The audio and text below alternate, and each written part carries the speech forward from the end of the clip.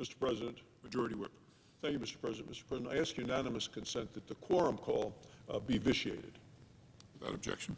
Mr. President, yesterday the Senate took a major step forward on the path to reopening the government. The bill before us is simple. It's clean, it's bipartisan, it's a continuing resolution, and it funds the government through January. It's paired with 3 full-year appropriations bills. So let me repeat that. Appropriations bills for the full next year. Now, these are bills that have already passed the Senate with bipartisan support, broad bipartisan support, I would add, and they were negotiated on a bipartisan basis with the House. They're fully funded in terms of veterans care, and look, this is critical. Tomorrow is Veterans Day. Our veterans need to know that we stand behind them.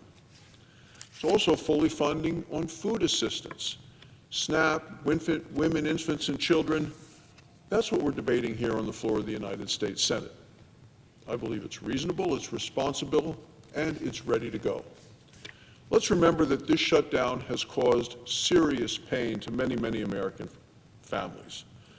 People who have stood in line around the block at food banks all across the country. And that's because 42 million Americans missed their SNAP payments. Flights were delayed and canceled because control towers are understaffed. People there working are overworked. TSA agents and air traffic controllers have been working for the last 6 weeks without getting paid. Yesterday, there were 2,300 flight cancellations. It looks like it may be even more than that today. Yesterday was one of the worst travel days in the last 2 years, and today may be worse. This shutdown has hurt our economy, and it has hurt our country. Now, the government is finally on the path to reopening. It's the right result. This is what the American people need. They need certainty, and opening the government provides that level of certainty that the American people want, especially heading into the holidays. So I want to thank President Trump. I want to thank my colleagues in the Senate on both sides of the aisle who voted to support that. You know, the President stood strong when Chuck Schumer stood here and demanded tens of billions of dollars be sent from the federal treasury directly to the bank accounts of health insurance companies. President Trump's leadership protected taxpayers and continues to protect the country. Now let's be clear about what comes next. The Senate is going to use the next few months to pass the additional appropriations bills that will completely fund the government for a full year. There is a pressing need to strengthen our economy, to secure our border, to invest in our military, to promote fiscal responsibility, and we have to do that after 4 years of high prices and an open border. That's what Republicans in this body and across the hall are fighting for. And let's be clear, Republicans are making the appropriations process work again. Last year, Senator Schumer refused to bring a single appropriations bill to the floor, even though the appropriations committees passed out bipartisan, many times unanimous appropriations bill, but yet the minority leader refused to bring them to the floor. It's no way to run the government. That's no way to run the Senate. It's not leadership. The debate ahead is also about the many failures of the Obama health care law known as Obamacare. This is a debate that Republicans welcome. Mr. President, health care in America is broken and is unaffordable, and it broke the day that they passed Obamacare. Costs have exploded. Obamacare premiums have gone up 221%. That's what happened since the law passed. And recall President Obama at the time said premiums for families would go down by $2,500. It was all wrong. Democrats have no answer for that other than more direct subsidies directly from the federal government, directly into the bank accounts of the insurance companies. Republicans believe Americans deserve high-quality, affordable health care. Americans haven't gotten that since the day Obamacare became law. It's time, Mr. President, to reopen the government because Americans have waited and suffered too long. Thank you, Mr. President. I yield the floor. Suggest the absence of a quorum. Clerk will call the roll. Ms. Alsop-Brooks.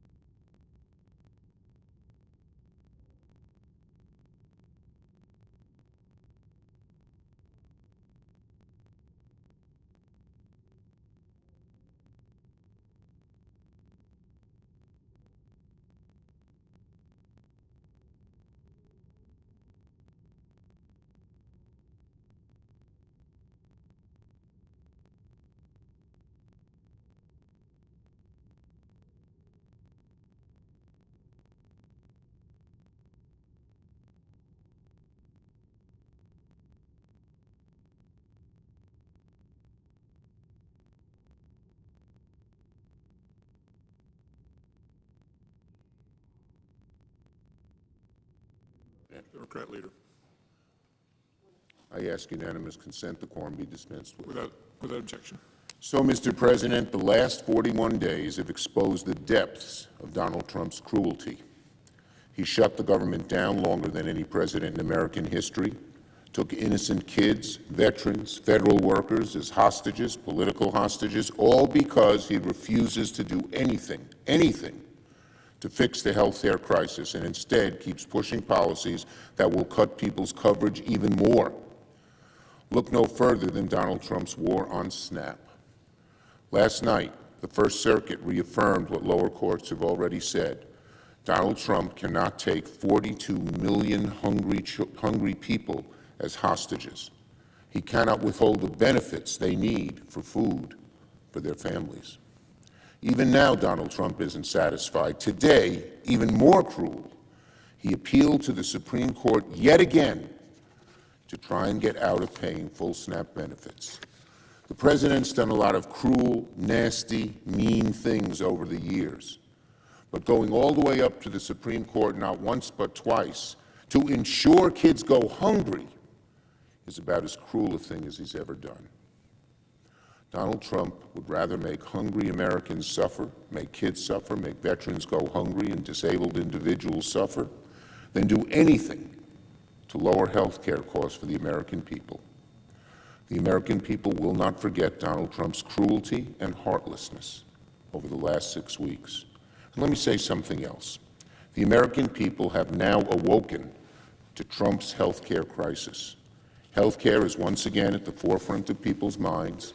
People now see that premiums are about to skyrocket.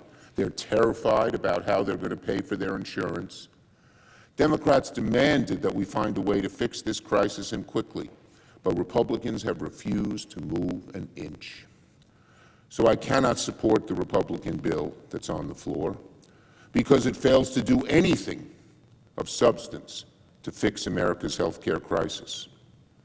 The health care crisis is causing millions of families back home sleepless nights because they don't know how they're going to afford health care insurance so much needed by their families.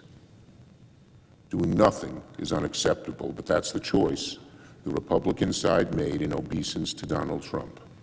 Republicans now own this health care crisis. They knew it was coming. We wanted to fix it. Republicans said no, and now it's on them. When people's out-of-pocket costs double or triple, very soon Americans will know Republicans made it happen. When 60-year-old couples start paying $20,000 a year for health insurance, they'll know Republicans made it happen. When 4 million Americans lose insurance, when kids with cancer are priced out of coverage, when families face financial ruin, they'll know Republicans made it happen. And the pain will only get worse as more and more people on ACA and with private insurance see their premiums go up and up and up. People out there are struggling. It's harder to make ends meet. Rent is up, groceries are up, people's electricity bills have gone up, and now, thanks to Republicans, health care costs will spike dramatically. The past few weeks have exposed with shocking clarity how warped Republican priorities truly are. While people's health care costs have gone up, Republicans have come across as a party preoccupied with ballrooms, Argentina bailouts, and private jets. Republicans' breach of trust with the American people is deep and perhaps irreversible. And now that they have failed to do anything to prevent premiums from going up, the anger that Americans feel against Donald Trump and the Republicans is going to get worse. Republicans had their chance to fix this, and they blew it.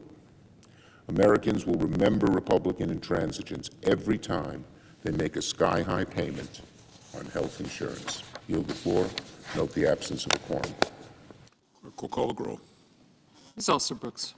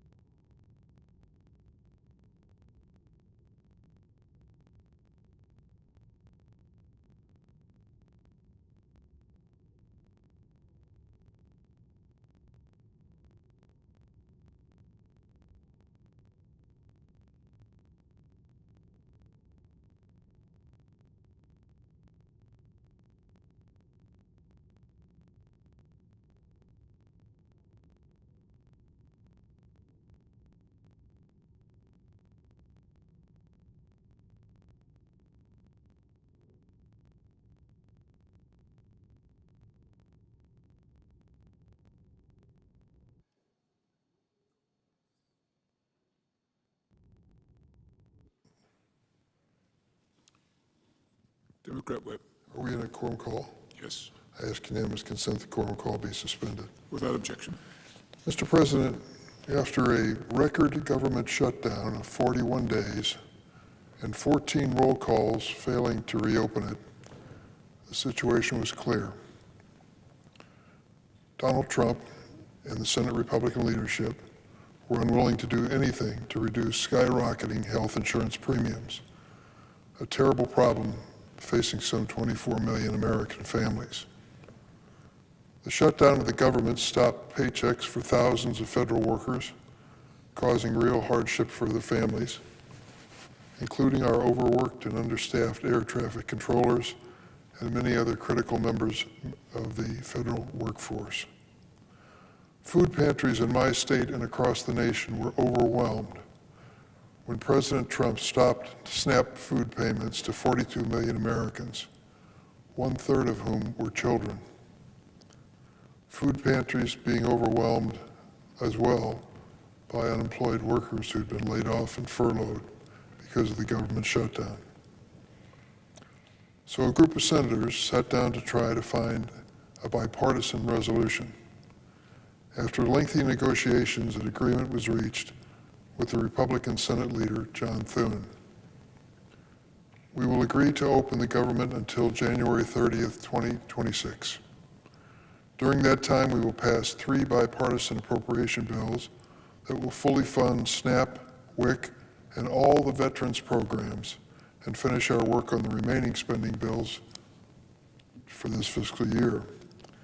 The agreement would also reverse the Trump administration's mass firings during the shutdown and prevent future ones through January 30th. We credit Senator Kaine of Virginia for this provision. Leader Thune has also promised the Democrats an opportunity before mid-December to present a Democratic bill on the floor with proposals to change the law and protect American families from dramatic health care premium increases.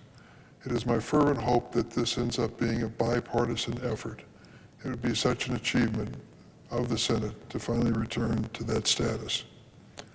I've served in the Senate for 29 years, and I've never seen that kind of offer from a Senate majority.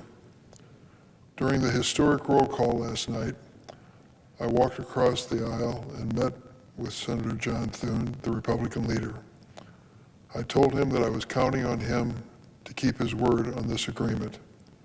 He assured me he would.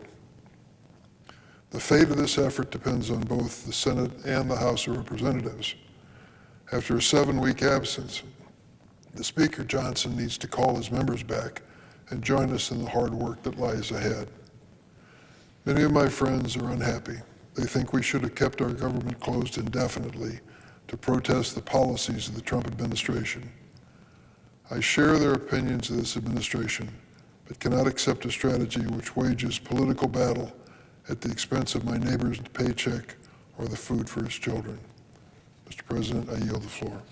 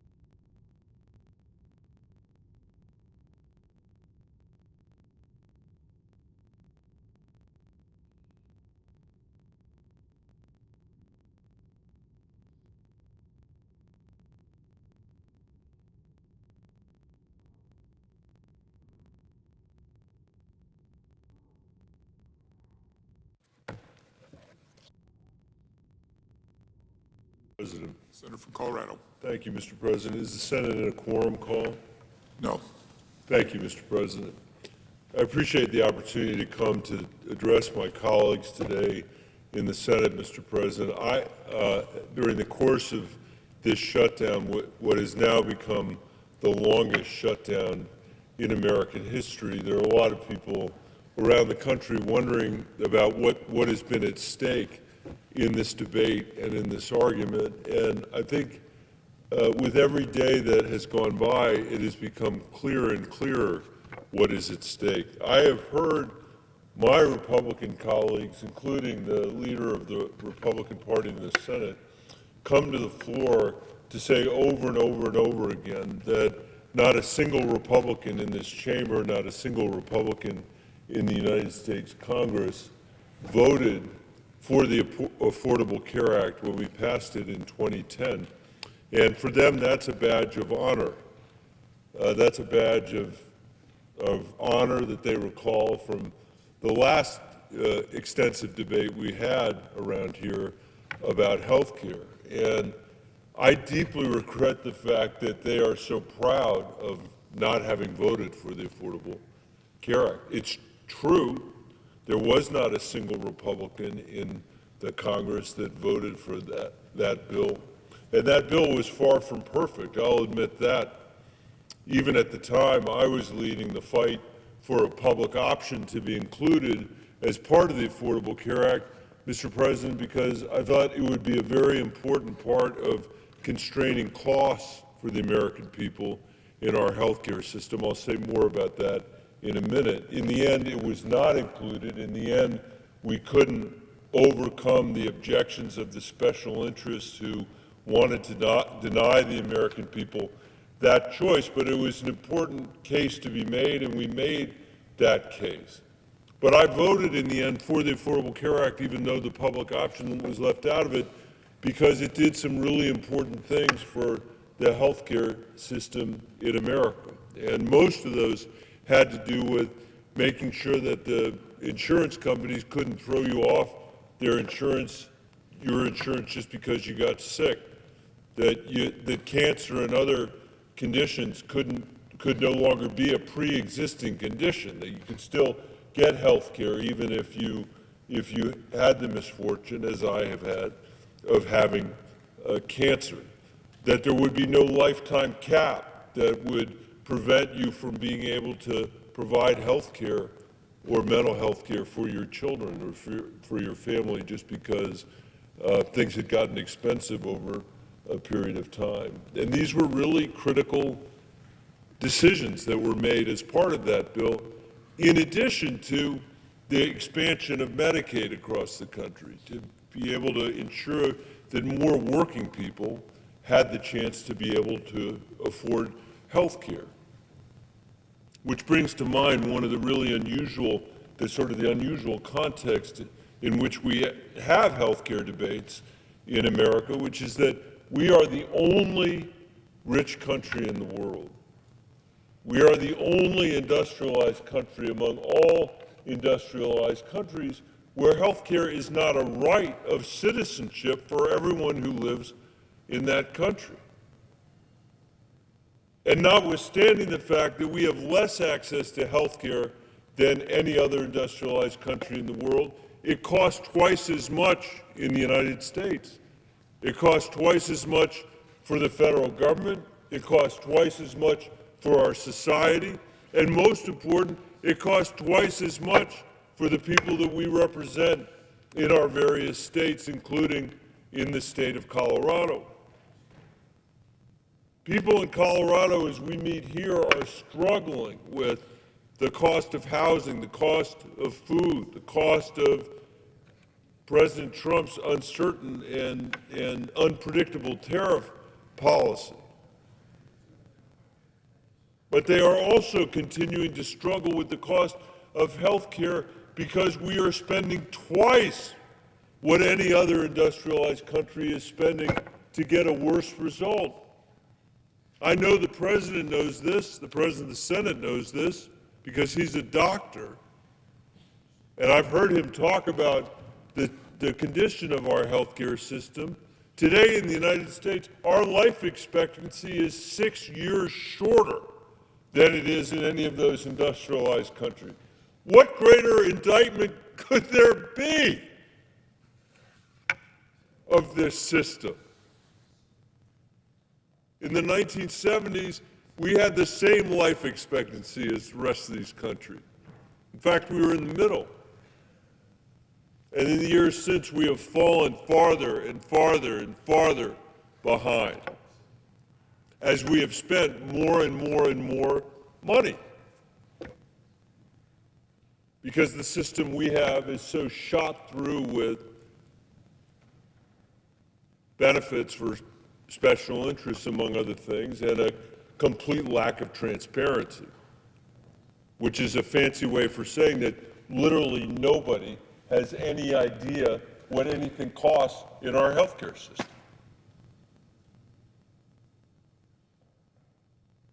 I know the presiding officer agrees with that. You can't tell what anything costs. When you show up to fill a prescription, when you're in the emergency room, we've worked together on the surprise billing issue, which is an important part of this. If you're a senior that's trying to get your prescriptions filled, you go from one pharmacy to the next to the next. I'll never forget, as long as I serve in public office, and probably for my lifetime, the conversation I had with senior citizens in Pueblo, where they basically were telling me that their entire retirement was spent fighting to get prescriptions filled that their doctors had assigned them, prescribed them.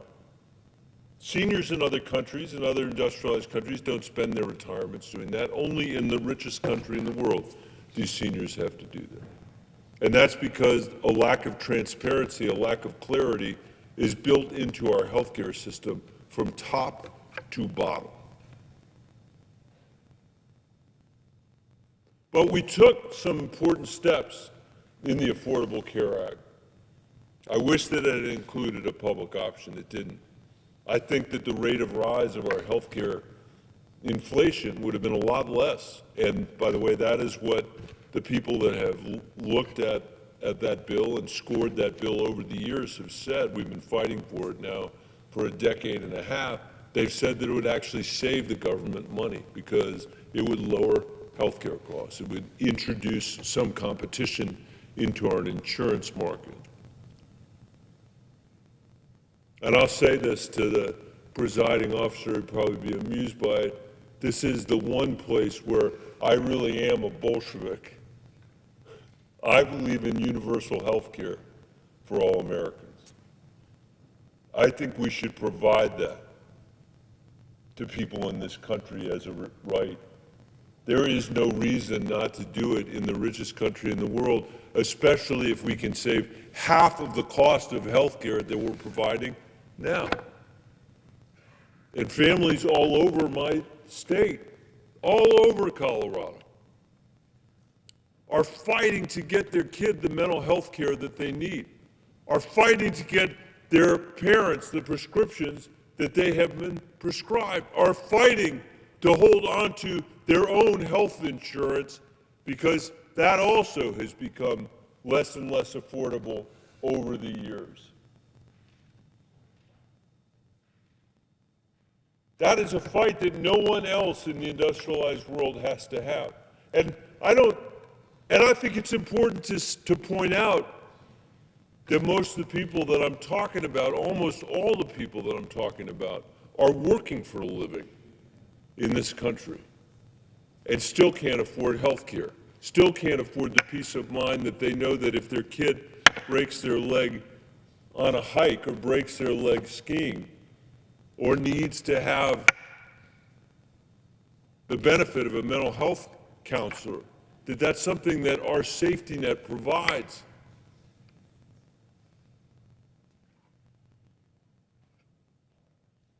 Because health care should be a right. It is a right.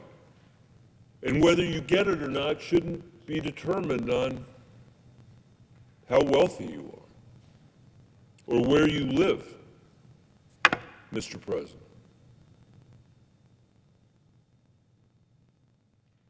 And I think given the rhetoric that I hear out here sometimes about makers and takers and all that other stuff, it's important to point out that almost all the people that I'm talking about are working or taking care of children or are retired.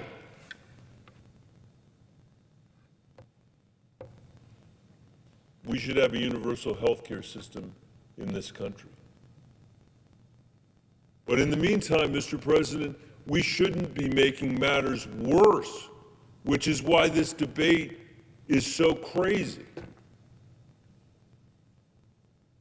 When we passed the Affordable Care Act without a single vote from the Republican Party in the House or the Senate, they said that they were going to make President Obama a one-term president. They said I was going to lose my Senate seat. In fact, I was asked on national television whether I would lose my Senate seat as a result of my vote on the health care bill, and I said, if that's the cost of being here for that period of time, it's worth it. I'm happy to lose based on that vote. And they ran ad after ad after ad during that campaign, attacking me for being the 60th vote for the Affordable Care Act. And because I survived and a couple other senators barely survived, we were able to preserve that bill, and 30 million people who would have lost their health insurance in America didn't lose their health insurance. And then the efforts in the House began to repeal the Affordable Care Act. And Mr. President, they voted, I lost count, I think it was 70 times to repeal the Affordable Care Act in the House of Representatives. At least 70 times. They never were able to do it, and the longer it was there, the more people came to see the benefits of the insurance protection, came to see the benefits of the expansion in Medicaid, came to see the benefits of at least having a little bit of comfort that they couldn't just throw you off your insurance because they felt like it.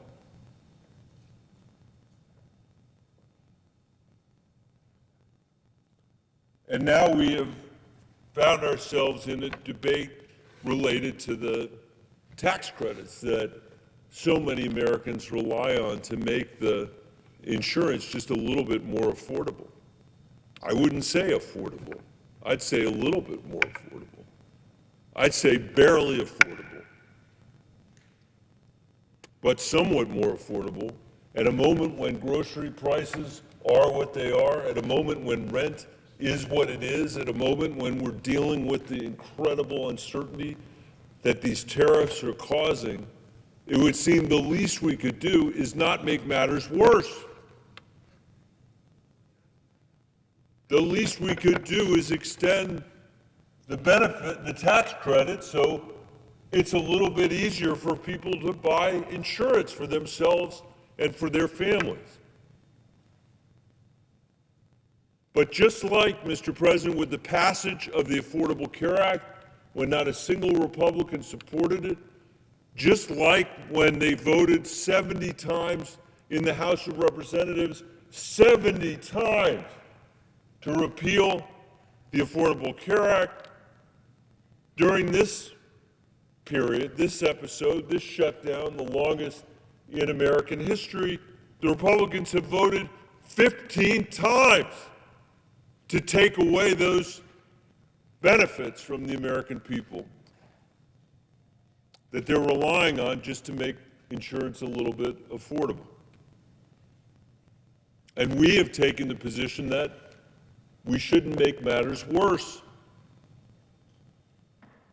And Mr. President, that's why I voted again against the budget that's been proposed by President Trump and the Republicans, because they refuse to extend the tax credits. They refuse to make things just a little bit better for the American people. I can't say I'm surprised by the position. Who could be surprised? After a vote on the Affordable Care Act where nobody joined it, all those years of voting to repeal it, running to make President Obama, they said, a one-term president. And now the vote, day after day after day, to not provide the American people the benefit of those tax credits. And before this debate closes, I just want to say again, Mr. President, that the current system is in dire need of help.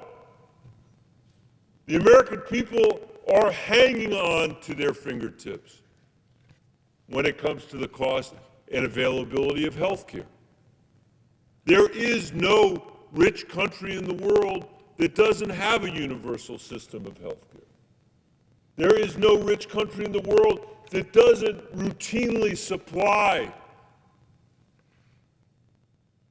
access to doctors and primary care, access to mental health care for families and for kids, prescription drugs that don't cost an arm and a leg.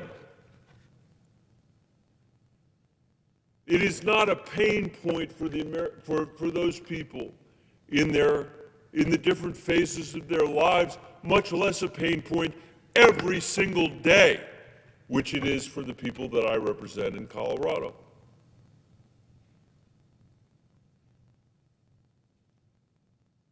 So apparently President Trump is going to get his way, and those tax credits are not going to be extended by the majority here. And the cost of health insurance in Colorado is going to increase by 200% for some people, 300% for some people, 400% for people that are living in rural areas in my state. That's thousands and thousands of dollars to a typical family that just doesn't have that kind of money, Mr. President. And I just want to remind everybody in this chamber that when this debate is done, we still have a very important project that we need to be engaged with the American people, and that is to be able to provide a health care system like other wealthy and industrialized countries have provided, where people can count on their health care, where they know it's not going to cost them an arm and a leg, where they know in the course of their lifetime there are other things they can worry about, like the cost of their rent and the cost of food. But one thing we're going to do is take care of this problem, just as countries all over the world have taken care of it for their citizens.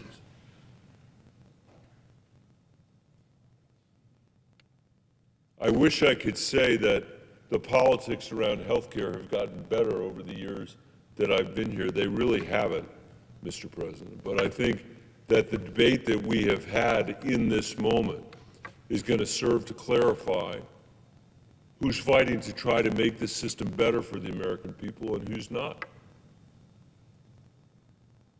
I guarantee you this, as long as we have President Trump and the White House and a majority of the Republicans in this chamber, we will never have political leadership that's fighting for universal health care, that's fighting for a public option that can be available to every single family in America. By the way, that's my proposal. It relies on everybody in America to make the best choice for their family. It's not something that would be imposed from here. It'd be the chance for every family to say, you know what, I'll stay with the private insurance I have, or actually I'd rather be on a system that's run by Medicare, where I know I'm going to have access to mental health care and health care for my family in a predictable way. And I'll just close, I can see my colleague from Massachusetts. I'll close by saying my heart especially aches for young people across this country, the people the age of my own daughters. I had a young woman ask me the other day, a recent graduate of Western State in Gunnison, Colorado. She said, I'm coming off my parents' insurance when after I'm 26. You'll remember we put that in the health care bill. Before that, there was no opportunity for people to stay on their parents' insurance. We did it. We said you get to stay until you're 26. But then she said to me, Senator, what am I supposed to do? Take 2 or 3 jobs to pay for my health insurance when I have to come off my parents' insurance? And I said, that is exactly the right question. That is a question that 26 and 27 and 28-year-olds are not having to ask in any other industrialized country in the world. Only in the United States of America are we running a system where young people in their 20s have to decide between health insurance and their rent, or health insurance and food, or health insurance and the ability to put some money away to save for a house. And we should change that. I believe strongly that if we ever get to the point where we're expanding Medicare in this country, we should do it for the younger kids that are in their 20s first, because they've done absolutely nothing to design the system that they're inheriting. Mr. President, with that, I yield the floor.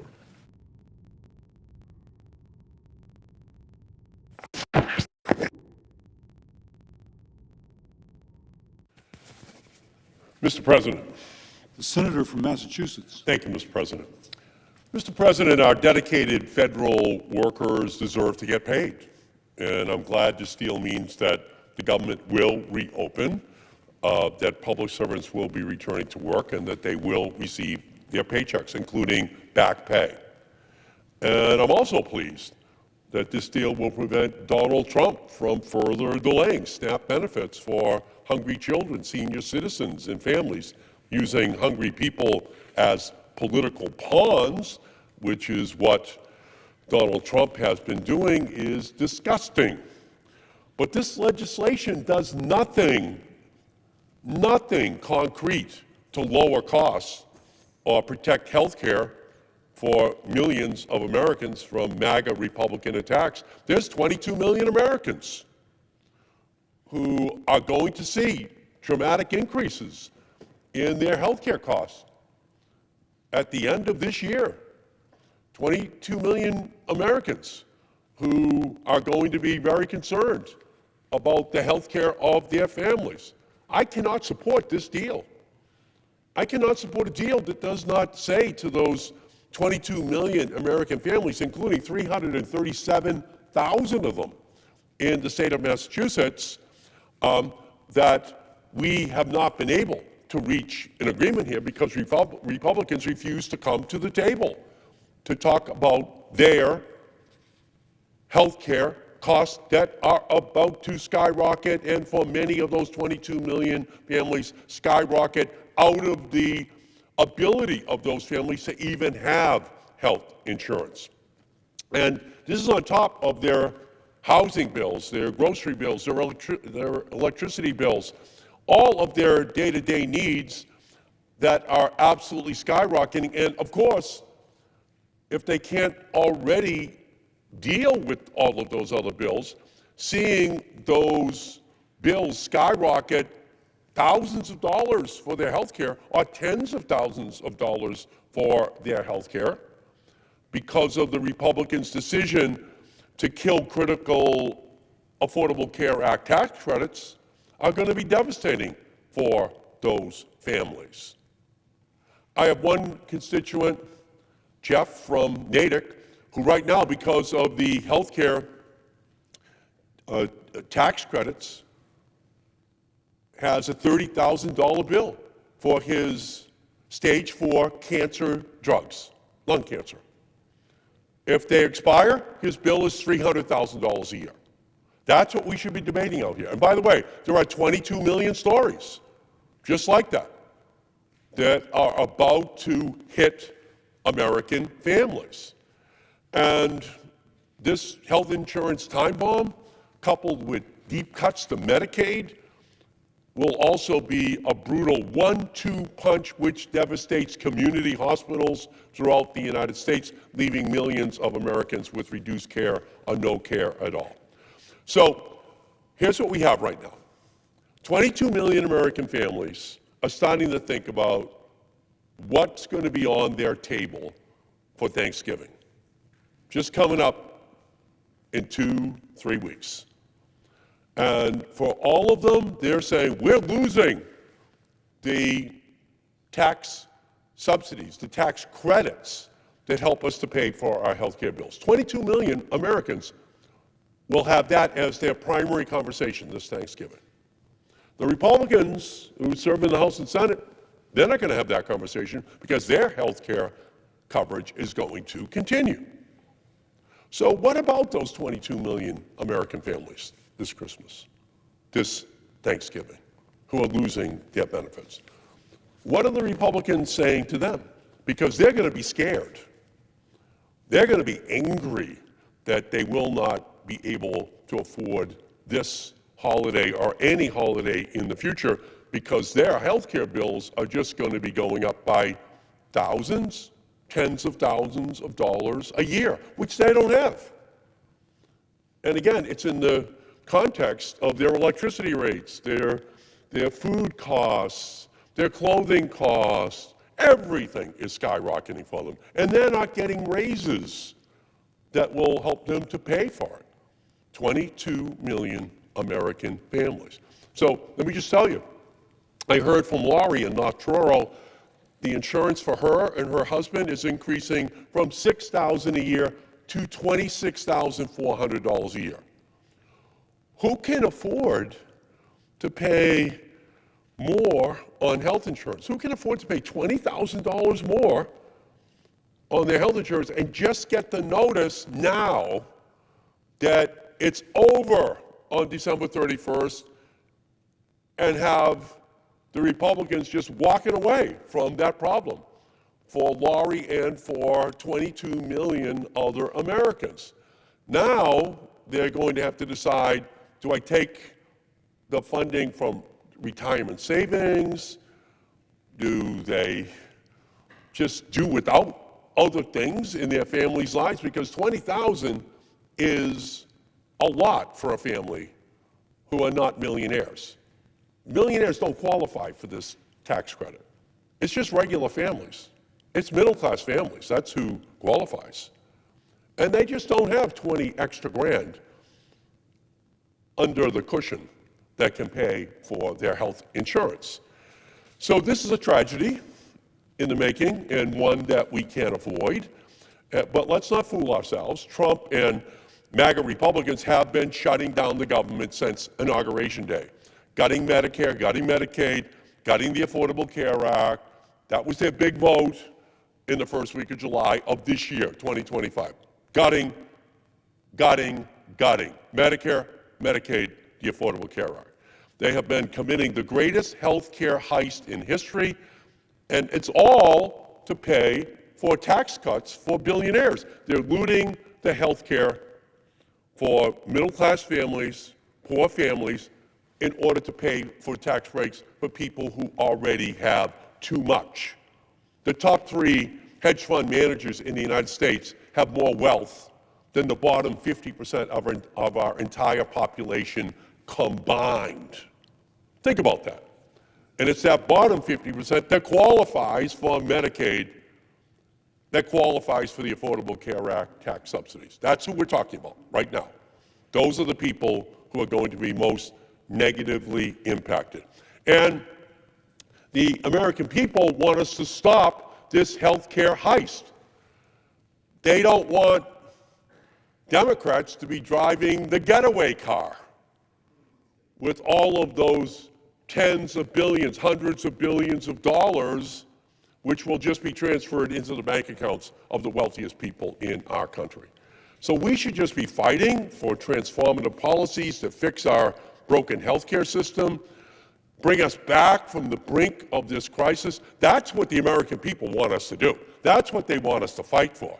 And even when it's hardest, even when we're in the darkest moments, we have to remember what we are fighting for. A better future is still possible. One where one missed medical bill won't lead to bankruptcy. A future where families don't have to choose between a prescription and a meal.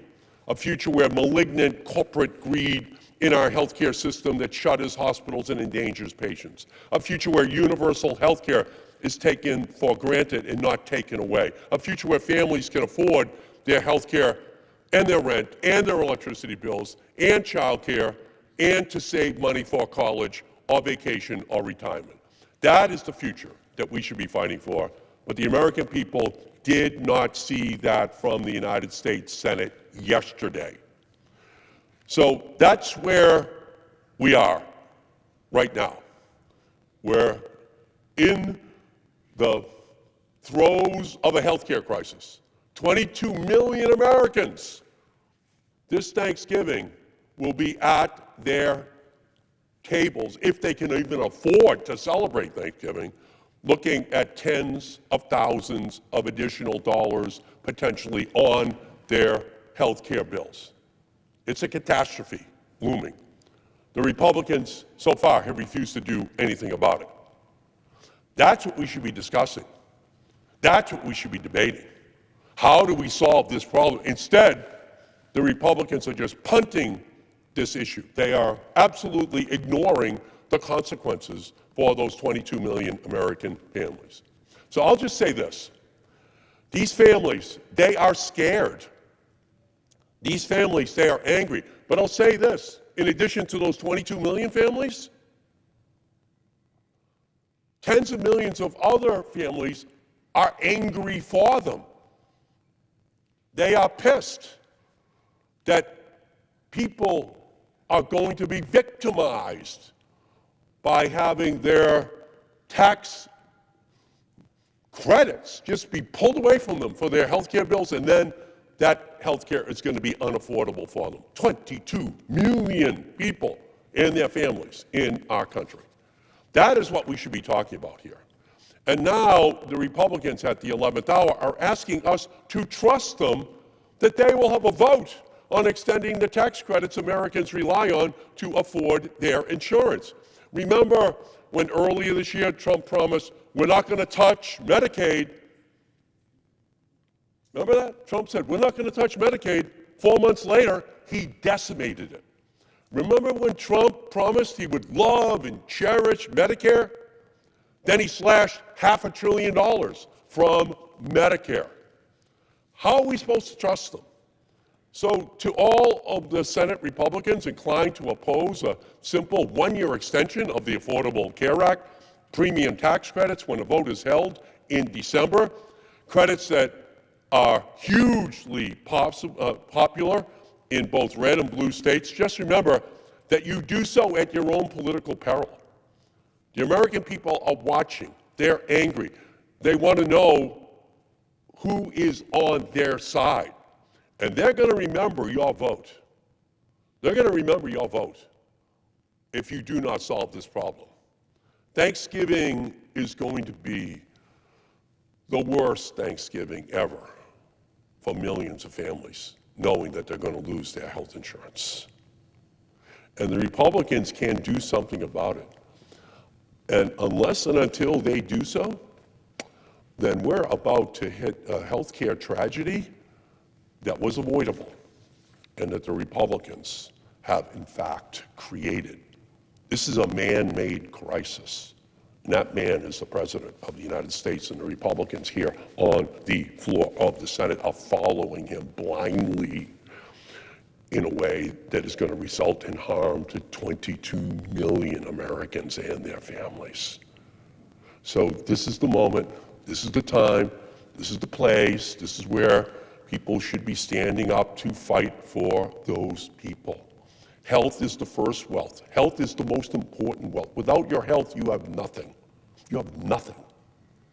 Everything else is built upon health. Everything. And the Republicans are taking away that health care from 22 million Americans. This is not the way to send families into Thanksgiving and Christmas. This is not the way we should be treating people. We're the wealthiest country in the history of the world. Yale University has made it very clear that 50,000 people additionally are going to die per year if all of Trump's health care cuts go into place. That's 500,000 people dying over the next 10 years if these health care premiums, if Medicaid is slashed. That's on this body, that's on this Senate, that's on the Republican leadership. And all I can say to you is that this is a mistake. It's an historic mistake. It's cruel. It's wrong. It's not what we should be doing to those who are most vulnerable, most in need in our country. And that's is what the Republicans are about to perpetrate upon this country. We're better than this. You can't have trillions of dollars in tax breaks for the wealthiest and then say we don't have enough money for those who are sickest. You only have room for a tax break after you've taken care of the sickest people, the people most in need of health care in our society. That's when you have room for tax breaks for billionaires. The Republicans are doing just the opposite. First, tax breaks for billionaires. Then we'll see what's left over. Oh, they say, we can't afford health care for 22 million Americans. We can't afford to take care of their families because we don't have enough money. Why don't you have enough money? Because you gave the tax breaks to billionaires. You gave the tax breaks to millionaires. That's why you don't have enough money. And who are you going to take? Who are you going to take it out on? Who are you going to say all of a sudden with your green eye shades that you're really concerned about the federal budget deficit? You're going to take it out upon those who are least healthy, those most in need of help in our society? No, we're better than that. So this is a historic mistake. But just remember, the Republicans have always harbored an ancient animosity towards Social Security and Medicare and Medicaid and the Affordable Care Act. They voted against all of those programs. And now with Donald Trump, they have an ability to gut them. And that's what they're doing. That's what they're doing. When they had a chance to stand up and say, no, let's be reasonable, let's keep the health care subsidies, which are most needed, they just are walking away right now. Donald Trump operates under Godfather Part 1 rules. He gives them offers they can't refuse. And we saw that with senators who tried to stand up to say, no, the Medicaid cuts are too deep. The Affordable Care Act cuts are too deep. Trump just called them and said, your career is over. You will not be a senator again. So now we're seeing the remaining senators who are here, who are Republicans. And they are just saying, whatever you want, Mr. Trump, whatever Russell Vought wants at OMB, whatever Stephen Miller wants, we'll do. We're not going to have a negotiation. We're not going to sit down. So before they cut the Medicaid and the Medicare programs back in July, did they negotiate with us? No, they did not. They refused to negotiate with Democrats at all. That's who they are. They saw their one opportunity to slash it once and for all. So all I can say is that we're in an incredible moment. The Republican House members still are not back in Washington. They've been in a 6-week witness protection program. They refuse to come back to Washington. They refuse to sit down. They refuse to negotiate. So we're witnessing Robin Hood in reverse. We're seeing money taken from the poorest and given to the richest. That's what this is all about. And what they're taking from the poorest and the middle class are their health care. It's their protections. So from my perspective, this is a mistake. It's a historic mistake. And it is a mistake that will come back to haunt the Republican Party at the ballot box next year. With that, Mr. President, I yield back.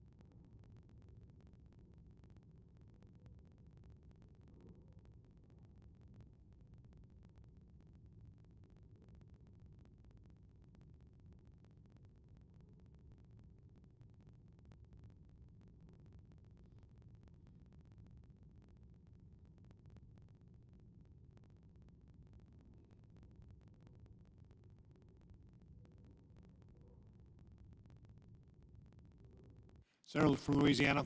Mr. President, I've been coming to the floor to speak about how can we go forward in a way which actually lowers premiums, lowers the cost of having health insurance for those who are on the exchanges, and begin to build to a future where we lower the cost of health insurance and health care for everybody, whether you're on an Obamacare exchange or an employer-sponsored insurance or you name it.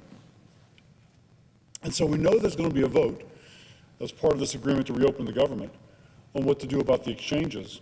So we need to be thinking and talking about the solutions that are out there that benefit the American people. And of course, what the issue is underlying, people cannot afford their health insurance. They cannot afford their health care. Those are two different things, by the way. The cost of health care is what dictates, theoretically at least, the price of health insurance. If you lower the cost of health care, then you will lower the price of health insurance. I saw this as a physician practicing in a hospital for the uninsured for 20 years. I should say the uninsured and the poorly insured. There have been middle-income people who could not afford their insurance and or could not afford their health care. So how do we get out of it? Well, first, it's complicated. We've got to be creative, and we got to abandon set positions. Sometimes we're in this chamber, and all we do is stick to our guns, and if the other party suggests something, we automatically reject it. We've got to move beyond that, not as, oh my gosh, the other side proposes, I reject, but rather, wait a second, let's listen. Is there a solution here that can benefit the American people? Now, Obamacare tried to make, and has tried to make, health care affordable, health insurance affordable, by just throwing billions at it. And the problem with that doesn't make health care affordable. It just makes the health insurance premium less expensive for those who are on the exchanges. But this actually drives up the cost of insurance for some and does nothing about the underlying health care costs driving up the premiums for others. So what's my proposal? I would propose that we, instead of paying insurance companies to manage more of our billions, why don't we trust the American people to manage their own resources, to manage their own care, with something which I call a pre-funded federal flexible spending account. Now let's first talk about the enhanced premium tax credit, which is the center of this discussion. Just a primer. Let's get the basics. There are two types of premium tax credits used to fund insurance for those who are on the Obamacare exchanges. One is the baseline tax credit in the original Obamacare law, which helps pay for the premiums for those who earn less than 400% of the federal poverty level. But that didn't control cost, and so during the COVID epidemic, the Biden administration put in something called the enhanced premium tax credit. It provides some additional benefits for those less than 400% of federal poverty, but it gave additional benefits for those above 400% of federal poverty. If you will, acknowledging that Obamacare had not controlled health care costs, and premiums on the exchanges for those above 400% have become unaffordable. So, let's be clear. The discussion we're having now is not about the baseline premium tax credits. It is about the enhanced premium tax credits, which started under the Biden administration. So it begs the question, why were enhanced premium tax credits necessary? Well, as we said, the cost of health care has continued to rise. And you can argue that if you're going to an insurance company and you're saying, we're going to give you more money if health care costs more, that they do not have the incentive to help control those health care costs. Now, I am not here to bash insurance companies. They are essential to our society. So just put that out there. But if you have the choice of giving the money to the patient for her to manage it or giving it to the insurance company, I think we should give it to the patient. So,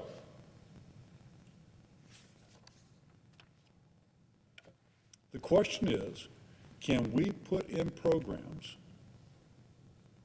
that lower the cost of health care? How long will they take effect? And what do we do in the interim? Well, it's too soon this coming year to put in programs to lower the cost of health care. but it's not too soon, which is to say we can put in programs that empower patients to manage their cost and give them the money as opposed to giving it to the health insurance company. But to do that, we got to think differently. So, how do we lower costs for the coming year for the individual who's on the exchanges? Now, it's important to realize that the total cost of having health insurance is not just the premium, but it includes the deductible and the copay. So if you can help with the deductible and the copay, that is as effective or even more effective than helping with the premiums. So what I'm proposing is something which actually helps the patient become a wise consumer of health care, helping her with the premium and the copay, working with the health insurance policy, with the health insurance policy, but in a way which lowers their cost. Now, let me be clear. This is not the official Republican position. President Trump has endorsed the concept, but it's not, say, for Leader Thune. But I am the chairman of the Health, Education, Labor, and Pension Committee, which has jurisdiction over this, and we will be having hearings in the near future to address this.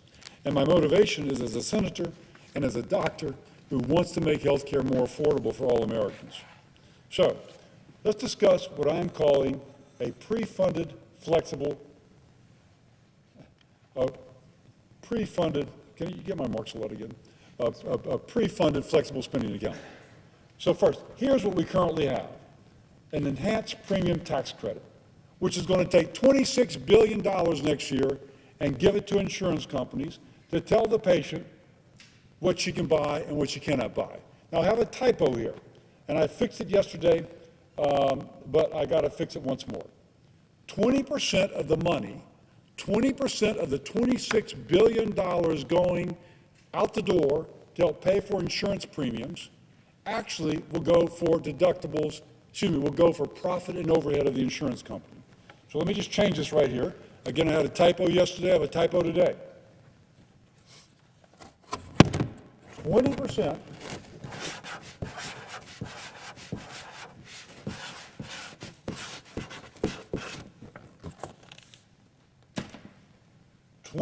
of the money we're giving to the insurance companies under the enhanced premium tax credits goes for profit and it goes for administrative overhead. Only 80% goes to pay for the insurance premium, to pay for health care costs for the person who's the recipient. Let's speak of what I am describing, the pre-funded flexible savings account. Pre-funded because you take the enhanced premium tax credit, instead of giving it to the insurance company, you give it to the individual and her family through a flexible spending account. A flexible spending account which millions of Americans already have. She can use this money to pay for prescription drugs, for dental work, for medical care, eyeglasses, orthodontia, much more flexibility than through a traditional insurance policy. And the key thing is, whereas if we give the money to the insurance company, 20% goes for profit and overhead. If we give it to the patient, 100% goes to health care that she needs. 100% goes to her family's health care needs. 100%, not 80%. This is better value for the health care dollar. Next, please. Oh, I'm sorry. Do I have another slide or not? I have to stand on the floor. Now, who would get it? Every eligible American citizen on the exchange would receive a pre-funded flexible spending account equal in value to the enhanced premium tax credit they would have received had the money gone to their insurance company. It doesn't pay for insurance premiums, but it pays for the actual health care that they actually need. Now, I'm pleased to say, next slide, President Trump has tweeted in support of the concept. Now, of course, I'm pleased to be aligned with the president on this. He says he recommends that instead of giving hundreds of billions of dollars, and this is President Trump's rhetoric, to money-sucking insurance companies, the money should be sent directly to the people so they can purchase their own much better health care. Notice the caps. That is a President Trump tweet. I'm pleased to be aligned with the president, but for my Democratic colleagues that want to guarantee that whatever we pass will get a vote on the floor of the House of Representatives, this is effectively a guarantee that if we pass a program like this, it can get a vote on the floor of the House of Representatives. If the president asks Speaker Mike Johnson to bring it up for a vote, Speaker Johnson will. So if you're just thinking, just imagine, my Democratic colleagues, how do we get something that 100% of the money goes for real health care? It doesn't go to insurance companies where 20% goes for profit and overhead. It's a system already used by millions of Americans, and may I say, it all but guarantees to get a vote on the floor of the House of Representatives. This tweet gives them that assurance. Now, some immediately began to criticize the president, assuming that he was going to take all the money going for health insurance premiums and put it in one of these flexible spending accounts. That's not true. Go back to what I said earlier. We only are talking about the enhanced premium tax credits, which would pre-fund this flexible spending account. We are not talking about the baseline premium tax credits that are part of the original Obamacare article. By the way, Republicans want people to have coverage. This doctor who used to take care of the uninsured wants people to have coverage. Now, the more I've discussed this, and this is the fourth or fifth time I've given this talk, I'm pleased to say that some of my Democratic colleagues are saying, hey, we can talk about this. Not quite there yet, but I see the wisdom of it. I'm willing to move forward with it, and I thank them for that. I want everybody in the Senate to put aside their prejudice, which sometimes is that if one side proposes it, it must be wrong. And I'll say to my Democratic colleagues, what I am proposing with the pre-funded flexible spending account is actually more closely aligned with how the original authors of the Affordable Care Act wanted that legislation to be implemented.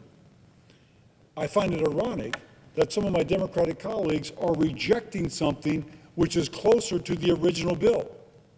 But I think they're rejecting it in part because of misunderstanding, lack of knowledge, and maybe for some because the Republican is proposing.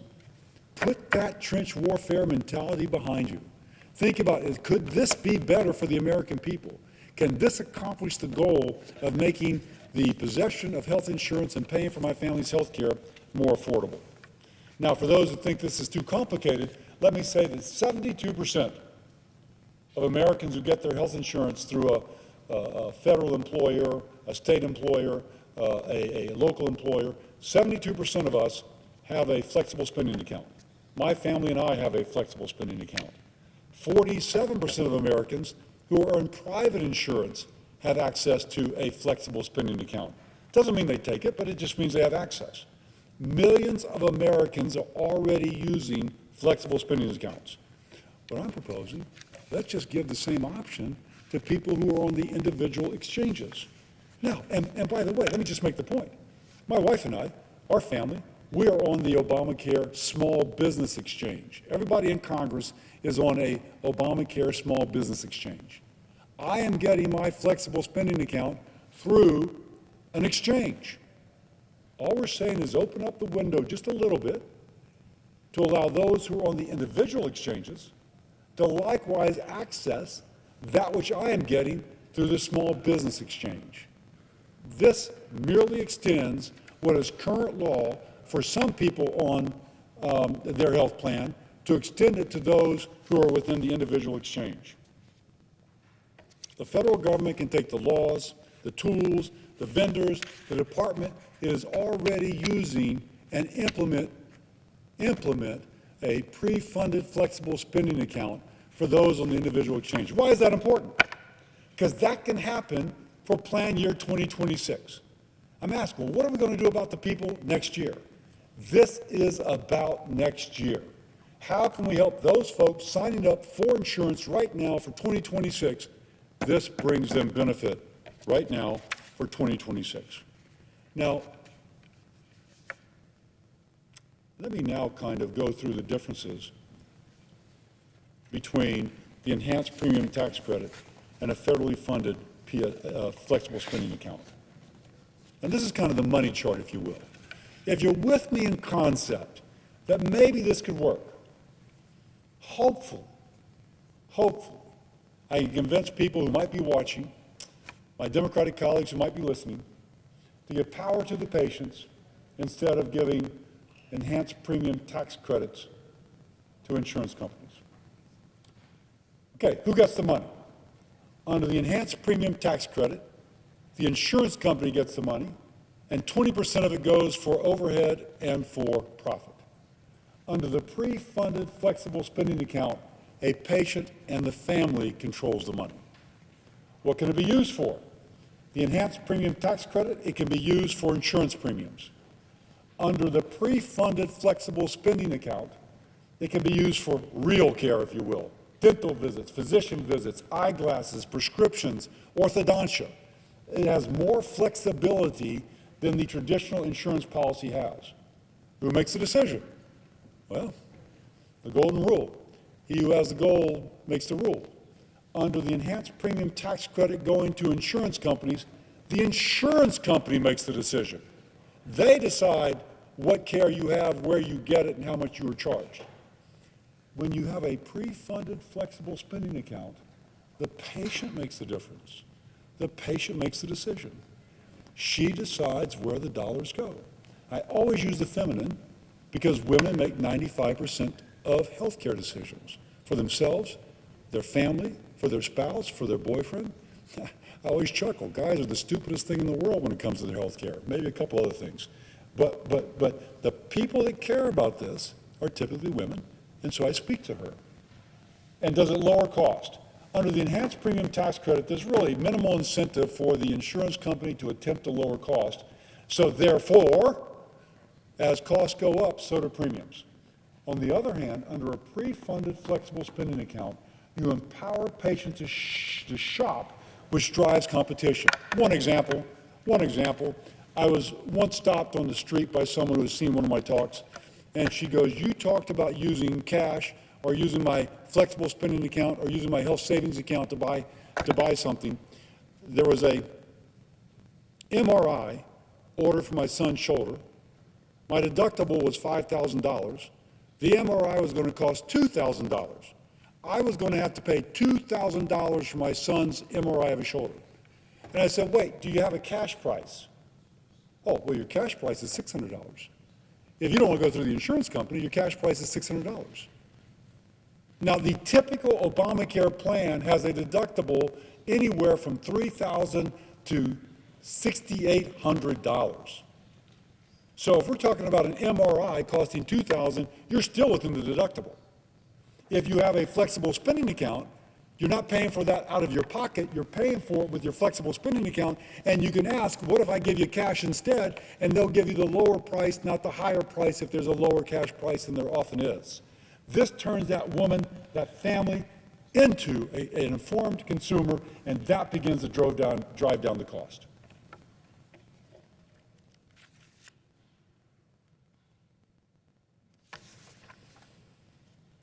This is the essence of giving power to a patient. The patient picks the best deal for her health and the best deal for her family's pocketbook. The pre-funded flexible spending account doesn't treat someone like a dependent of the federal government. They treat them like somebody who can make wise decisions for themselves and empowers them to make wiser decisions than the insurance company itself can. Now, some will ask, how much money does it cost? The first year, depending on how we structure it, it might cost just as much as our enhanced premium tax credits. Why? Because we're going to take the amount of money that would go for the enhanced premium tax credit and put it into a pre-funded flexible spending account. My Democratic colleagues should like that. They should say, wait a second, okay, it's still given the same value. In fact, I would argue better value, because when you give it to the insurance company, 20% goes to profit and overhead, and when you give it to the patient, 100% goes to real care, but the cost the first year will be about the same. But I will repeat, the difference is where the money goes. Because it goes 100% for real care, there's more value for every federal dollar. And once more, It's in the family's vested interest, financial interest, to purchase wisely, and that begins to drive down health care cost. And that, coupled with other reforms in year 2 of this program, in year 2, would begin to reflect itself in lower premiums. So, to conclude, here's the choice before us. We can keep paying insurance companies to hide the cost of higher premiums behind confusing bills, rising premiums, in a system which actually raises costs for many. Or we can give the patient the tool and trust her to pay for her care directly at fair prices with transparency. If we will, it puts patients before insurance companies. It encourages competition. It encourages and rewards smart choices. It begins to make health care truly affordable, not by inflating subsidies, but by unleashing the power of the consumer. Let's stop writing blank checks to bureaucracies and insurance companies. Let's invest in our fellow Americans. If you will, invest in you. This is going to be a little risky. We're doing something different. We'll be saying, oh, I'm not just going to be a Democrat, I'm not just going to be a Republican, I'm actually going to try and come together to find a solution to benefit all Americans. Imagine that. Congress putting partisan politics behind us to come up with a creative solution that actually benefits Americans a little bit out of our comfort zone. It's what we should be doing every day. I call upon us to do that today. We have to be willing to take the risk to solve the problem, not be afraid to do something different. We have to be willing to tackle complex problems, not retreat to our trench, which is labeled Republican or Democrat, and be afraid to come out to find a creative solution. I'm a Republican, but more than that, I'm a doctor who for 20 years tried to care for those who could not afford their health care or their health insurance. I invite my 99 colleagues to join me trying to find affordable health care and affordable insurance for fellow Americans. Let's be creative. Let's do it. And let's not just reject a proposal because maybe my side or your side proposed it. Let's fix health care. Let's give patients the power. And with that, I yield.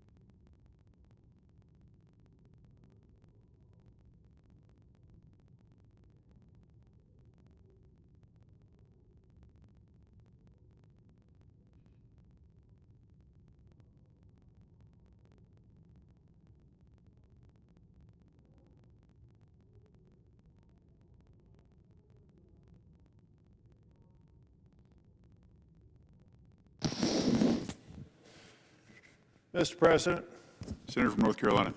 Thank you, Mr. President. Mr. President, I'll be brief. We're getting encouraging signs that maybe we may be making or having some votes tonight. I hope that that proves to be true and that the Senate does its part to get out of this shutdown.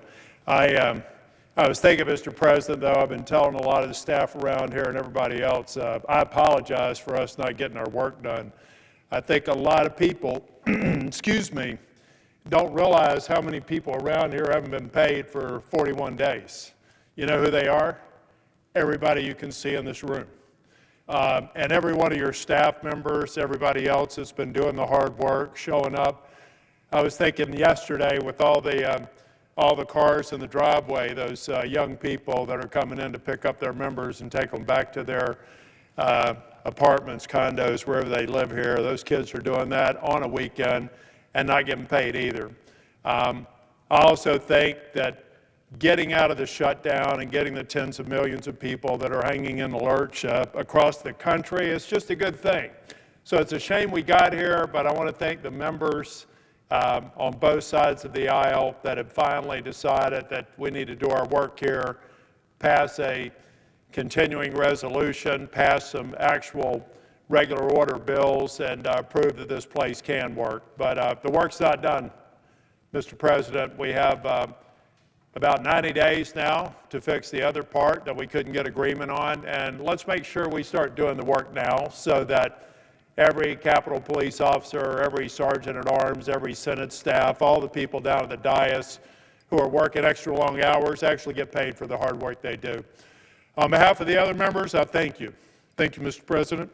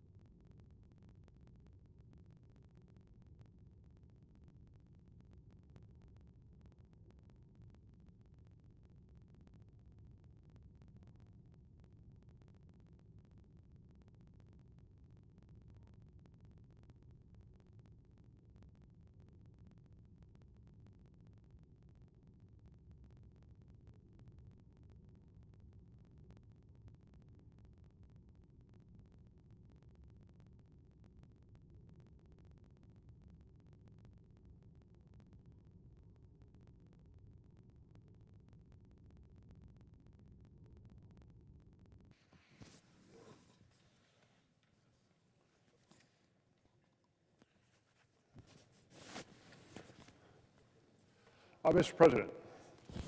Chair recognizes the senator from Oregon. Mr. President, during the course of tonight's debate, we'll be voting on whether to table an item in the amendment lineup in order to submit an amendment that would ban pocket rescissions. Well, that's a fancy name. What does a pocket rescission mean?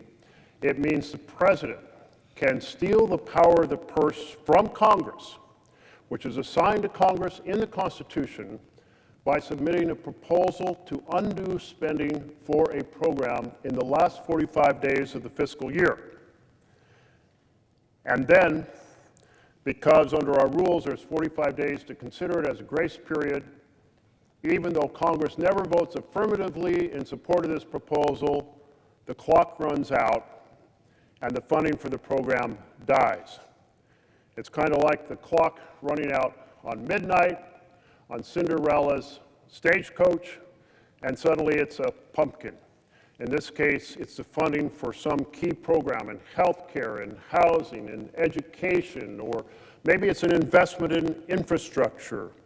Maybe it's something that creates good paying jobs. Maybe it's the research that keeps our economy humming far into the future. Maybe it's energy policy. But one person, the president, says he doesn't like that program and decides to kill it by submitting a proposal to kill it in the last 45 days, and the clock runs out before Congress can vote, and then even without Congress voting, the program dies. This is an outright violation of the power of the purse assigned in the Constitution to Congress, to us. So we have a bipartisan responsibility to defend our congressional power, our congressional spending power. Let's consider the difference between a democracy and an authoritarian government. In a democracy, you have folks who are elected from every corner of the country. They come together with their different life experiences. They come together with their different insights.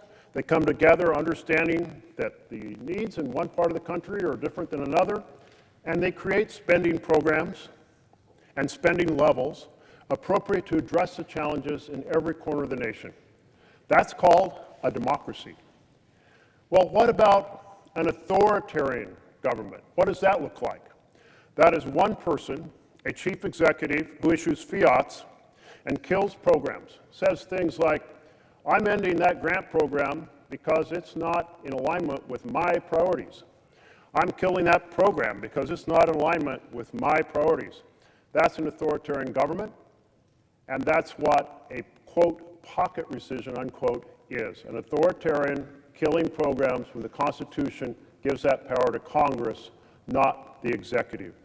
So later I will ask all of us to stand up and defend our Constitution. I do hope that members on both sides of the aisle will actually proceed to give that defense to the vision of a democracy rather than granting authoritarian power to an authoritarian tyrant named Donald Trump. Thank you, Mr. President.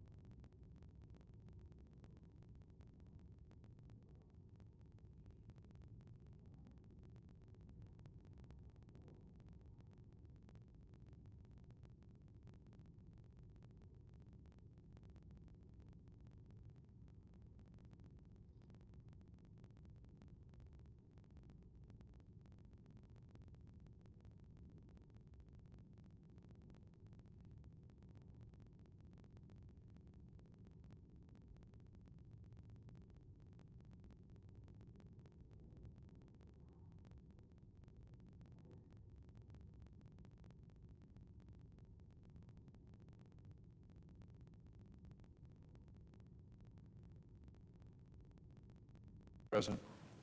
Chair recognizes the Majority Leader. Mr. President, I ask unanimous consent that following the remarks of Senators Murray and Collins, the post-cloture time be expired and the Senate vote on adoption of the motion to proceed. Further, if agreed to, and following recognition of the Majority Leader, it be in order for Senators Baldwin, Sanders, Slotkin, and Merkley to speak for up to 5 minutes each prior to a Baldwin motion to table and a Merkley motion to table if made.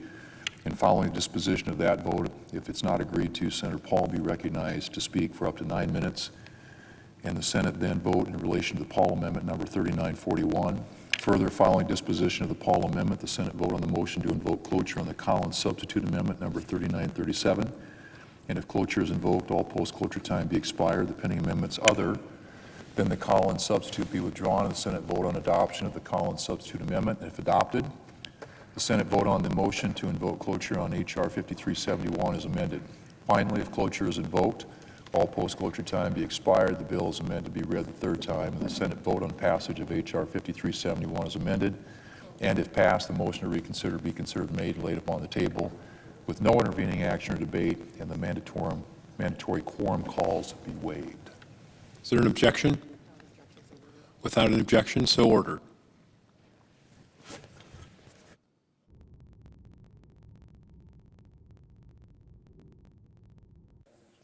Mr. President. Chair recognizes the Senator from Washington.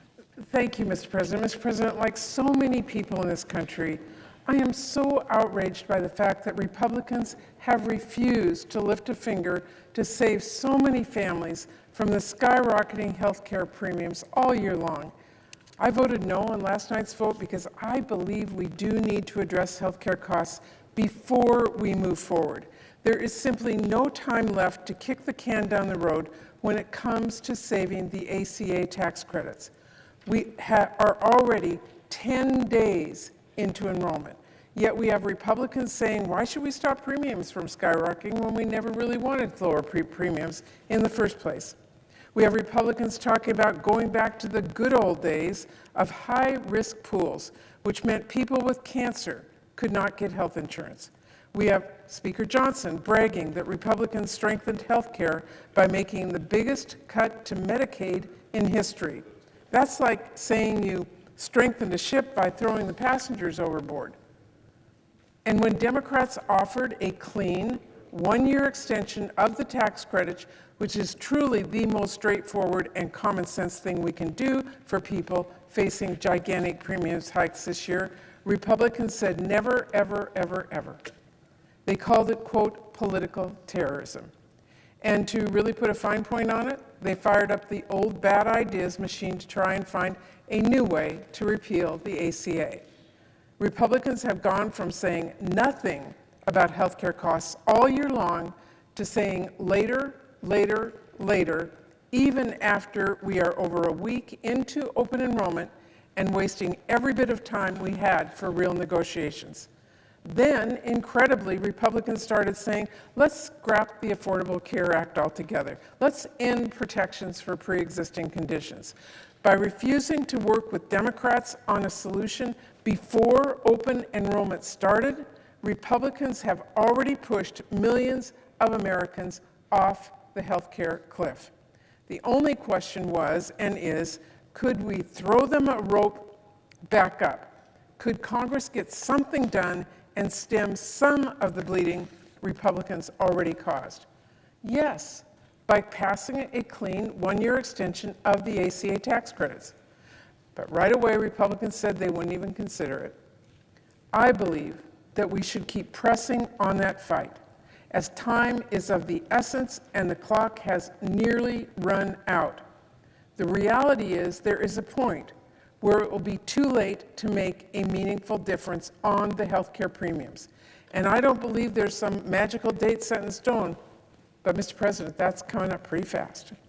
It's pretty much now or never, and Republicans are essentially saying never to stopping the worst of the mega health care hike. Now, here's the important thing. This fight is not over. Far from it. Because I and many of us have no intention of letting Republicans off the hook. No one should doubt for a single second who is to blame for the skyrocketing health care costs, Republicans and Republicans alone.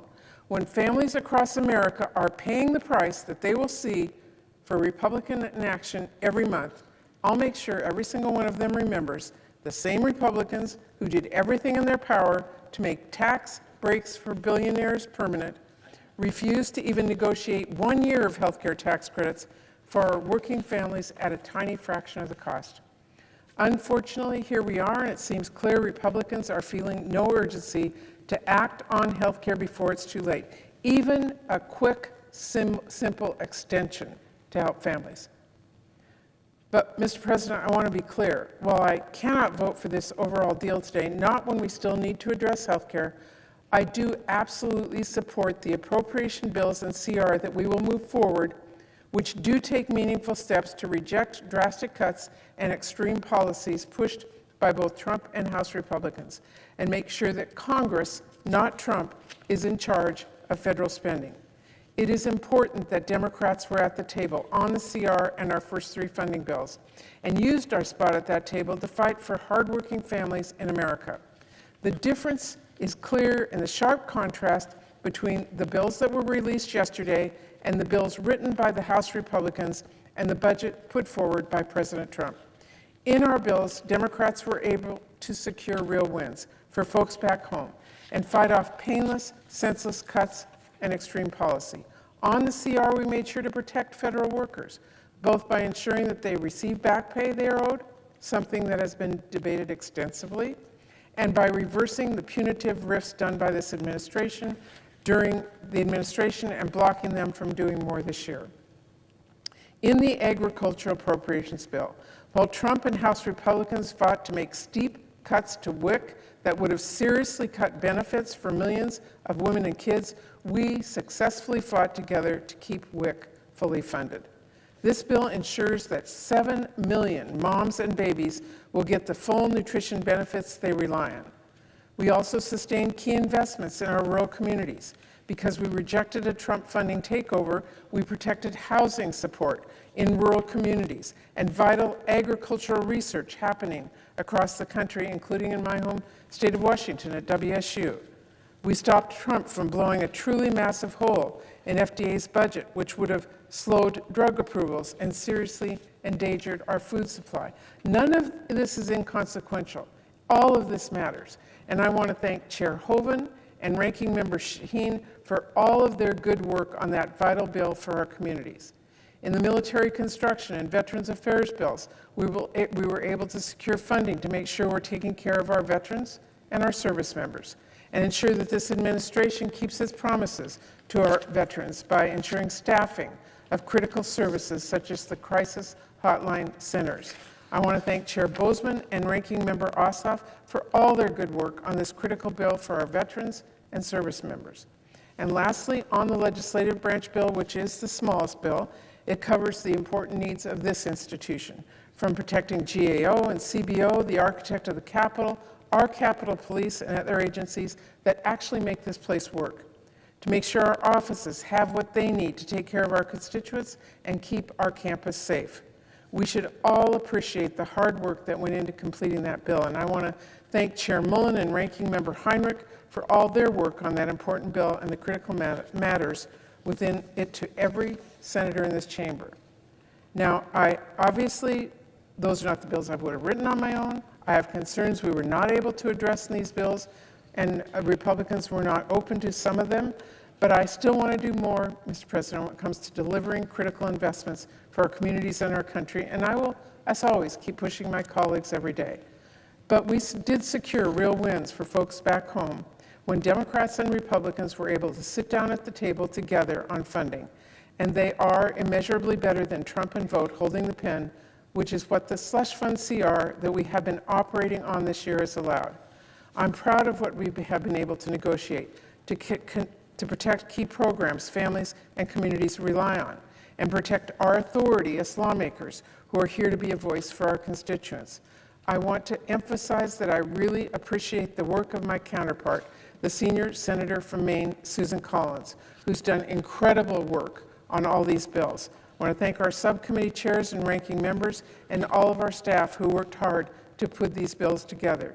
And I want to make clear, I deeply appreciate the partnership of my colleagues on the Senate Appropriations Committee who've all worked in good faith during these very difficult times and these very difficult negotiations. No matter what, these bills need to get done.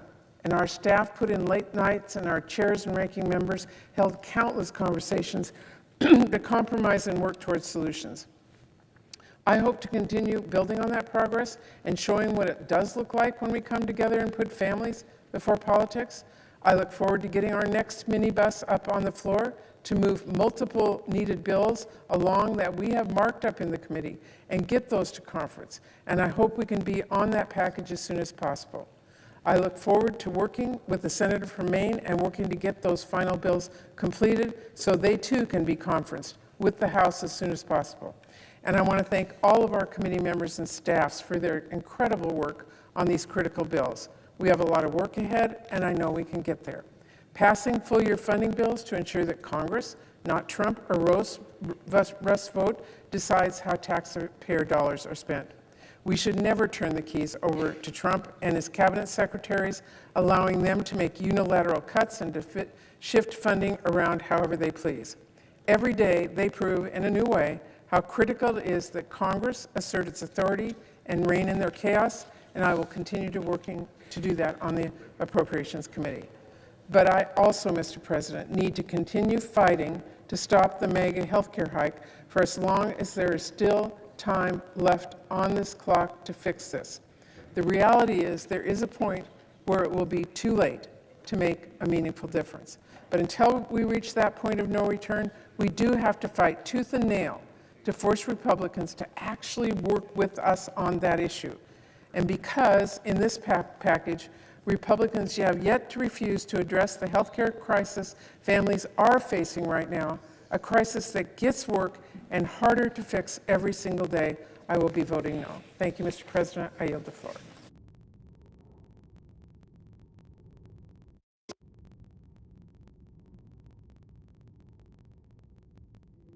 President. Chair recognizes the senator from Maine.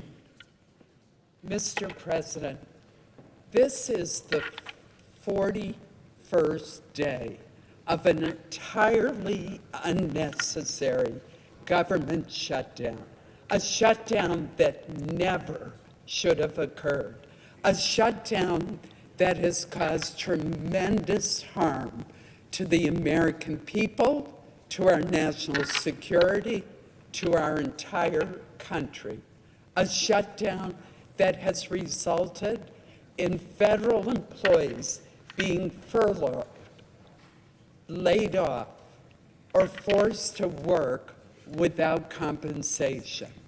A shutdown that is causing enormous uncertainty and stress for families that rely upon the SNAP program for the nutrition that they need. A shutdown that is causing families to wonder, are they going to be able to fly to see the grandparents on Thanksgiving? A shutdown that never should have occurred. Mr. President, we finally have the ability tonight to end this shutdown. We have put forth the Appropriations Committee working in a bipartisan way with members on both sides of the aisle and in both chambers, a package of bills that includes a continuing resolution that will reopen government immediately once it is passed by this Senate, the House, and signed into law by the President. It is legislation that, due to incredibly good work by Senators Jeanne Shaheen, Tim Kaine, Katie Britt, the White House, and many of us, will ensure that those federal employees who have been furloughed or laid off or forced to work without pay will receive their back pay, will be recalled to their jobs if they were laid off as a result of this shutdown. That will make a huge difference to these federal employees who have worked so hard to serve the people of our nation. This package of bills also includes three year-long appropriations bills that were passed by overwhelming margins, bipartisan margins, more than 80 votes in each case by the members of this Senate way back on August 1st. These bills are the agriculture bill, the agriculture FDA bill, which Senator Boozman chairs that subcommittee, and it includes funding for the SNAP program, for the Women's, Infants, and Children's Nutrition Program known as WIC, for our farmers, for rural development, for our rural communities throughout this country. A very important bill, a bill that will take away the worry that families who are low income, that seniors who are low income and rely upon the SNAP program or the WIC program are feeling today about whether the funding is going to be there. That concern goes away with the passage of this full year appropriations bill that extends until the end of September of next year. A second bill in this package is the military construction and Veterans Affairs bill. That subcommittee is chaired, I've actually mixed up the two subcommittees. Agriculture is chaired by Senator Hoeven, and the military construction VA bill is chaired by Senator Boozman. They are both extraordinary chairmen who work in a bipartisan manner with their ranking minority members and with their House counterparts. Think about it. Tomorrow is Veterans Day. Wouldn't it be wonderful if tonight the Senate passes the bill that provides year-long funding through the end of this fiscal year to September 30th of next year for our VA? What a way to tell our veterans how much we value their sacrifice and their service, a debt to them that we can never fully repay. That is so important to get that bill through.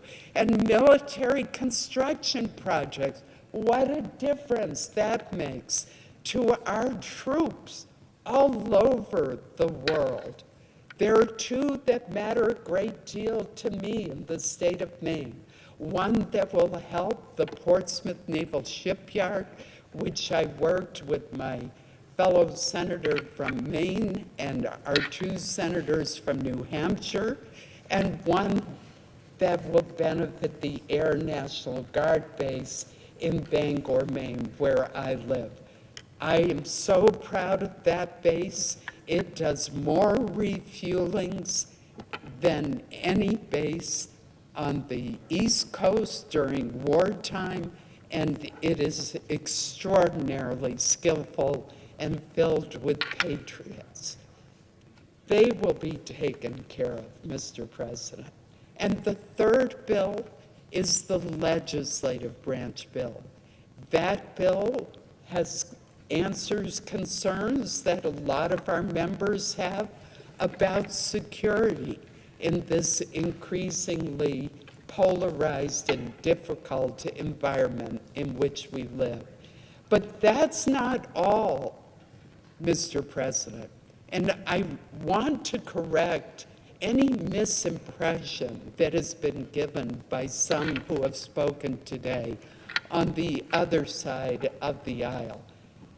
The Senate Majority Leader has given a public commitment that he will bring to the Senate floor bills that extend the Affordable Care Act, which unfortunately has turned out to be anything but affordable, but it will extend the premium tax credits that allow our lower income and middle income families to afford their much needed health insurance.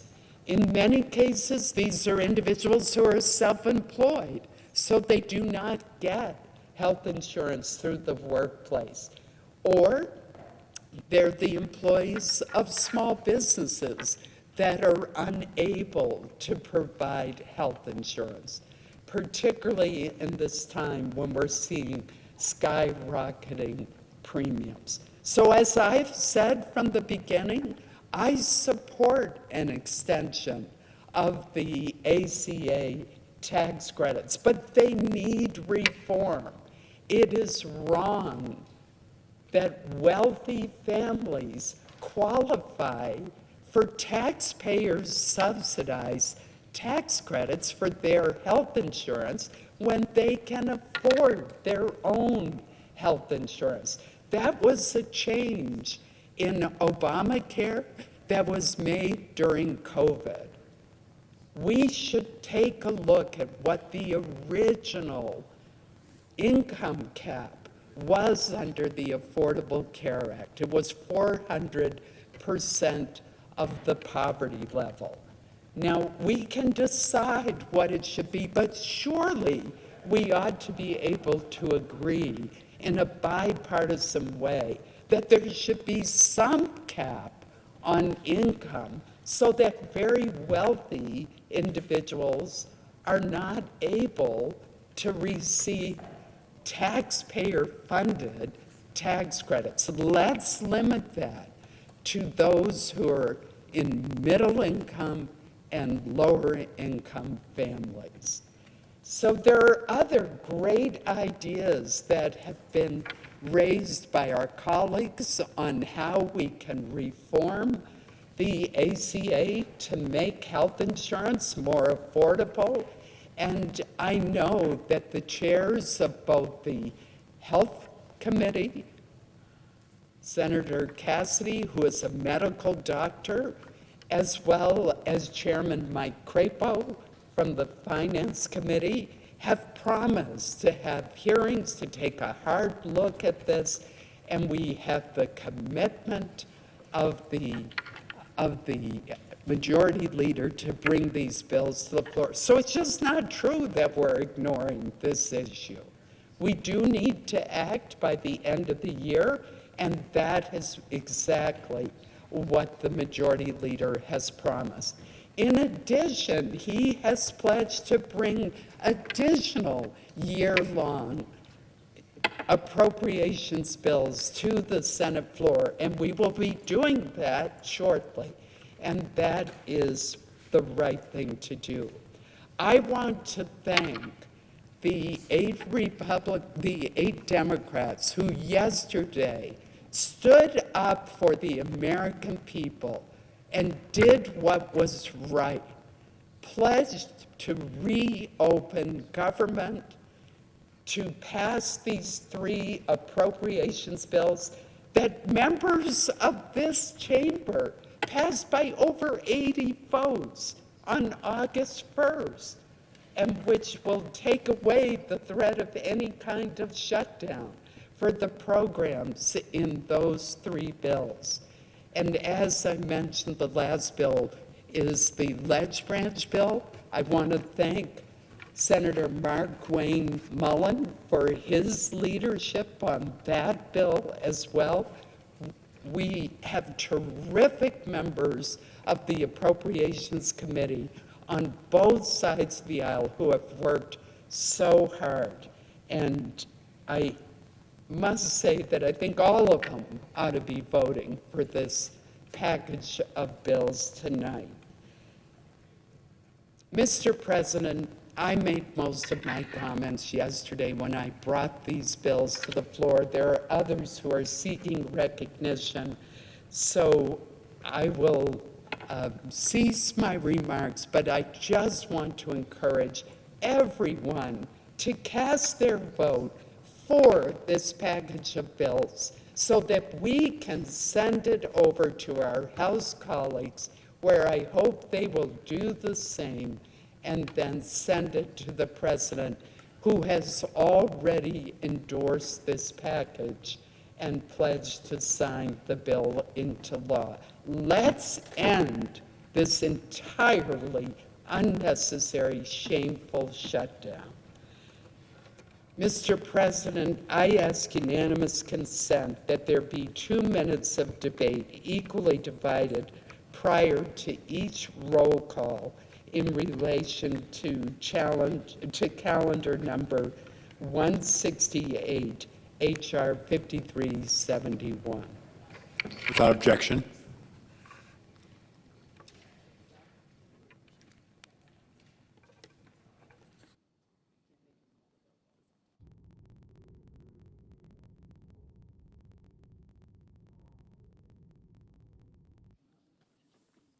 Under the previous order, all post-cloture time is expired. The question is on the motion. President, I request the yeas and the nays. Is there a sufficient second? There appears to be. Clerk will call the roll. Ms. Also Brooks, Ms. Baldwin,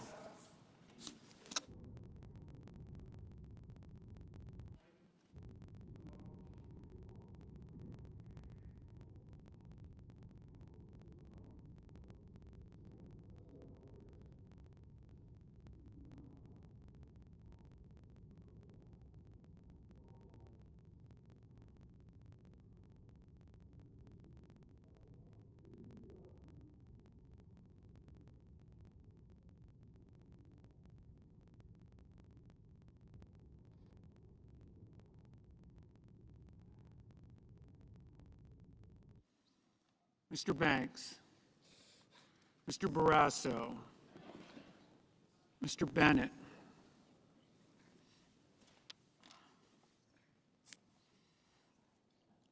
Mrs. Blackburn, Mr. Blumenthal, Ms. Blunt Rochester, Mr. Booker.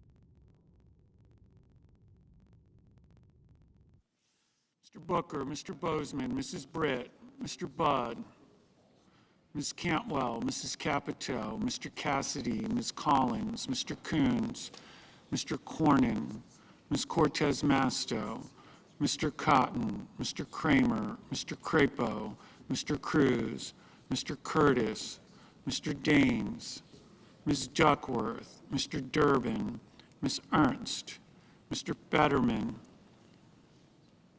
Mrs. Fisher, Mr. Gallego, Mrs. Gillibrand, Mr. Graham, Mr. Grassley, Mr. Haggerty, Ms. Hassan, Mr. Hawley, Mr. Heinrich, Mr. Hickenlooper, Ms. Hirono, Mr. Hoven, Mr. Husted, Mrs. Hyde-Smith, Mr. Johnson, Mr. Justice, Mr. Kane, Mr. Kelly, Mr. Kennedy, Mr. Kim, Mr. King, Ms. Klobuchar,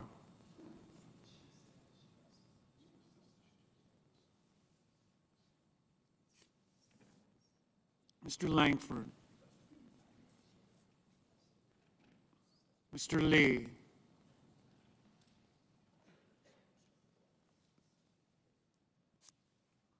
Mr. Lujan, Ms. Lummis,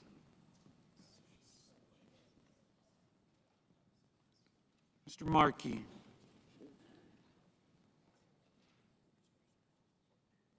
Mr. Marshall,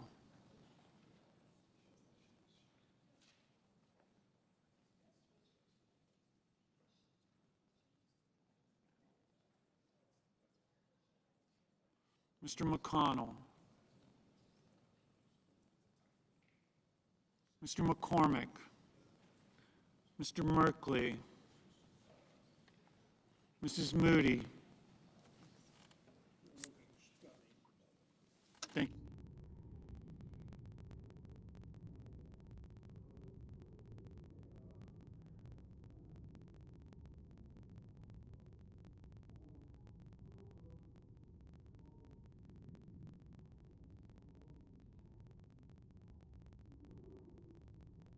Mr. Moran, Mr. Moreno, Mr. Mullen, Ms. Murkowski,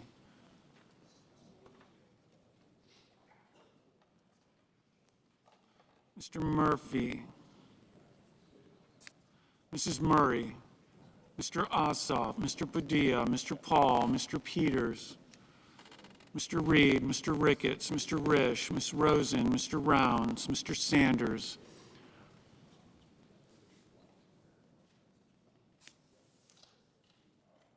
Mr. Schatz, Mr. Schiff, Mr. Schmidt, Mr. Schumer, Mr. Scott of Florida, Mr. Scott of South Carolina, Mrs. Shaheen,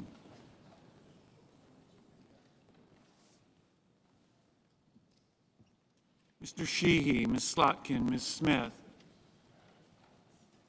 Mr. Sullivan, Mr. Thune, Mr. Tillis, Mr. Tuberville, Mr. Van Hollen, Mr. Warner, Mr. Warnock, Ms. Warren, Mr. Welch, Mr. Whitehouse, Mr. Wicker, Mr. Wyden, Mr. Young.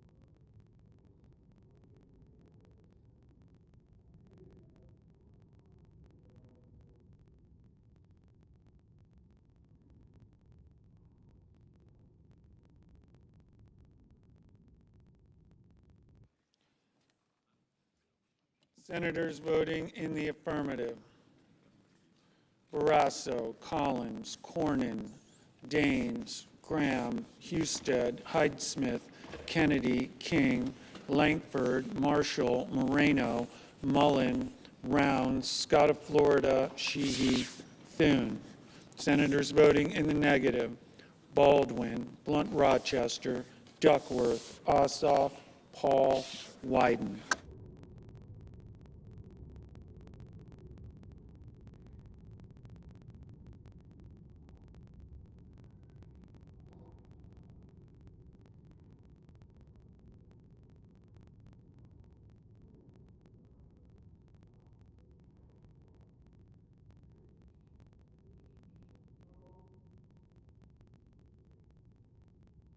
Mr. Schatz, no. Mrs. Fisher, aye. Mr. Cruz, aye.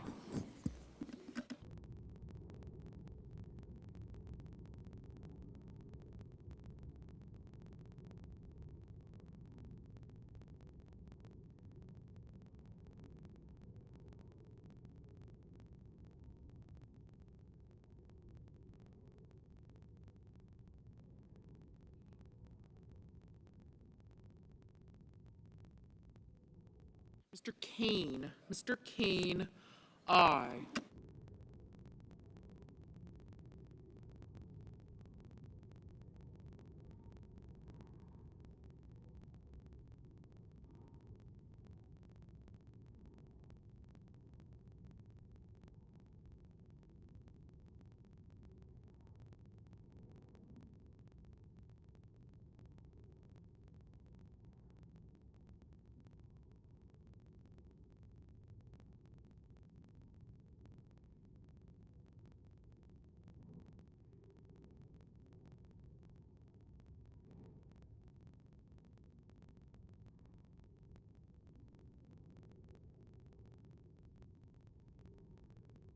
Ms.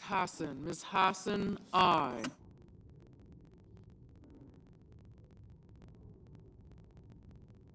Mr. Tuberville, aye.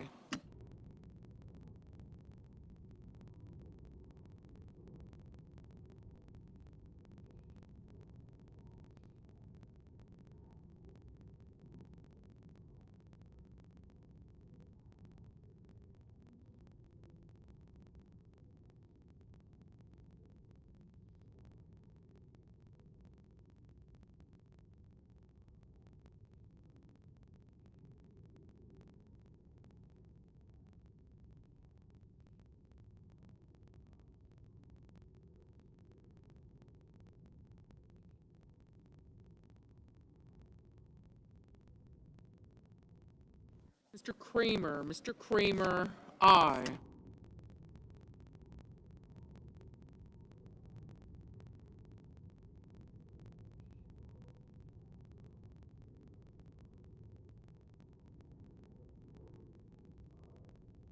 Mr. Scott of South Carolina, aye. Mr. Tillis, aye.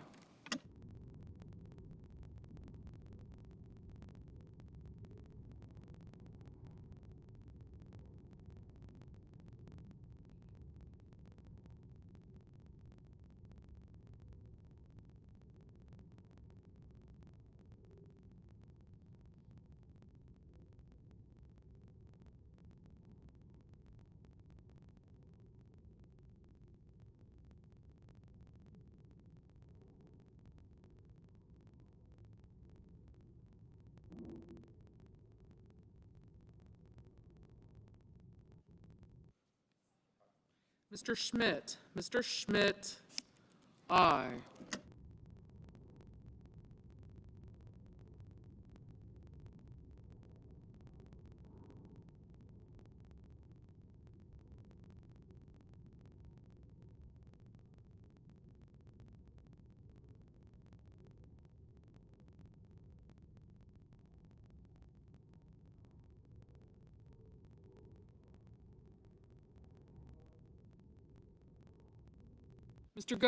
Mr. Gallego, no.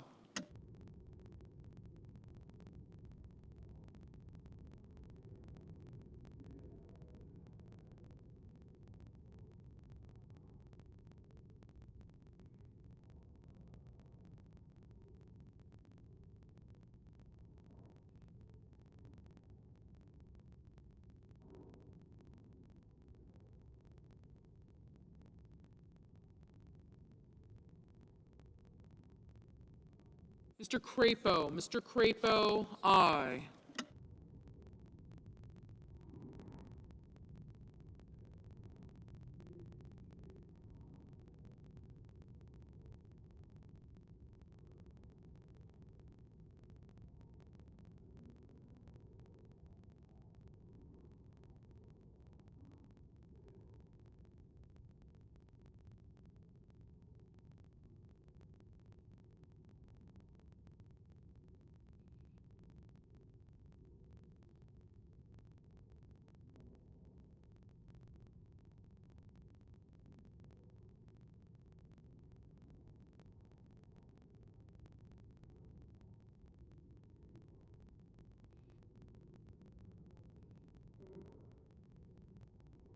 Mr. Padilla, no.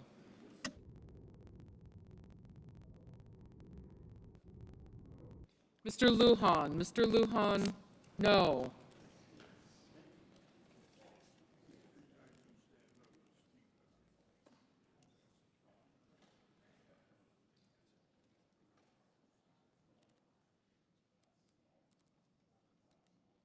Mrs. Capito, aye.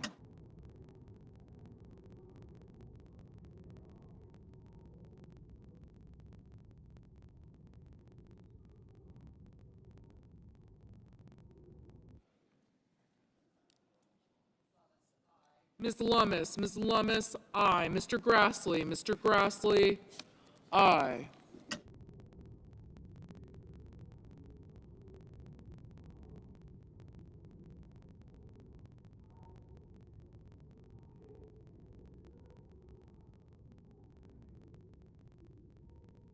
Mr.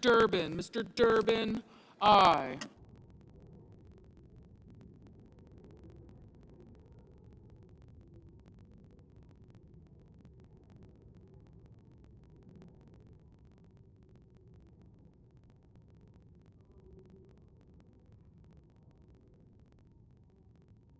Mr. Johnson, aye.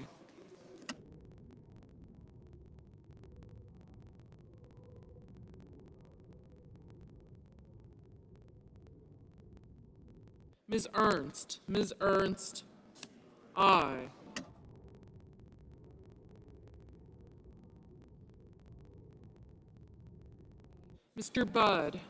Mr. Budd, aye.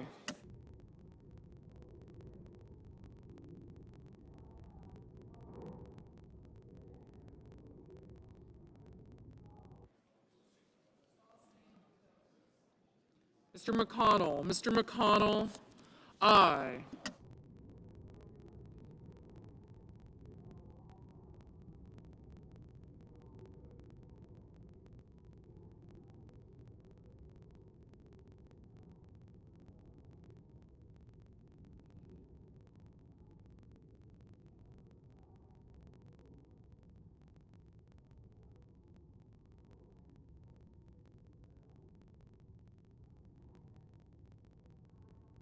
Mrs.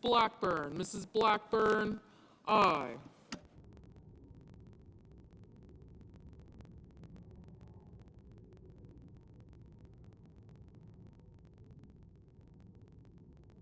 Mr. Young, aye. Mr. Kim, no.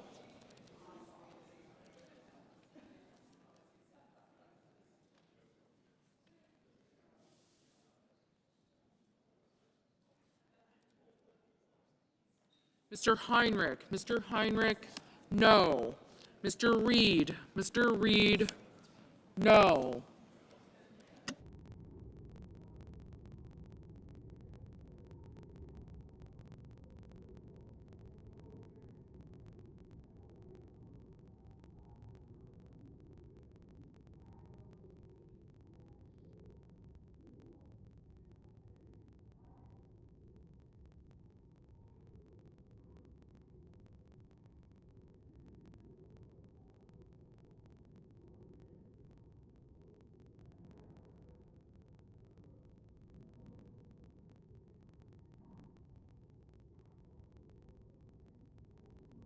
Mr. Ricketts, aye.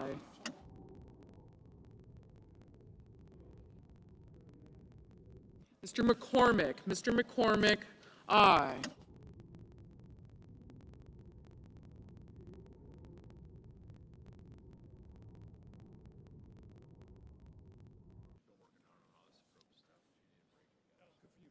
Mr. Van Hollen, no. Mr. Welch, no.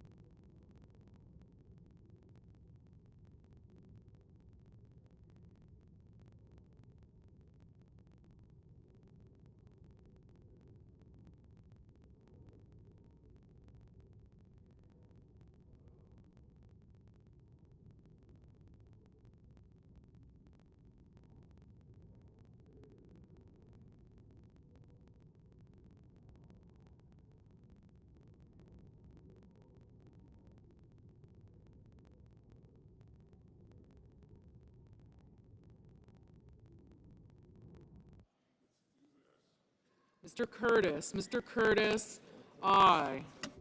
Mr. Wicker, aye.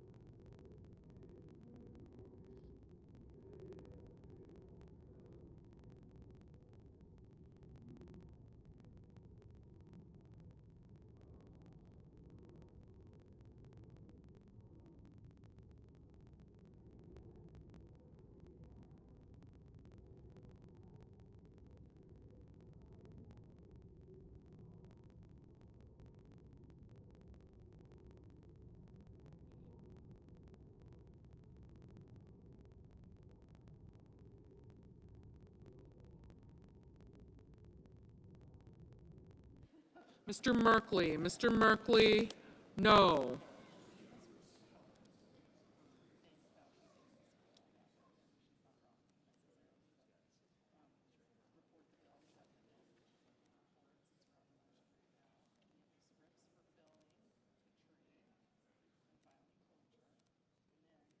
Mr. Peters, no. Ms. Warren, no. Mr. Hoven, aye.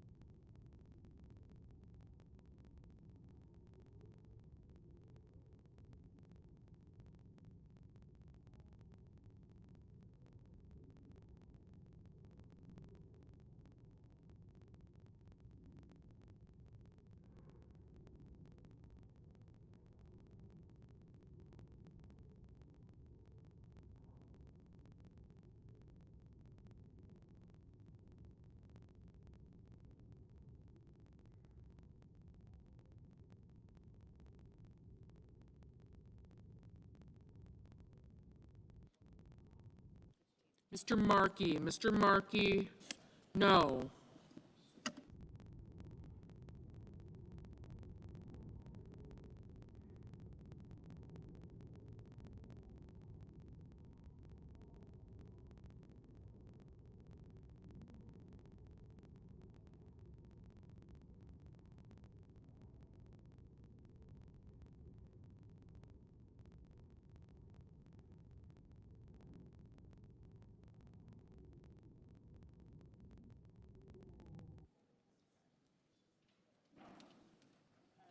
Ms. Hirono, no. Mr. Moran, aye. Mr. Kelly, no.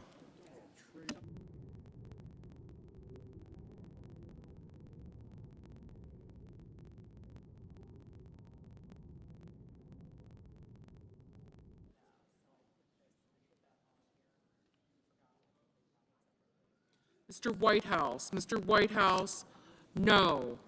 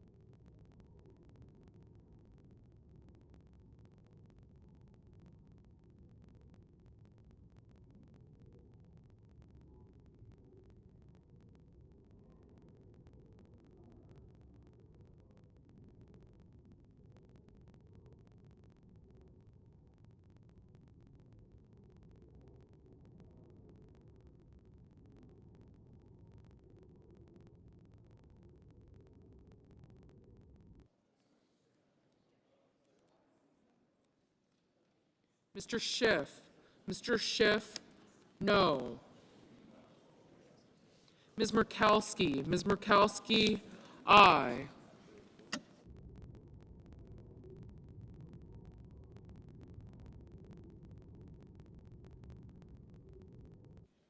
Mr. Fetterman, aye.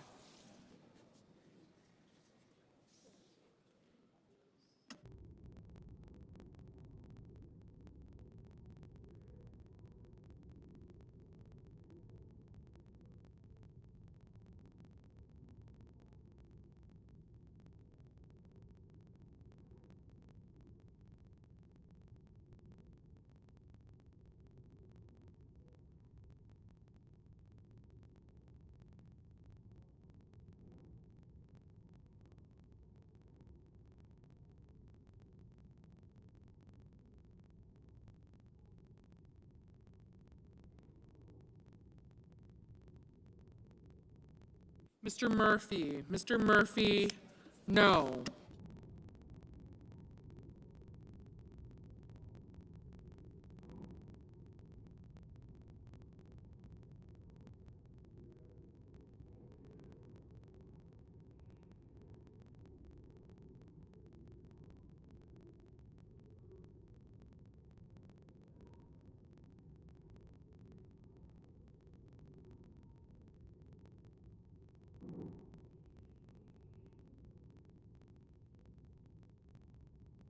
Mrs. Murray. Mrs. Murray, no.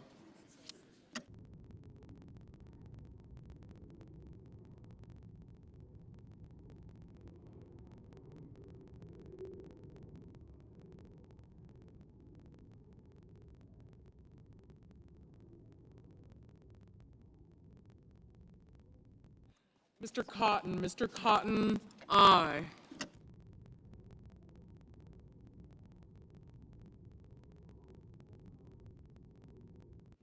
Mr. Bozeman. Mr. Bozeman, aye.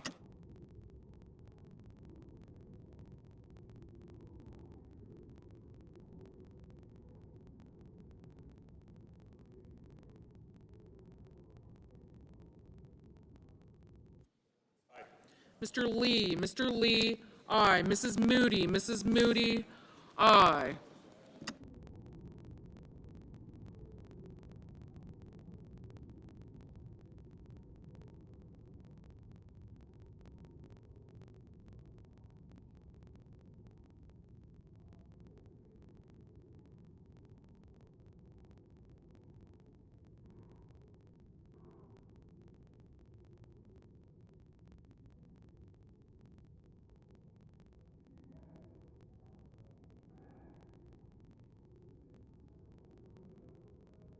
Mr. Banks. Mr. Banks, aye.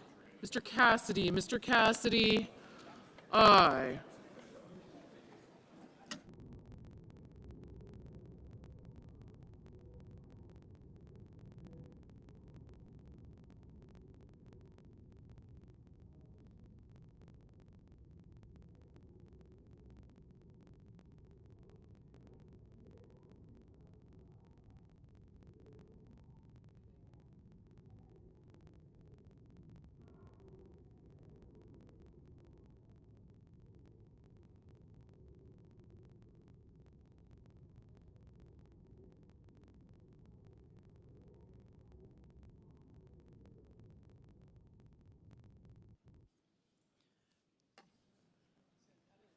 Ms. Smith. Ms. Smith, no. Mrs. Shaheen. Mrs. Shaheen, aye. Ms. Cortez Masto. Ms. Cortez Masto, aye.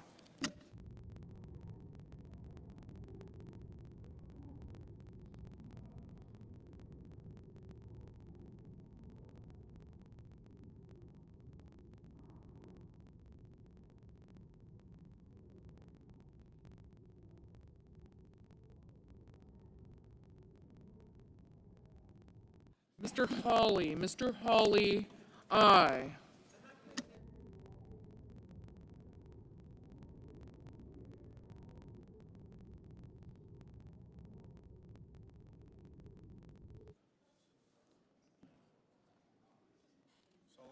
Mr. Sullivan. Mr. Sullivan, aye.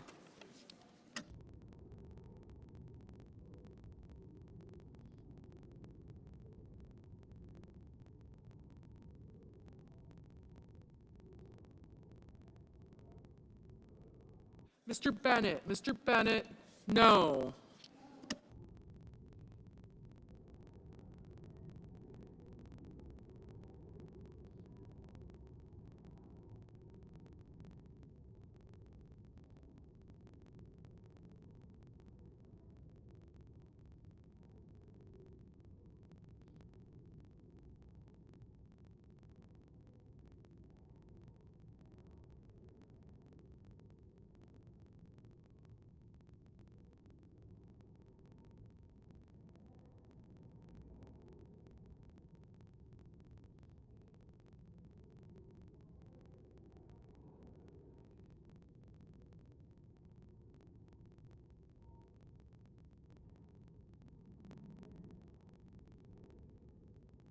Ms. Also Brooks, Ms. Also Brooks, no.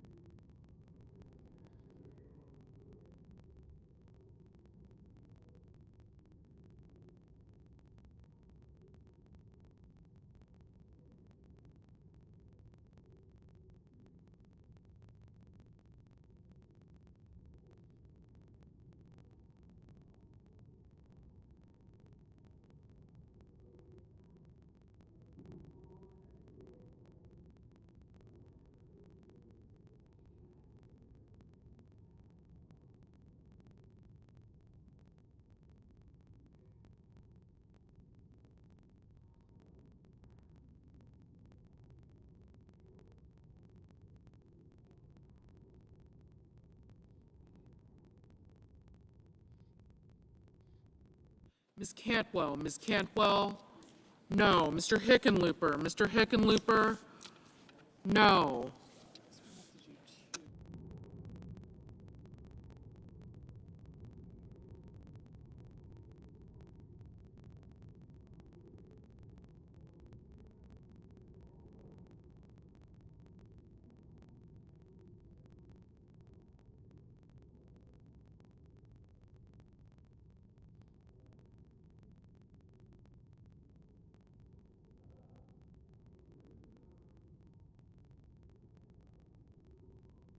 Mr. Booker, no.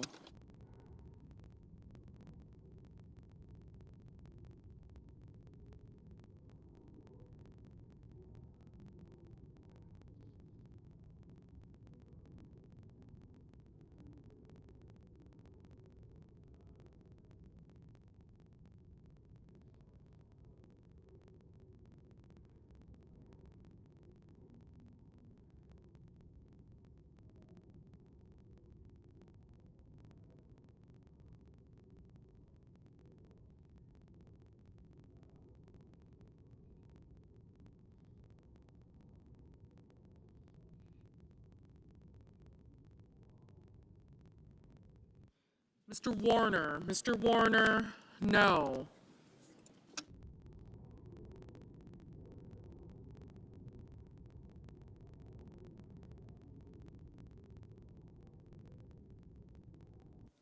Mrs. Britt, aye.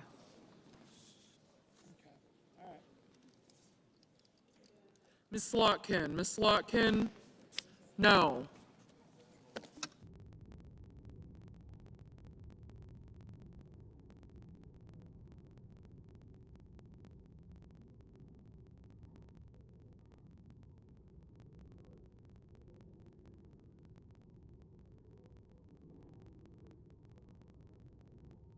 Mr. Risch, aye.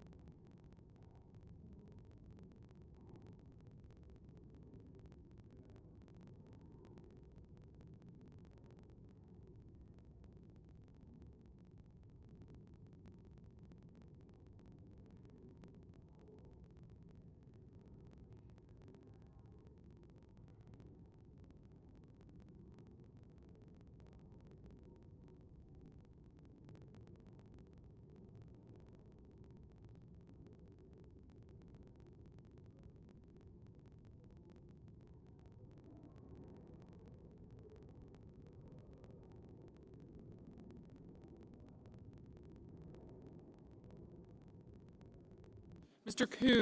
Coons, no.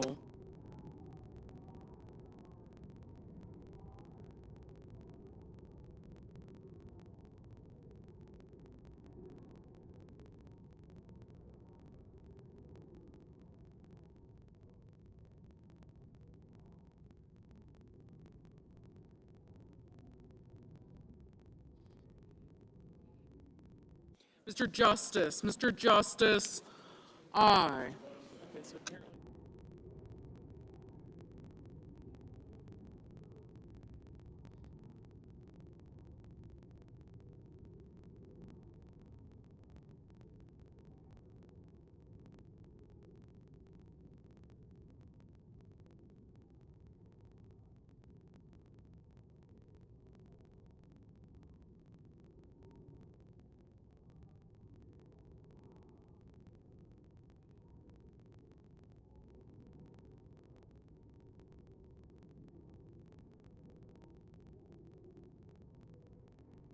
Ms. Klobuchar, no.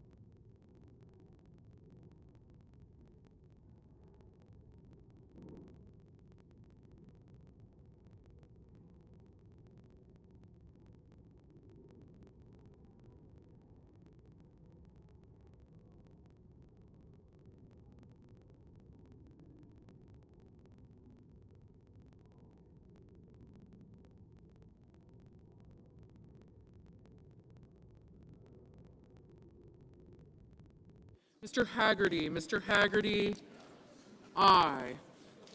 Mrs. Gillibrand, no.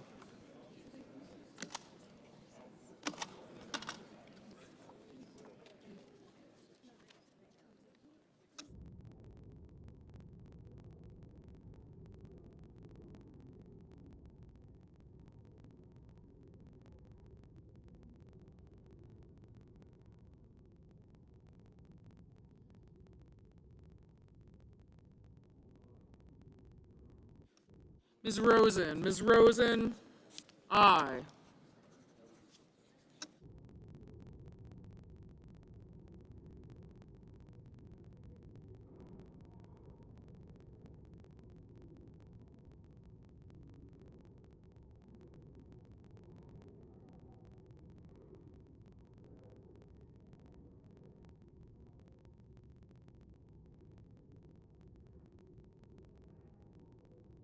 Mr. Warnock, no.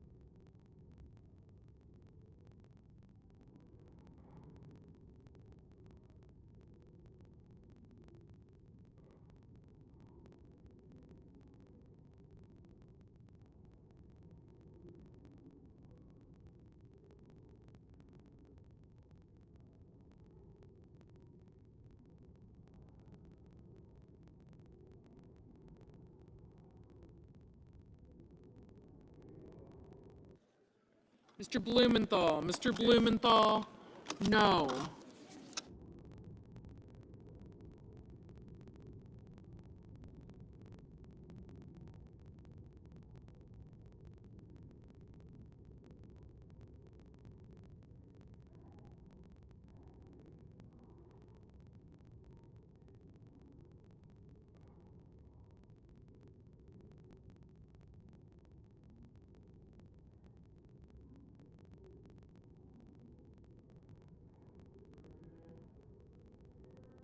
Mr. Schumer, no.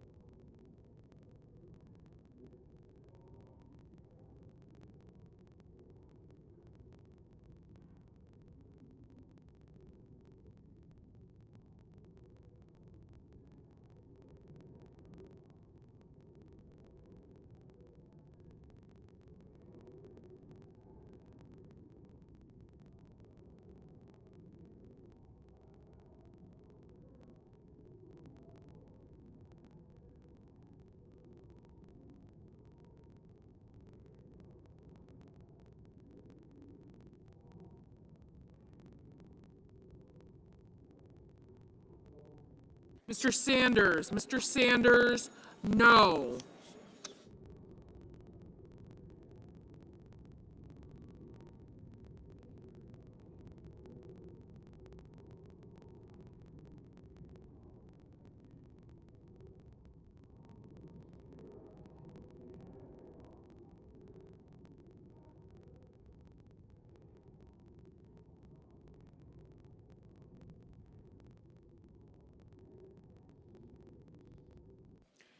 On this vote, the ayes are 60, the nays are 40, and the motion is agreed to. The clerk will report the bill. Calendar number 168, H.R. 5371, an act making continuing appropriations and extensions for fiscal year 2026 and for other purposes. Mr. President, I call up substitute amendment number 3937. Clerk will report. Senator from South Dakota, Mr. Thune, for Ms. Collins, proposes an amendment number 3937 to H.R. 5371. Mr. President, I ask the reading be dispensed with, Without objection. and I send a cloture motion to the desk.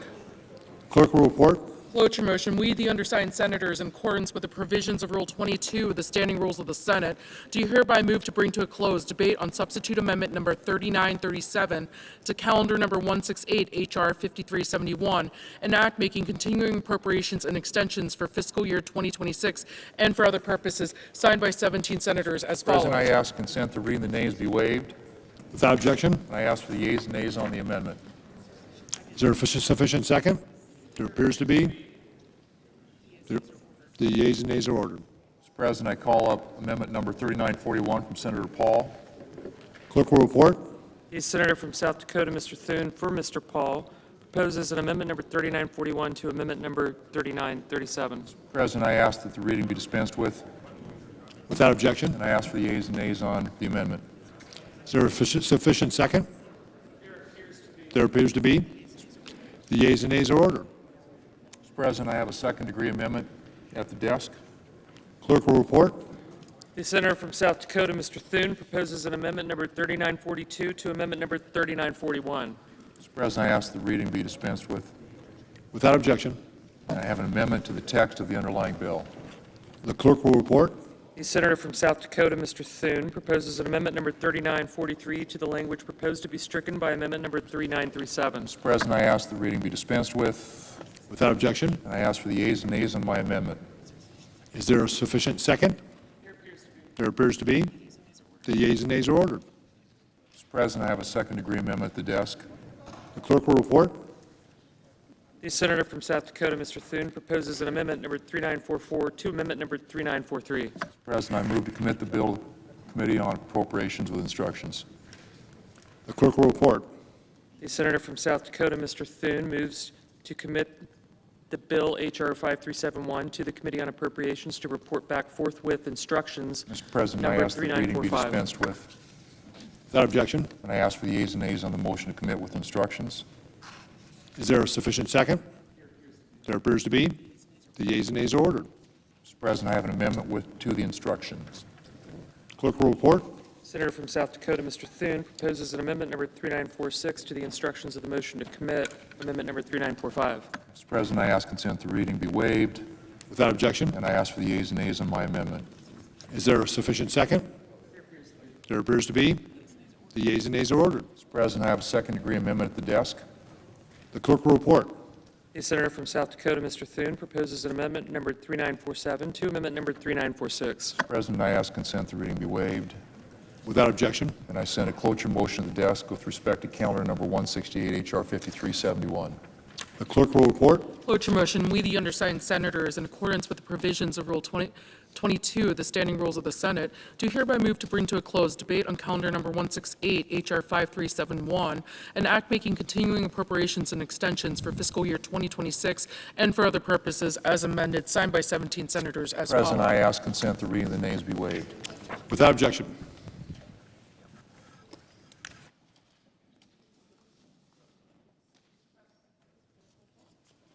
Senator from Wisconsin. Shortly, I will move to table Amendment 3947 for the purposes of offering my amendment to extend the Affordable Care Act tax credits for 1 year. I am doing this because my Republican colleagues are refusing to act to stop health care premiums from doubling for over 20 million Americans. I just can't stand by without a fight. Americans have said loudly and clearly that they are in a health care crisis. That's not up for negotiation, but it didn't have to be this way. We're at this moment because Donald Trump and congressional Republicans have simply refused to address the biggest increase in American premiums they'll likely ever experience. For months, congressional Republicans and Donald Trump have refused to even talk to us about addressing it. Estimates show that 22 million Americans will see their premiums double on average. I'm getting calls daily from Wisconsinites begging me to stay in this fight. A couple in Door County, Wisconsin, told me their premium is rising by over $550 a month next year. Everything is already too expensive. So where are they supposed to find $6,500 extra in their budget? Another couple from Butternut, Wisconsin, told me their premiums are going from $400 per month to over $5,000 per month. That's $55,000 more a year. As they wrote to me, healthcare tax breaks are not just numbers on paper. They are the lifeline that allows us to sleep at night knowing that we won't lose everything if one of us gets sick. Behind every one of the 22 million Americans who rely on these tax credits is a story, a family who has to put together a budget, who has to make the hard decisions of what they can afford for their family next year. Some are logging on to healthcare.gov right now and finding that they simply can't afford health insurance next year. That is unconscionable. Addressing this demands that we act now, not in a week, not next month, but now. That's why a handshake deal with my Republican colleagues to reopen the government and no guarantee to actually lower costs is simply not good enough. The people I work for need more than that. They need health care that they can afford, not a symbolic vote. For over a year now, I've been fighting to get a bill passed to avoid this very situation and make these tax credits permanent. My colleagues and I have tried every which way to get this bill passed. Every time my Republican colleagues killed the effort and put 22 million Americans on the path to pay more for health care next year. For 41 days, I've been clear. I will work with anyone to reopen the government and lower Americans' health care costs. And I'm not throwing in the towel until we've exhausted every option to make that happen. And that's why I've offered an amendment to extend tax breaks for Americans who buy their insurance through the Affordable Care Act for 1 year. My amendment is as straightforward as it gets. It would extend current law for 1 year, stop costs from skyrocketing for our constituents, and give us time to negotiate on health care costs without leaving 22 million Americans in the lurch. Is this everything I think we should do? No. We should make health care more affordable for everyone forever. But I am willing to compromise to avoid catastrophe for the families I work for. I am demanding that we take this vote so that we can actually provide some relief to millions of American families. The American people are desperate for health care that they can afford and demand that we do everything in our power to lower costs. This is a tool in my toolbox to try to lower their costs, so I'm using it. I've talked to so many of my Republican colleagues who want to do something here, who want to keep health care costs down for their constituents, who know their constituents in red states and districts will be hardest hit. Well, now is the time to show it. My sincere hope is that the Republicans join me so I can make this amendment to the continuing resolution and let 22 million Americans rest easier.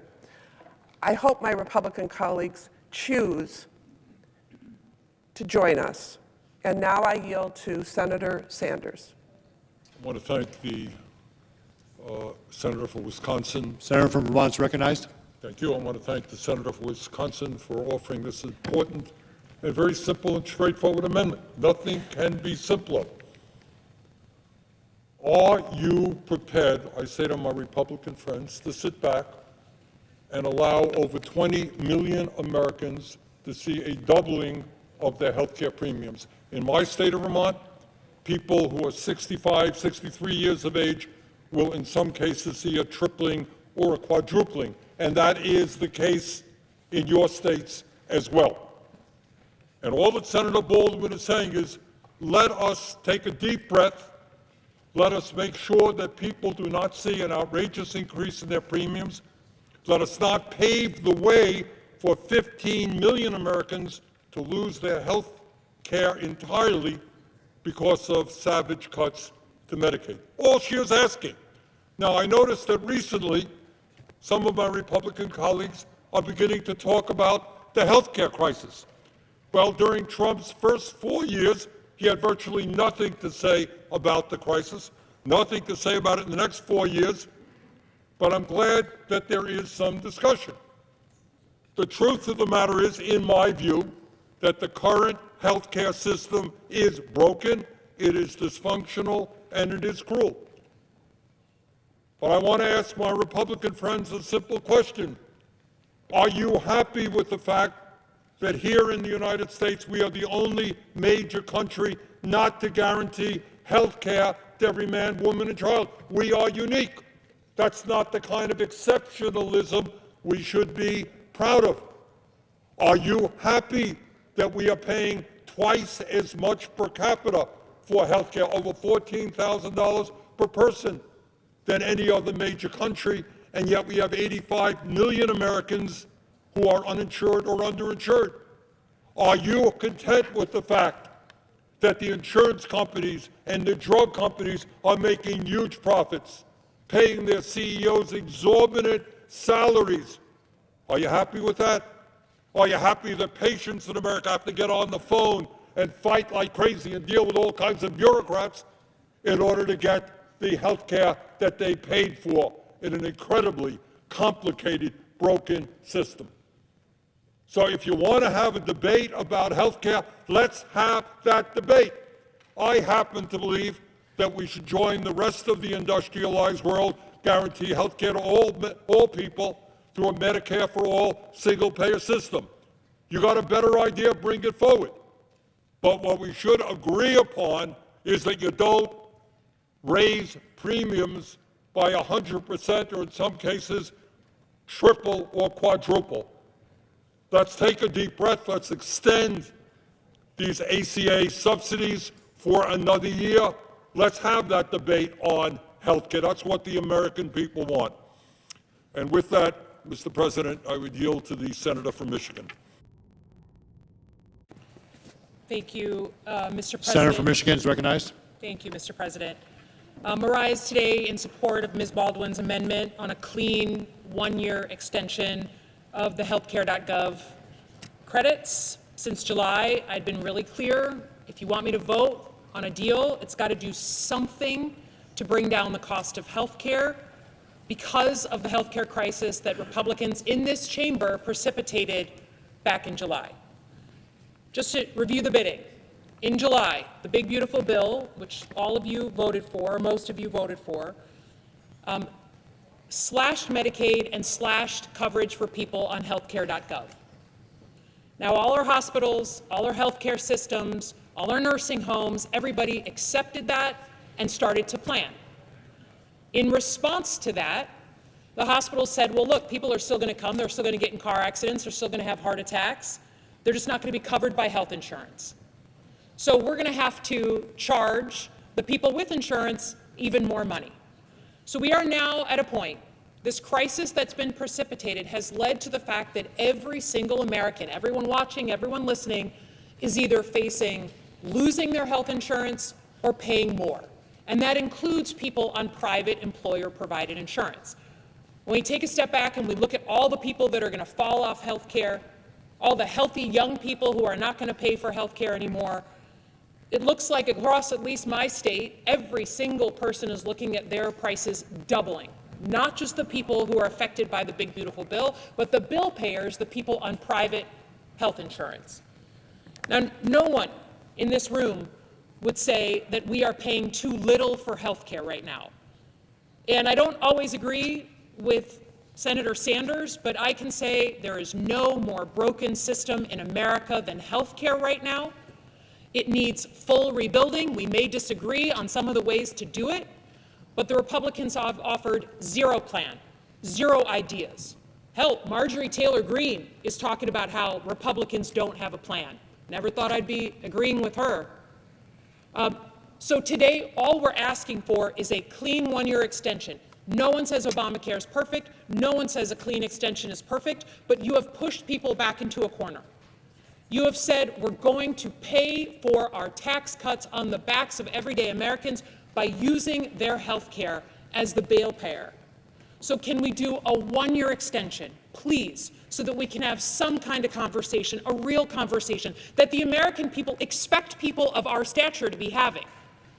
Can we have that conversation over the next year, but not, in some cases, have people's health insurance go up by 600%? That is what you have precipitated. So to every American watching, whether you're on healthcare.gov or you're on private insurance, if you're getting those letters, if you're getting those notifications of an increase of your bill of $200, $500, $800 starting January 1, my peers on the other side of the aisle are the ones you should lay it at their feet.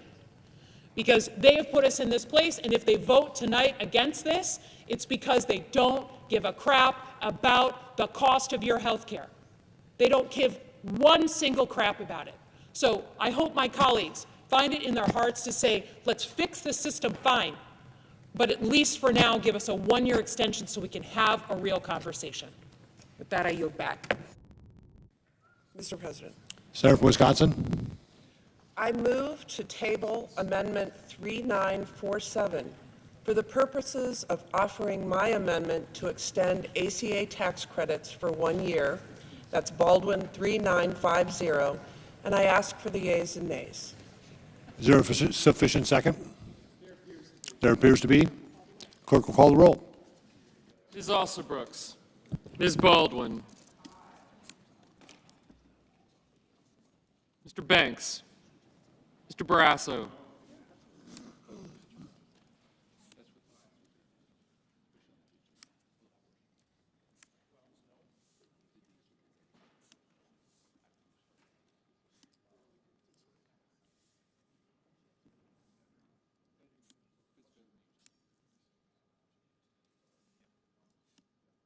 Mr. Bennett.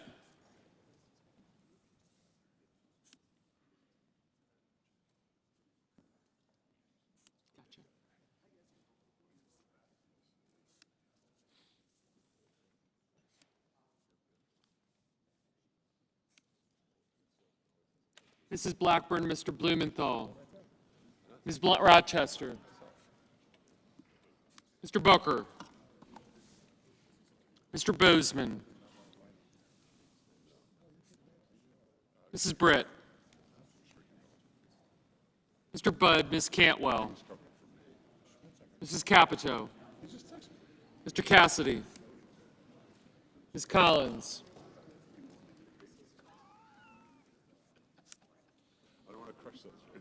Mr. Coons,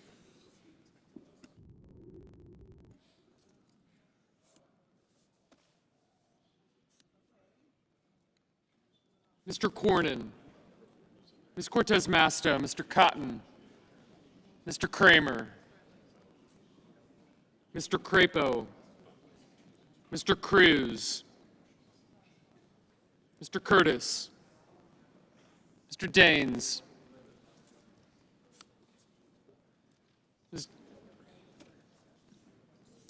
Ms. Duckworth, Mr. Durbin, Ms. Ernst, Mr. Fetterman, Mrs. Fisher, Mr. Gallego, Mrs. Gillibrand, Mr. Graham,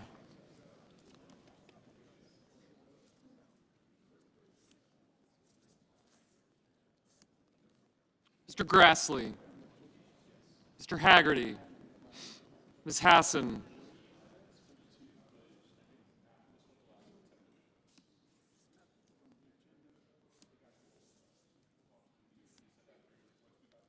Mr. Hawley,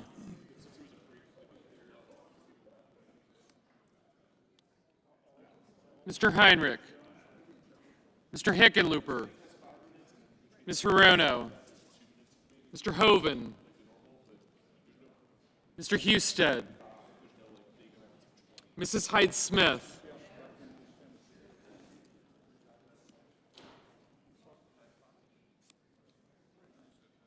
Mr. Johnson, Mr. Justice, Mr. Kane, Mr. Kelly, Mr. Kennedy. Yes, you did.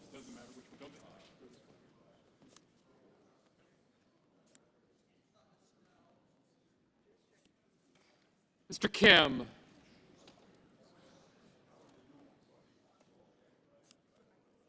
Mr. King, Ms. Klobuchar, Mr. Lankford, Mr. Lee, Mr. Lujan, Ms. Lummis, Mr. Markey, Mr. Marshall, Mr. McConnell, Mr. McCormick, Mr. Merkley, Mrs. Moody, Mr. Moran, Mr. Marino, Mr. Mullen,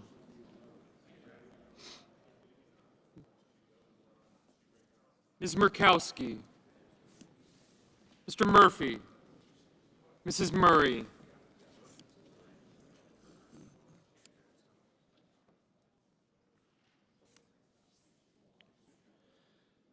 Mr. Ossoff, Mr. Padilla,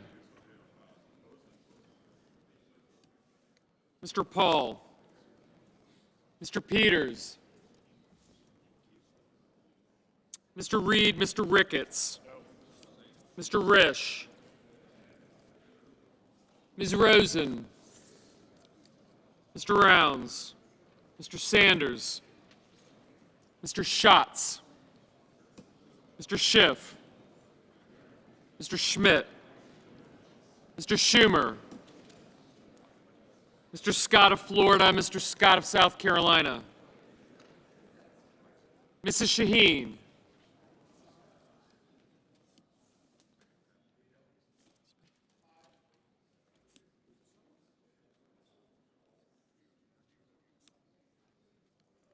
Mr. Sheehy, Ms. Slotkin, Ms. Smith, Mr. Sullivan, Mr. Thune, Mr. Tillis, Mr. Tuberville, Mr. Van Hollen, Mr. Warner, Mr. Warnock, Ms. Warren, Mr. Welch, Mr. Whitehouse, Mr. Wicker, Mr. Wyden, Mr. Young,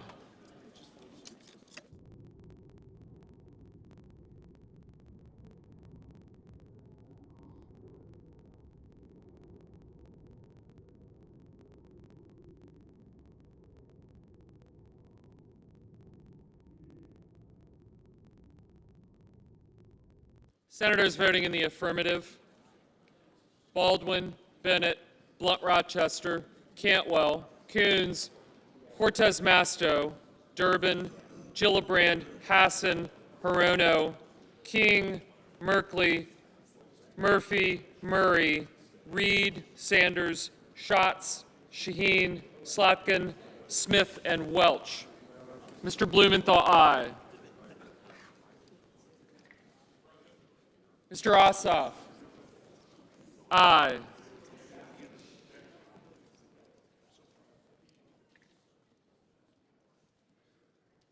Mr. Padilla, aye. Mr. Kelly, aye. Ms. Duckworth, aye.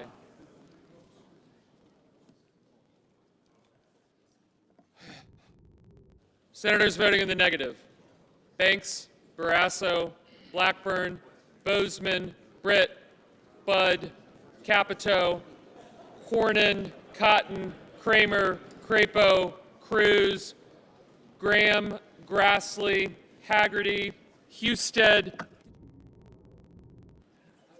Okay. Justice, Kennedy, Lummis, Marshall, McCormick, Moody, Moran, Marino, Mullen, Paul, Ricketts, Risch, Rounds, Scott of Florida, Sheehy, Thune, Tillis, and Young. Mr. Schiff, aye. Ms. Warren, aye. Mr. Johnson, no. Mr. Tuberville, no. Mr. Kane, aye.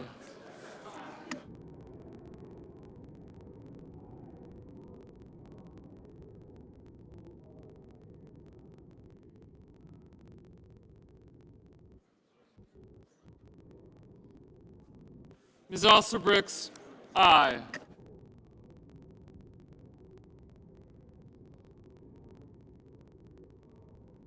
Mr. Peters, aye.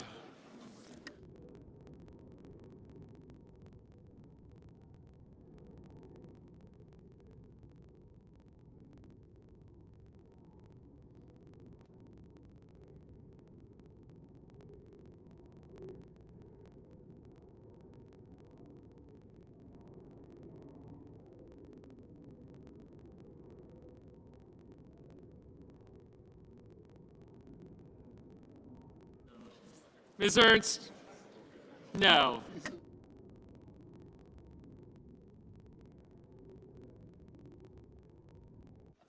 Ms. Murkowski, no. Mr. Wyden, aye. Mr. Schmidt, no.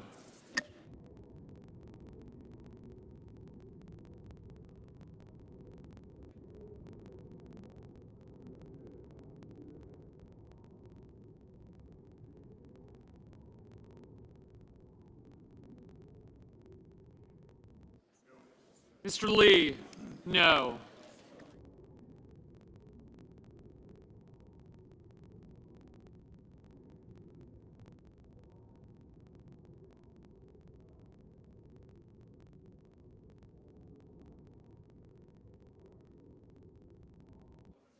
Mr. Sullivan, no.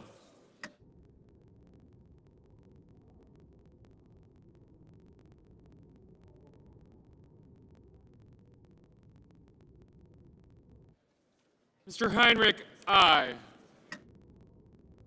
Mr. Hickenlooper, aye.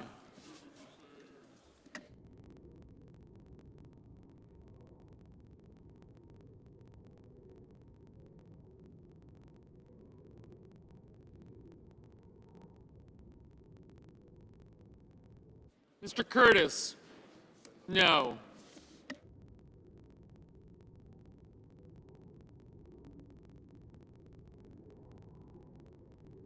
Mr. Kim, aye. Mr. Daines, no.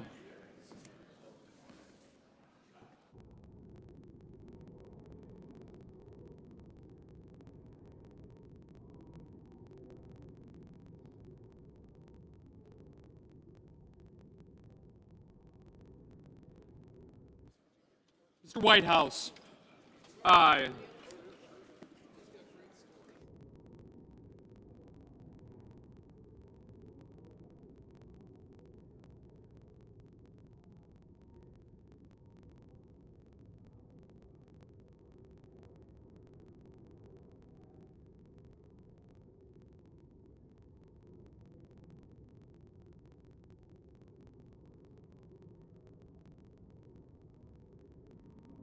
Mr. Fetterman, aye. Mr. Warner, aye. Mr. Wicker, no. Ms. Collins, no. Mrs. Fisher, no.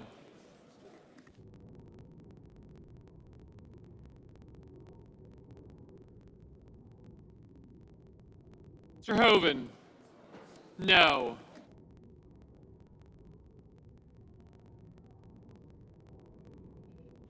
Ms. Klobuchar, aye. Mrs. Hyde-Smith, no.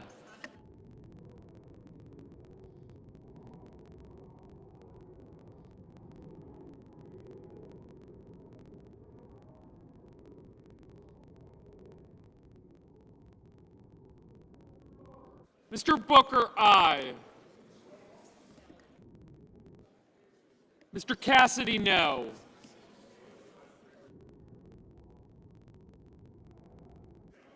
Mr. Lujan, aye.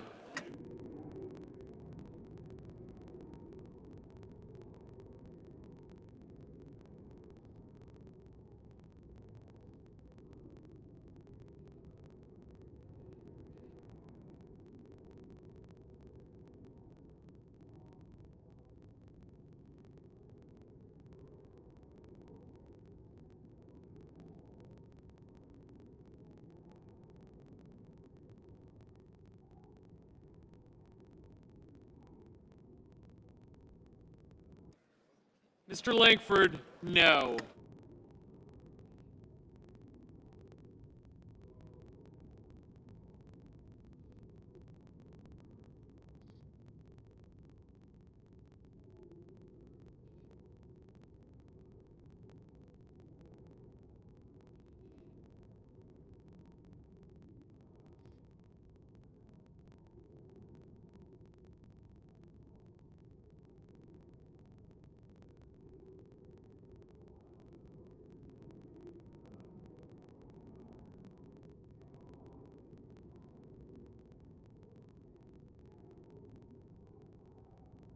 Mr. Hawley, no.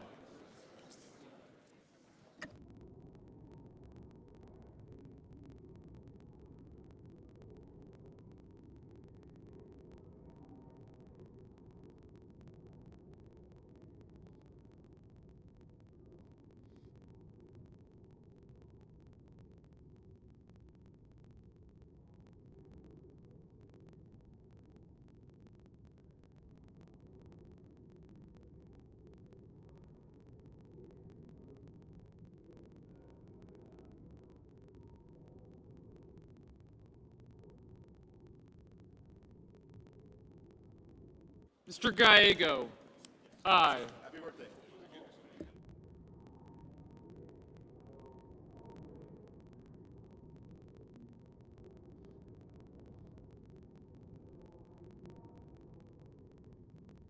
Mr. Warnock, aye.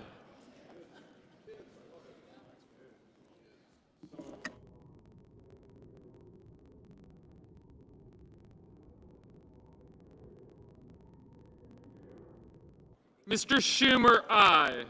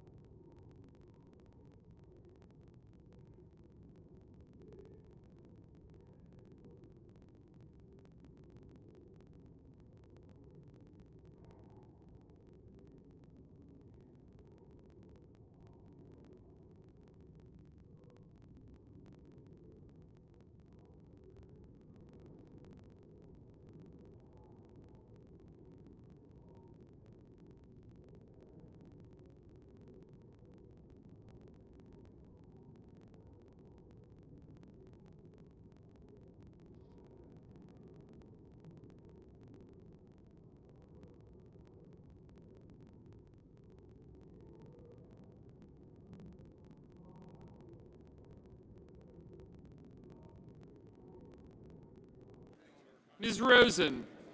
Aye.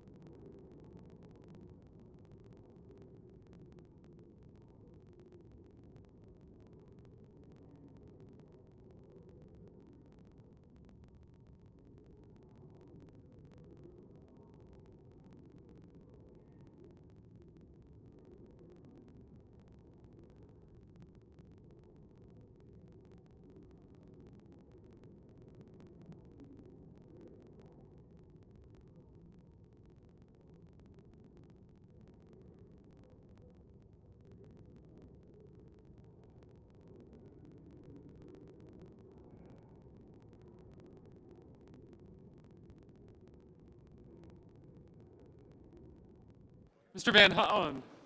Mr. Van Hollen, aye. Mr. Markey?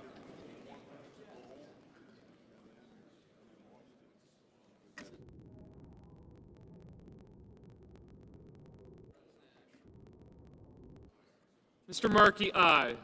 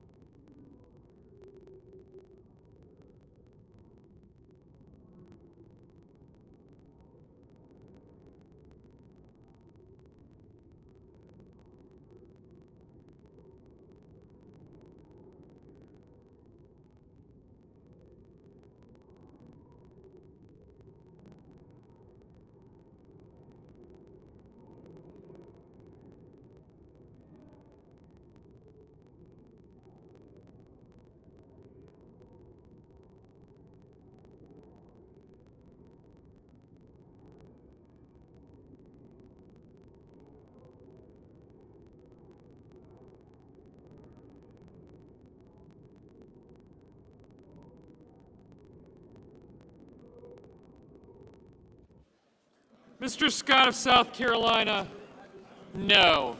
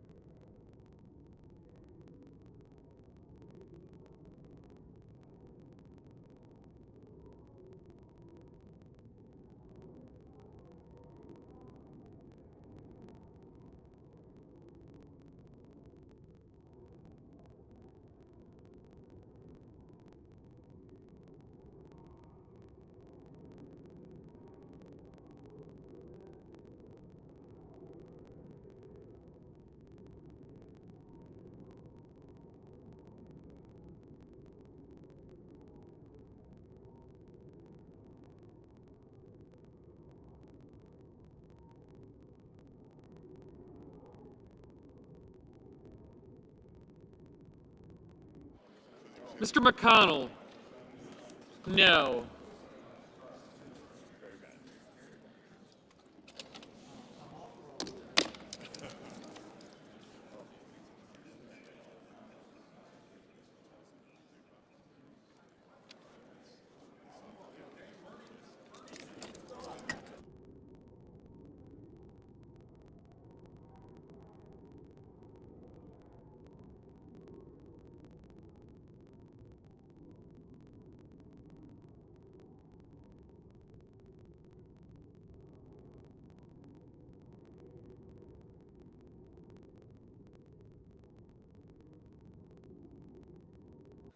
On this vote, the yeas are 47, the nays are 53.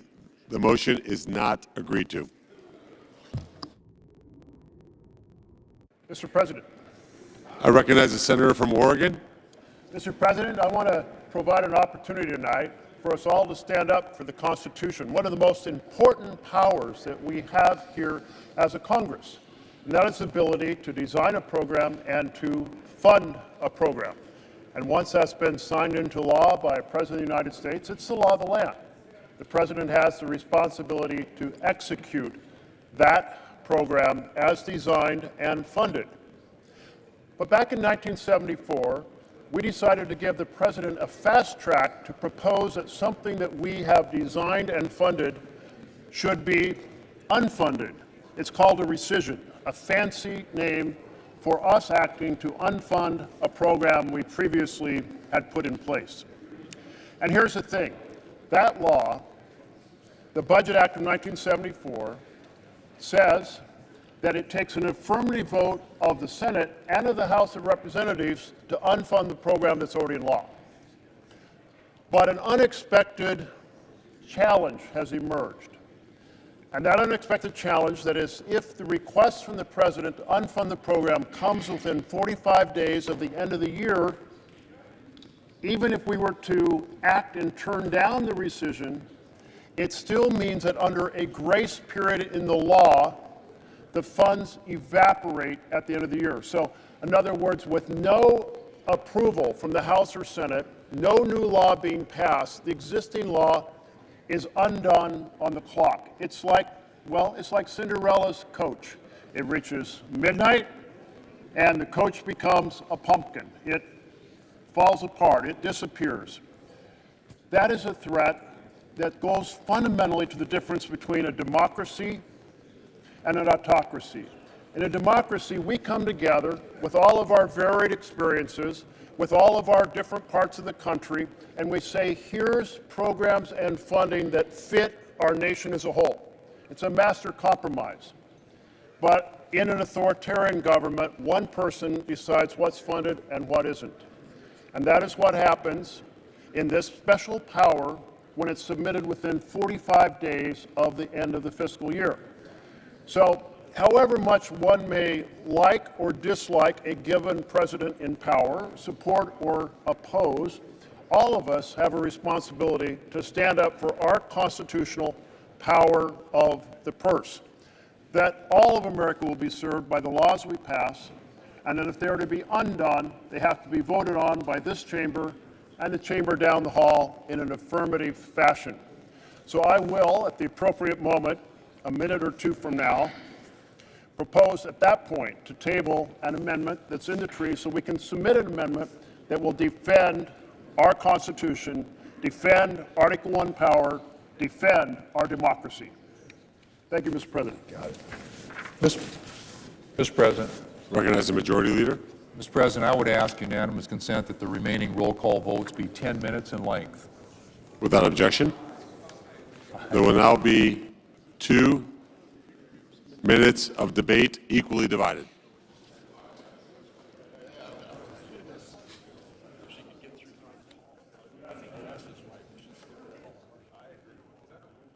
Mr. President, I'll be happy. Senator from Oregon. I'll happy to give a portion of that equally divided time by saying simply this.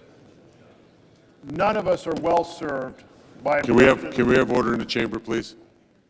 None of us are well served by a situation where the president decides to cancel programs based on the president's preferences. That's not a democracy. And whether it's this president or a future president, we need to have these rescission requests submitted in time for us to take action as the law requires. So submitting them with enough time to spare in the end of the fiscal year for us to vote up or down is the right thing to do, protects our constitutional power to design and fund programs. Thank you, Mr. President. Is there further debate? Senator from Oregon. Table Amendment 3946 for the purpose of offering my Amendment 3948 to defend our constitutional power of the purse and the importance of our democracy in ensuring that what we put into law stays in law unless we choose to change it.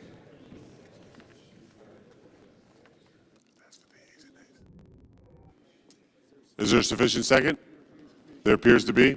The clerk will call the roll. Ms. Alsobrooks, Ms. Baldwin,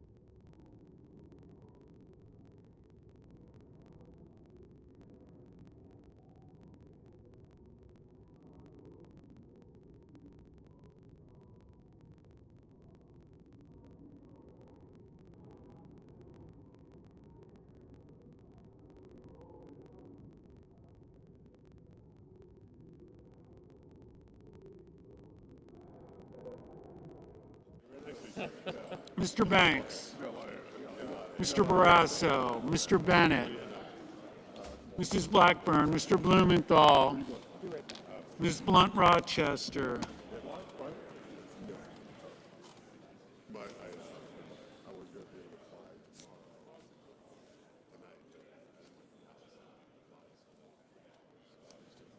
Mr. Booker, Mr. Bozeman, Mrs. Britt, Mr. Budd, Ms. Cantwell,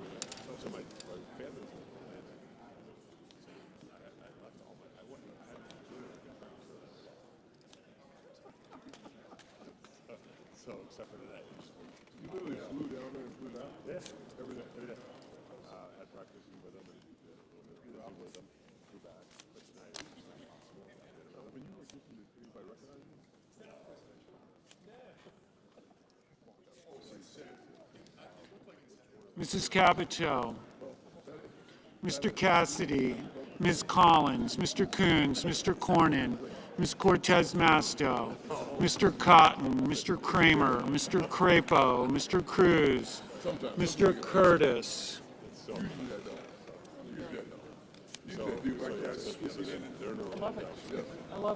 Mr. Gaines, Ms. Duckworth, Mr. Durbin,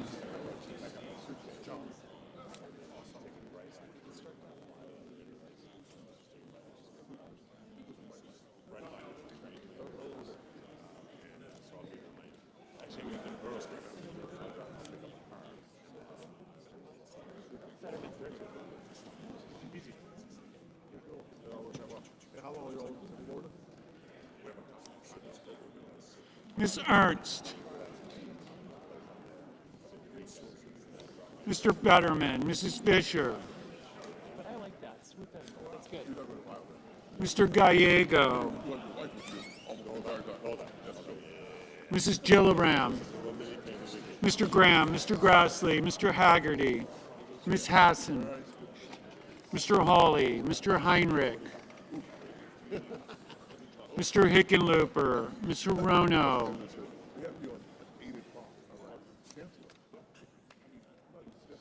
Mr. Hoven, Mr. Husted, Mrs. Hyde-Smith,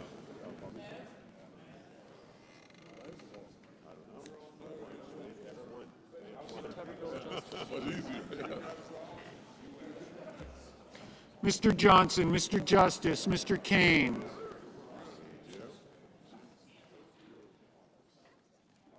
Mr. Kelly, Mr. Kennedy, Mr. Kim,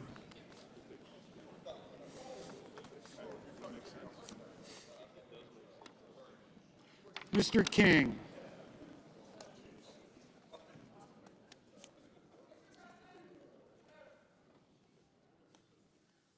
Ms. Klobuchar, Mr. Langford, Mr. Lee, Mr. Lujan, Ms. Lummis, Mr. Markey,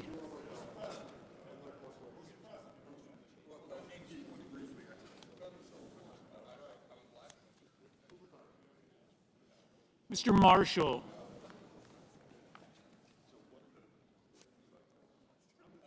Mr. McConnell.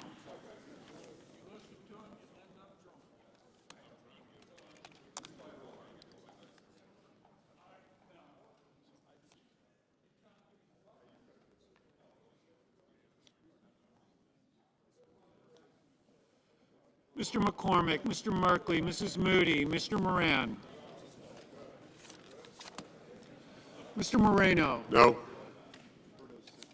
Mr. Mullen, Ms. Murkowski, Mr. Murphy, Mrs. Murray, Mr. Ossoff, Mr. Padilla, Mr. Paul, Mr. Peters, Mr. Reed, Mr. Ricketts, Mr. Risch, Ms. Rosen, Mr. Rounds, Mr. Sanders, Mr. Schatz, Mr. Schiff, Mr. Schmidt, Mr. Schumer, Mr. Scott of Florida, Mr. Scott of South Carolina, Mrs. Shaheen, Mr. Sheehy, Ms. Slotkin,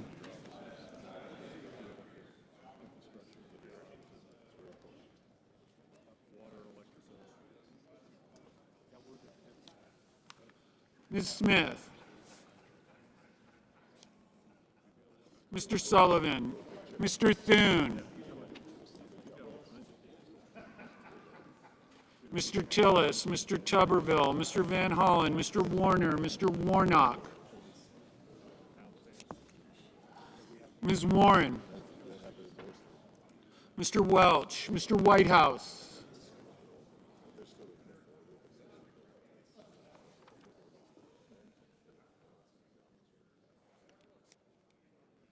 Mr. Wicker, Mr. Wyden, Mr. Young.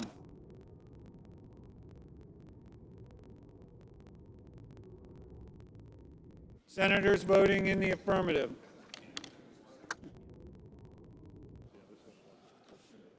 Baldwin, Blumenthal, Blunt Rochester, Cantwell, Coons, Fetterman, Gallego, Hickenlooper, Kane, Kelly, Kim, King, Klobuchar, Lujan, Markey, Merkley, Murphy, Murray, Ossoff, Padilla, Reed, Rosen, Sanders, Smith, Van Hollen, Warner, Welch, Whitehouse, Wyden. Mr. Bennett, aye. Mr. Durbin, aye.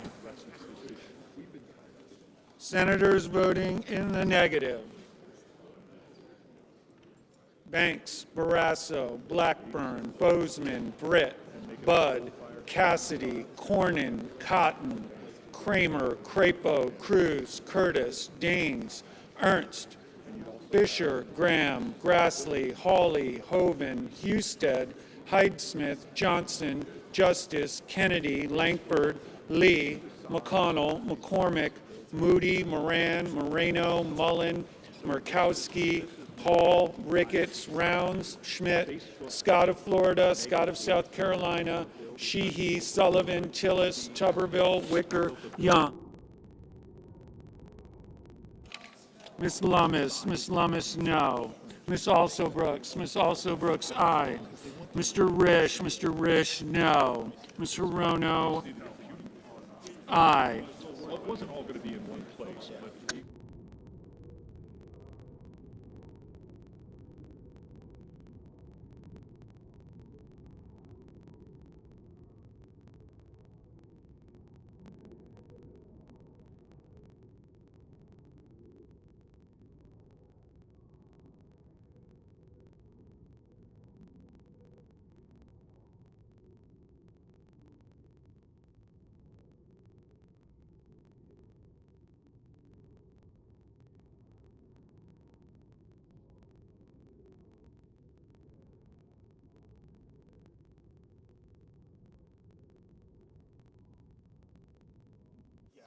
Mr. Thune, no.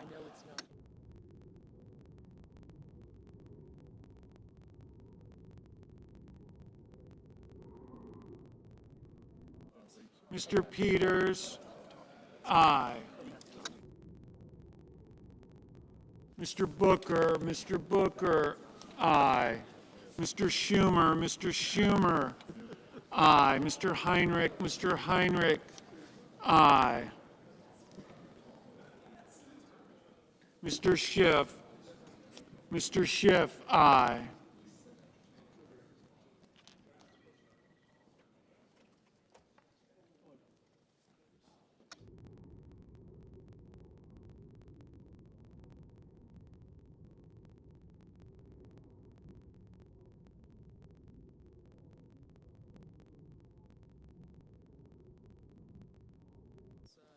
Ms.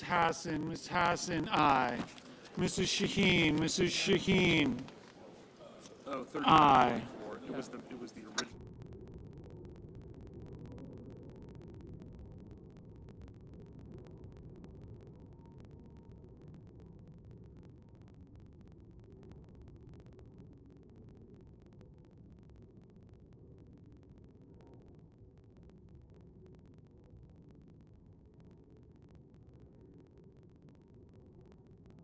Ms. Duckworth, Ms. Duckworth. Aye.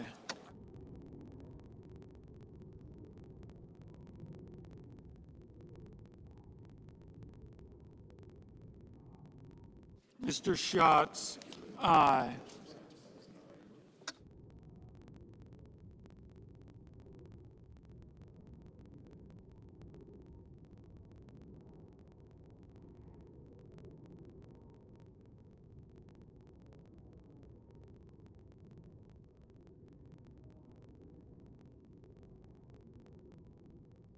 Mr. Marshall, Mr. Marshall.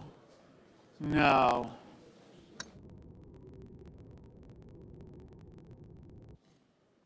Ms. Collins, Ms. Collins.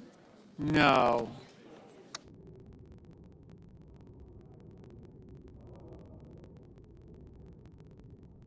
Mr. Haggerty, Mr. Haggerty.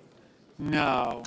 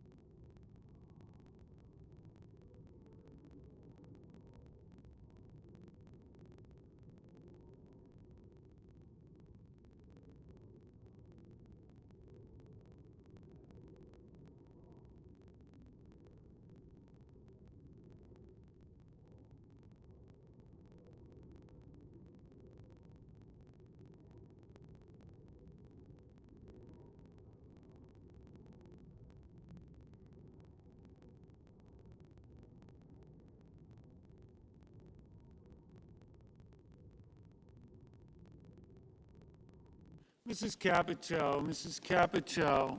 No.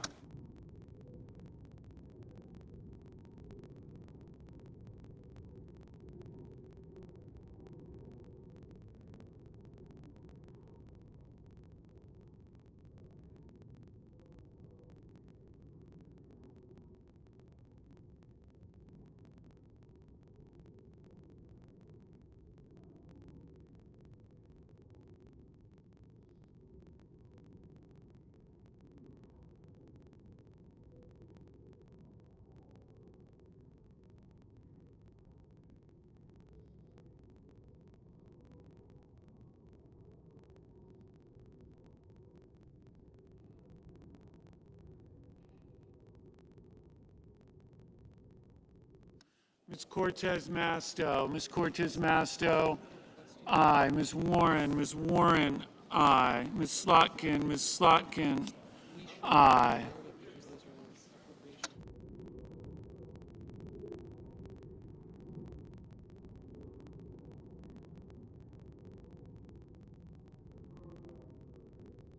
Mr. Warnock, Mr. Warnock. Aye. Mrs. Gillibrand, Mrs. Gillibrand. Aye.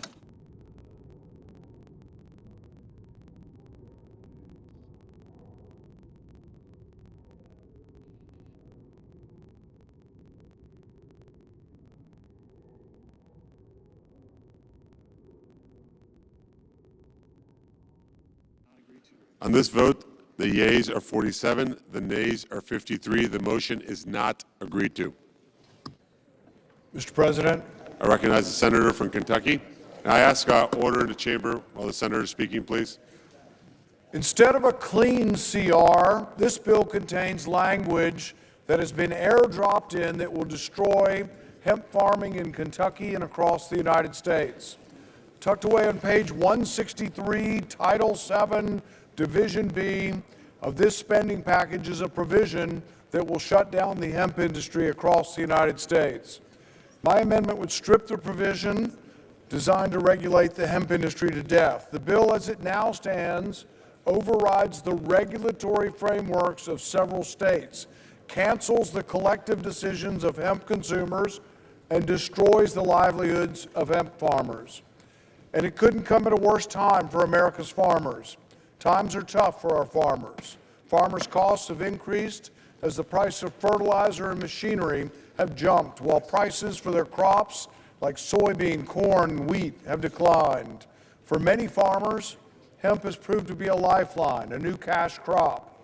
Farmers turn to growing hemp to mitigate the losses they've endured during this season of hardship. But that lifeline may soon be extinguished by this very legislation.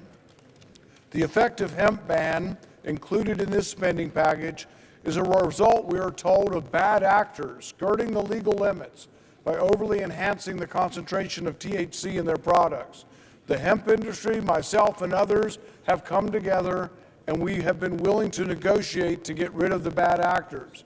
And yet, instead, we are met with legislation that would be prohibition.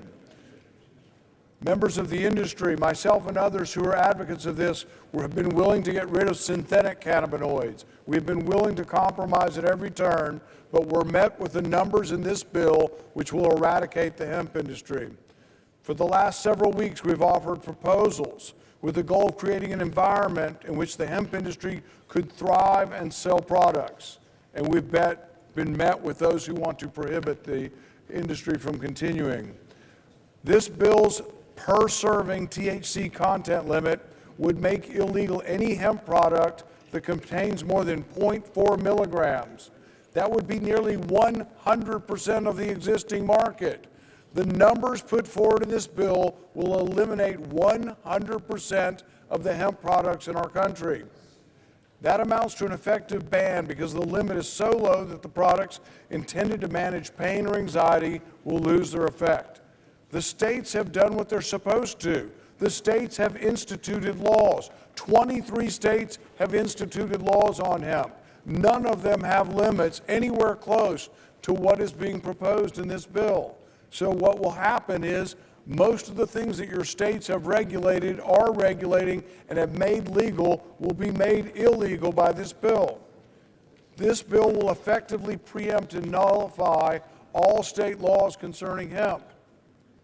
Currently, Maine limits THC to 3 milligrams per serving. That will be overruled. My home state limits THC to 5 milligrams in beverages. That will be overruled. Minnesota, Utah, Louisiana also have 5 milligrams per serving. Alabama and Georgia have 10 milligrams. Tennessee has 15 milligrams. The bill before us nullifies all these state laws and makes the hemp industry kaput. The language in this bill will outlaw all current hemp plants and seeds. It changes the definition of what a hemp plant is. It makes it so low that there may not even be an existing plant that can meet the parameters. But every plant in the country will have to be destroyed. Every hemp seed in the country will have to be destroyed. This is the most thoughtless, ignorant proposal to an industry that I've seen in a long, long time. The states have made progress, and more progress was coming. Most states have age limits. To add insult to injury, we are given this legislation in an appropriation bills. We have Senate rules against this. So I would recommend that we vote for this amendment, and my amendment would strip out the language, and I would like to transfer the remainder of my time to Senator Merkley. Mr. President, thank you very much. Before I recognize the senator from Oregon, I know it's late, but if everybody could take their conversations off the floor, and give the respect to the speaker, please. I really ask my recognize the senator from Oregon. Thank you, Mr. President. I really ask my colleagues, particularly on this side, to hear me out on this. The senators from Kentucky and Oregon cooperated to create the first research on hemp. We cooperated to give the first opportunity to move research seeds across state lines. We cooperated and pushed to create hemp as a legitimate agricultural product. CBD derived from hemp has been approved by the FDA for treating seizures. It is a legal medicine.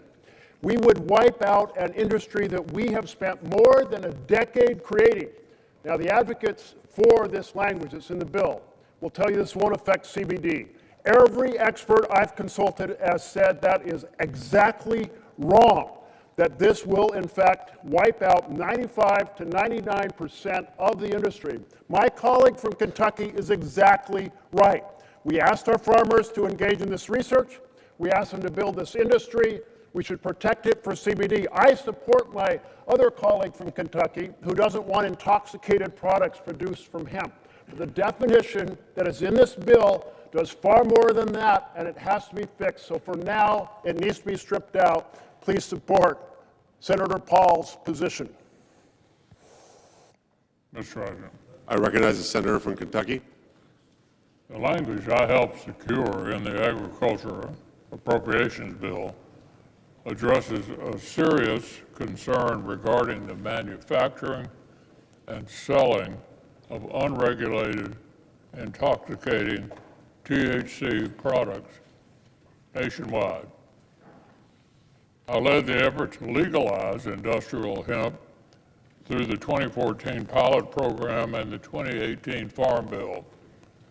Unfortunately, companies have exploited a loophole in the 2018 legislation by taking legal amounts of THC from hemp and turning it into intoxicating substances and then marketing it to children in candy-like packaging and selling it easily accessible places like gas stations and convenience stores all across our country.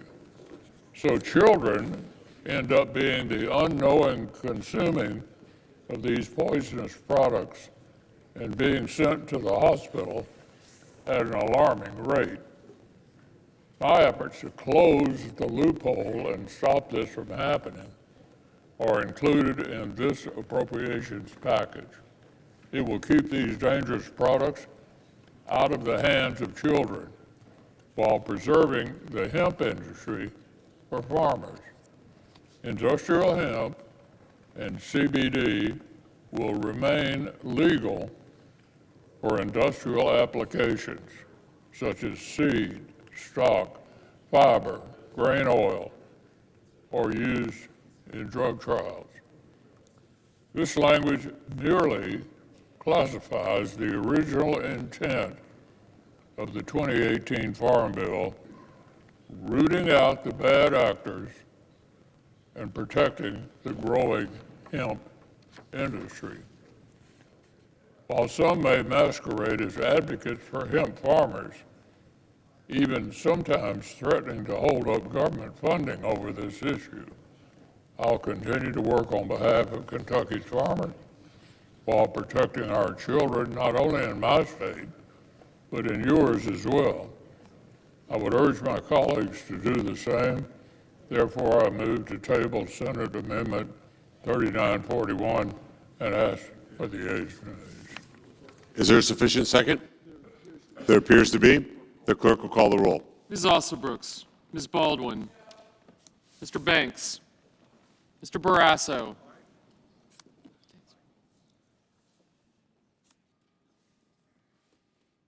Mr. Bennett,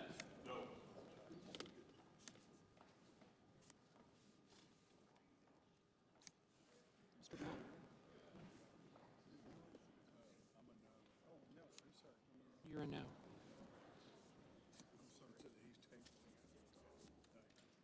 You're a no. Sir.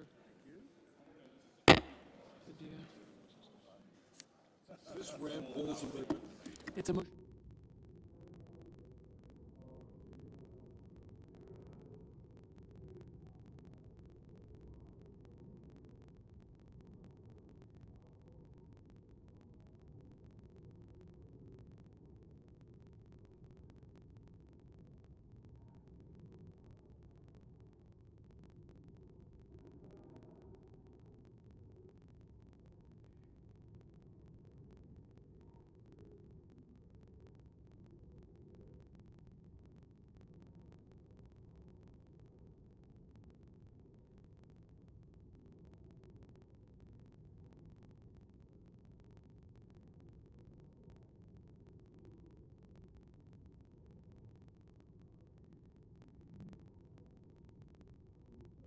Mrs. Blackburn, Mr. Blumenthal, Ms. Blunt Rochester.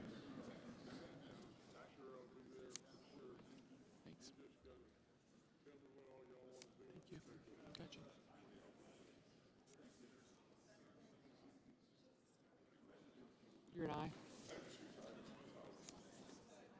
Mr. Booker.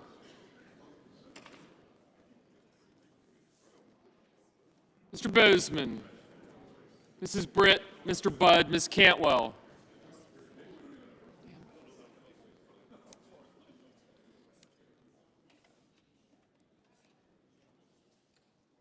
Mrs. Capito.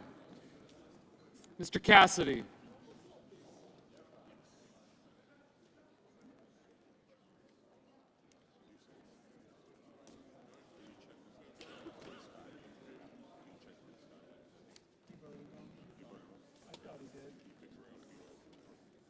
Who?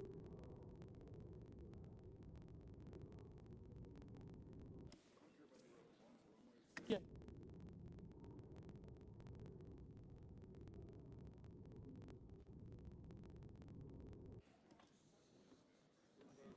You're an aye and you're an aye. Thank you. I don't know if they're good, but that might be a stretch. Ms. Collins, Mr. Coons.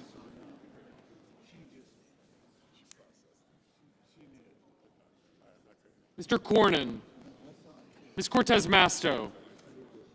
Mr. Cotton.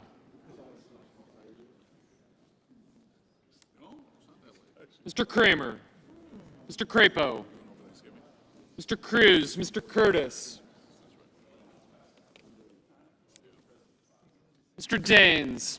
Ms. Duckworth. Mr. Durbin.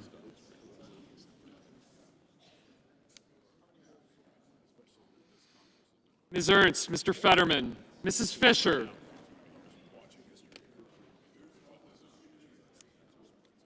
Mr. Gallego, Mrs. Gillibrand. Mr. Graham, Mr. Grassley. Mr. Haggerty. Ms. Hassan. Mr. Hawley, Mr. Heinrich. Mr. Hickenlooper.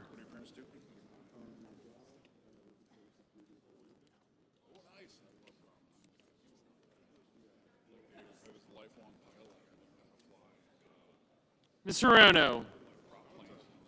Mr. Hoven, Mr. Husted. Mrs. Hyde-Smith.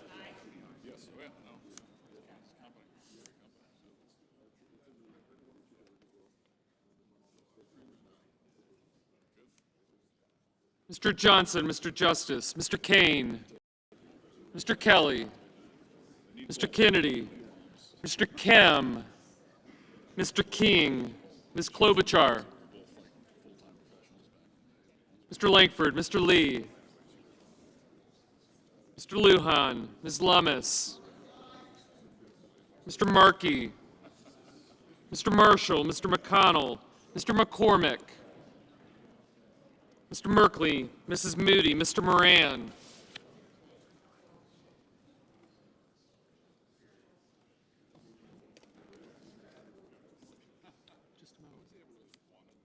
Sorry. Thanks. Mr. Marino. Aye.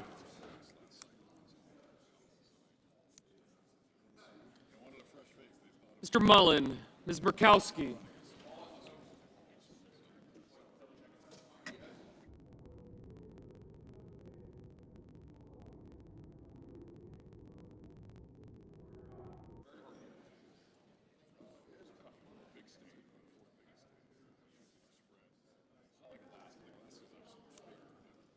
Mr. Murphy, Mrs. Murray, Mr. Ossoff,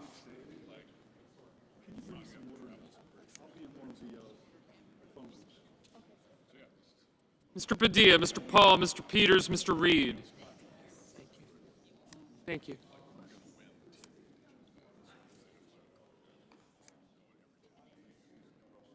Mr. Ricketts, Mr. Risch, Ms. Rosen. Mr. Rounds, Mr. Sanders. Mr. Schatz.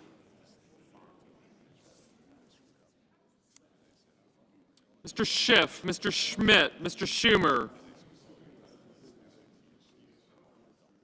I have you.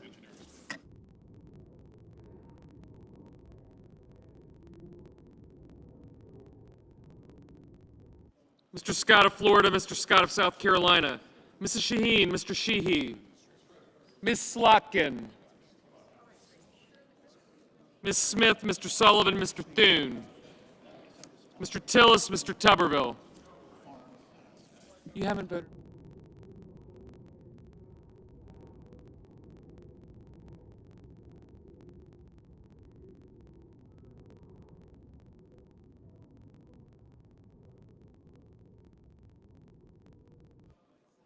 Mr. Van Hollen, Mr. Warner, Mr. Warnock, Ms. Warren, Mr. Welch, Mr. Whitehouse, Mr. Wicker, Mr. Wyden, Mr. Young.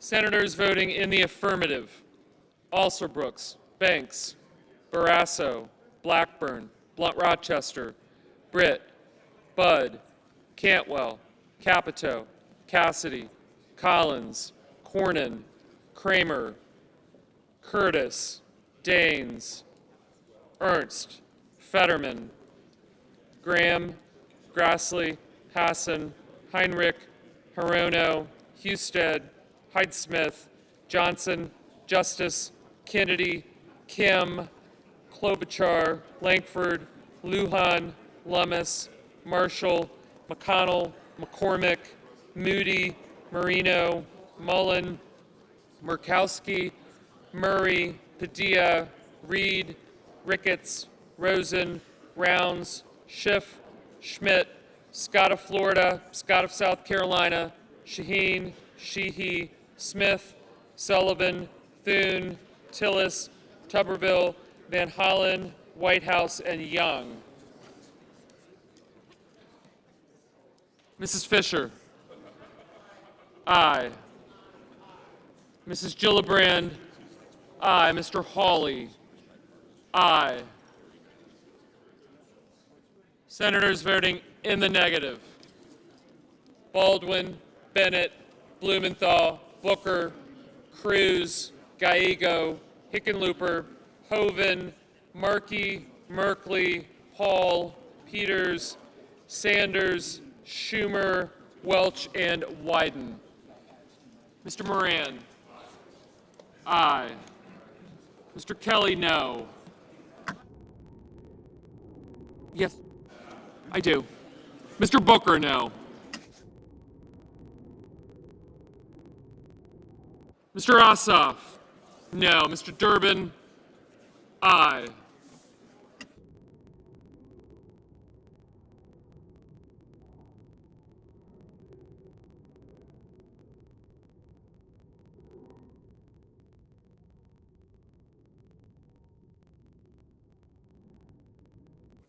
Mr. King, aye.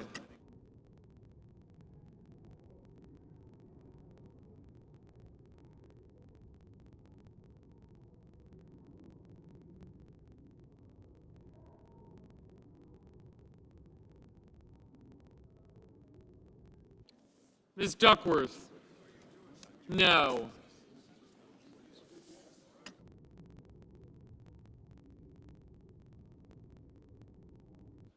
Mr. Risch, aye. Mr. Crapo, aye. Mr. Warner, aye. Mr. Wicker, aye. Mr. Haggerty, aye.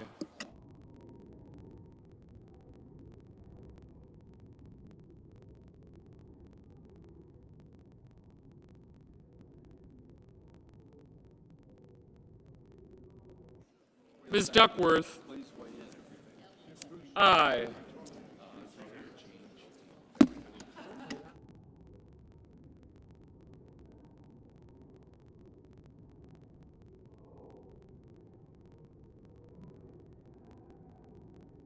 Mr. Hoven? Aye.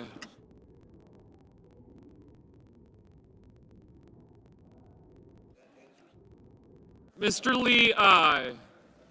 Mr. Coons, no.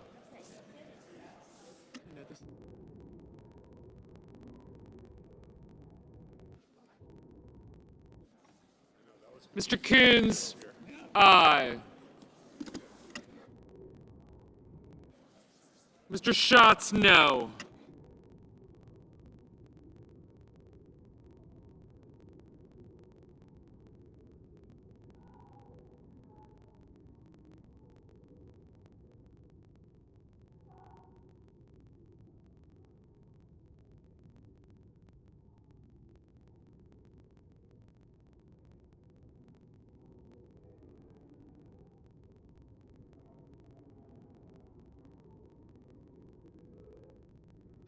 Mr. Cotton, aye.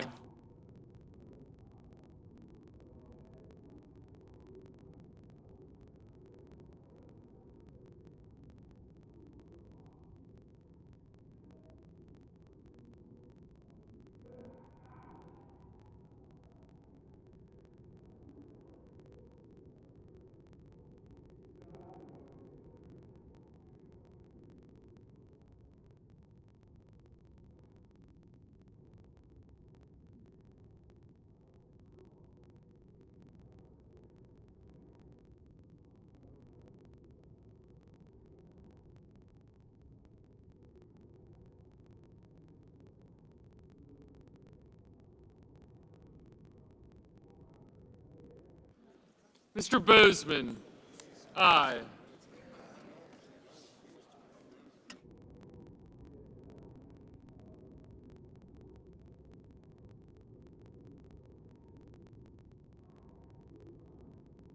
Mr. Kane, no.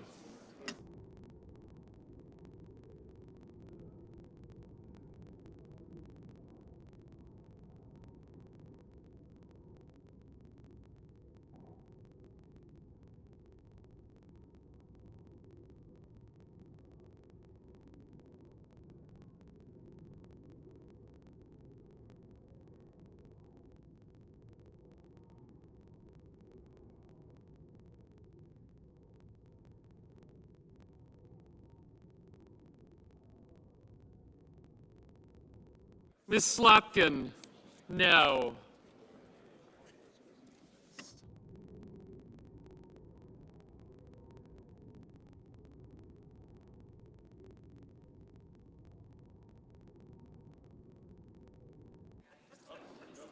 Ms. Slotkin, aye. Ms. Cortez Masto, aye.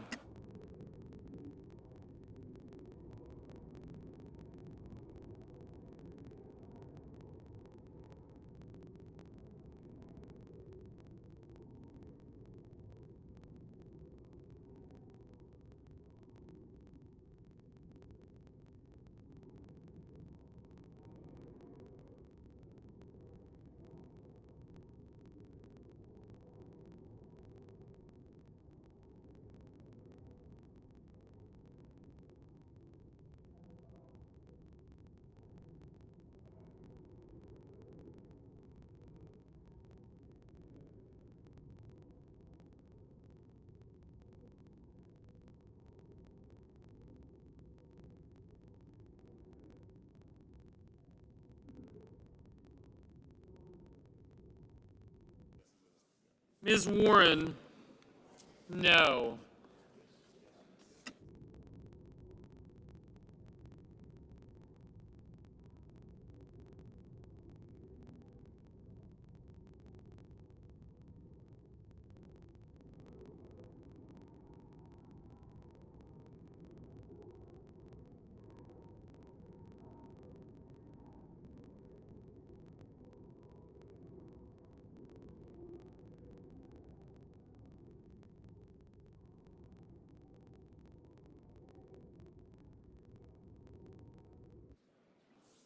Mr. Murphy? No.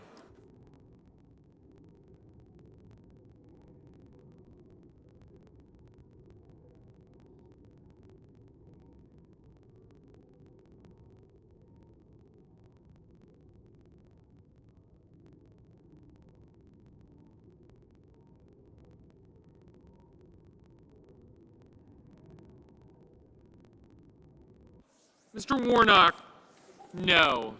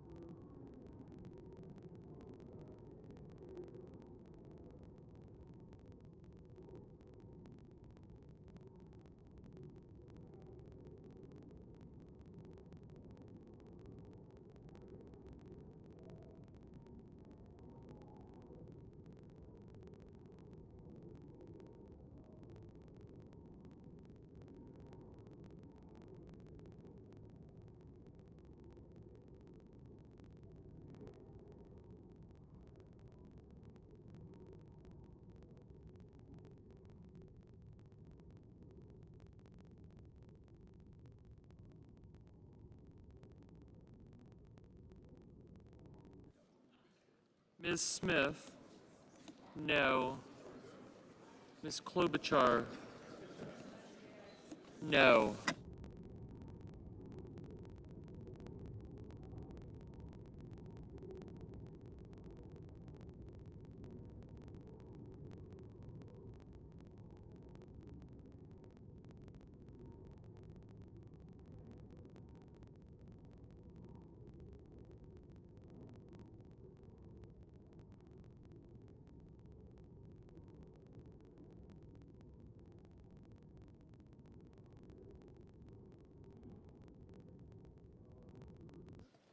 Yeas are 76, the nays are 24, and the motion is agreed to. These are 76. The yeas are 76, the nays are 24. The motion to table is agreed to. The yeas are 76, the nays are 24. The motion to table is agreed to. Thank you.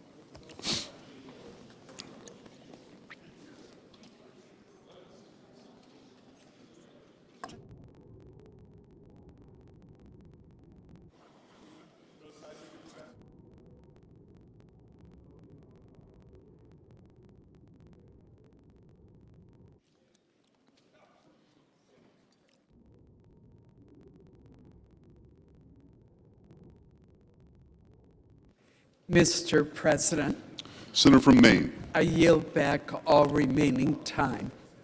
without objection.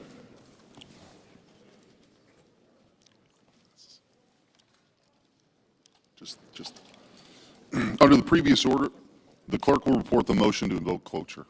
Cloture motion. We, the undersigned senators, in accordance with the provisions of Rule 22 of the Standing Rules of the Senate, do hereby move to bring to a close debate on Substitute Amendment 3937 to Calendar 168, H.R. 5371, an act making continuing appropriations and extensions for fiscal year 2026 and for other purposes, signed by 17 senators. Under the previous order, the mandatory quorum call under Rule 22 has been waived. The question is it the sense of the Senate that debate on amendment number 3937 offered by the senator from Maine to H.R. 5371, an act making continuing appropriations and extensions for fiscal year 2026 and for other purposes, shall be brought to a close. The yeas and nays are mandatory under the rule. Under the rule, the clerk will call the roll. Ms. Alsobrooks, Ms. Baldwin,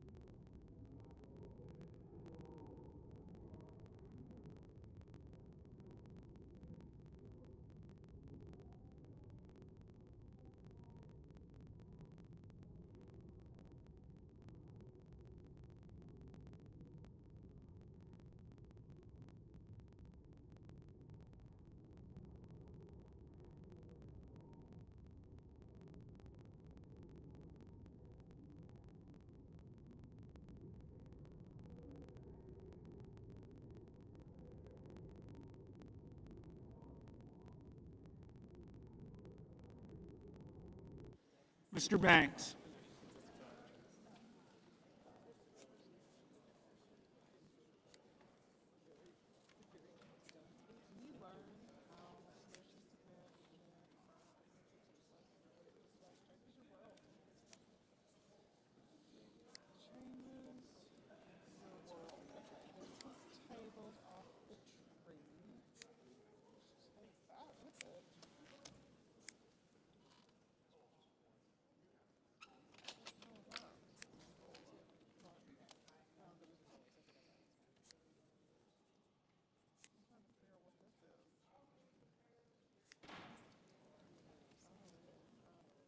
Mr. Barrasso, Mr. Bennett, Mrs. Blackburn,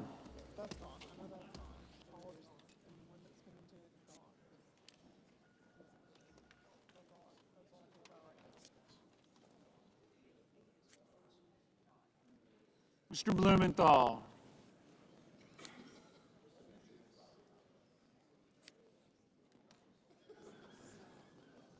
Ms. Blunt Rochester,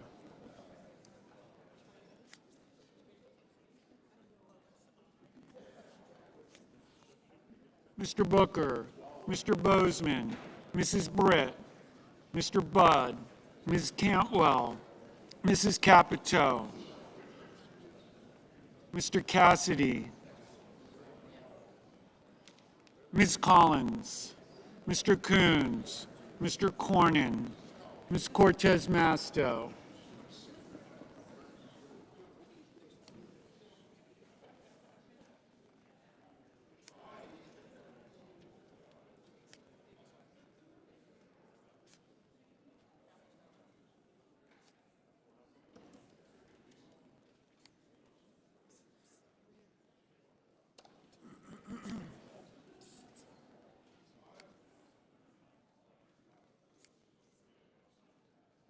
Mr. Cotton, Mr. Kramer, Mr. Crapo, Mr. Cruz, Mr. Curtis, Mr. Daines, Ms. Duckworth,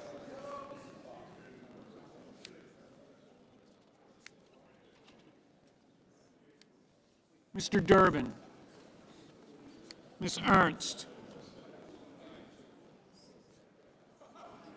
Mr. Fetterman, Mrs. Fisher, Mr. Gallego, Mrs. Gillibrand, Mr. Graham, Mr. Grassley, Mr. Haggerty, Ms. Hassan, Mr. Hawley, Mr. Heinrich, Mr. Hickenlooper, Ms. Hirono, Mr. Hoven, Mr. Husted, Mrs. Hyde-Smith, Mr. Johnson, Mr. Justice, Mr. Kane, Mr. Kelly, Mr. Kennedy, Mr. Kim, Mr. King,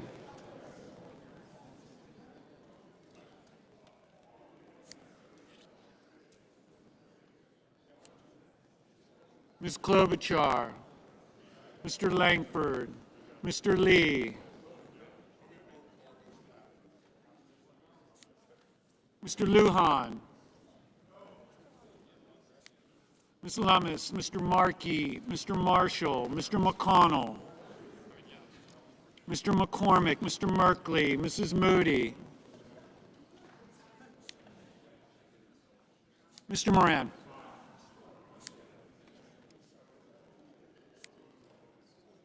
Mr. Moreno, Mr. Mullen, Ms. Murkowski, Mr. Murphy, Mrs. Murray, Mr. Ossoff,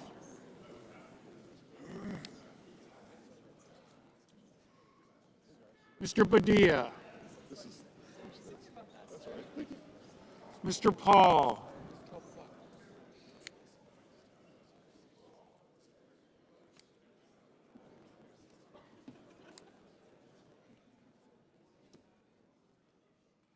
Mr. Peters, Mr. Reed, Mr. Ricketts, Mr. Risch, Ms. Rosen, Mr. Rounds, Mr. Sanders, Mr. Schatz, Mr. Schiff, Mr. Schmidt, Mr. Schumer, Mr. Scott of Florida, Mr. Scott of South Carolina, Mrs. Shaheen, Mr. Sheehy, Ms. Slotkin, Ms. Smith, Mr. Sullivan, Mr. Thune, Mr. Tillis, Mr. Tuberville, Mr. Van Hollen, Mr. Warner, Mr. Warnock, Ms. Warren, Mr. Welch, Mr. Whitehouse, Mr. Wicker, Mr. Wyden, Mr. Young,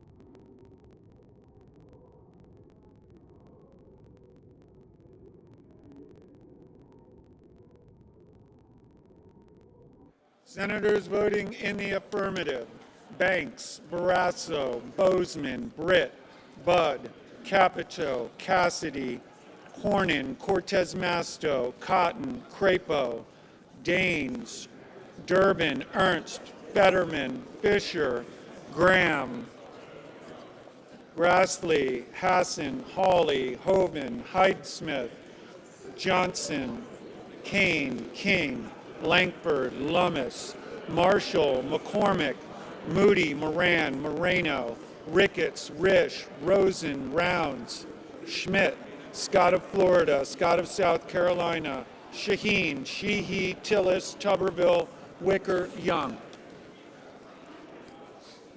Senators voting in the negative: Alsobrooks, Baldwin, Bennett, Blumenthal, Blunt Rochester, Coons, Duckworth, Gallego, Heinrich, Hickenlooper, Hirono, Kelly, Kim, Lujan, Markey, Merkley, Murphy, Murray, Ossoff, Hall, Peters, Reed, Sanders, Schiff, Slotkin, Smith, Van Hollen, Warner, Warnock, Warren, Welch, Whitehouse.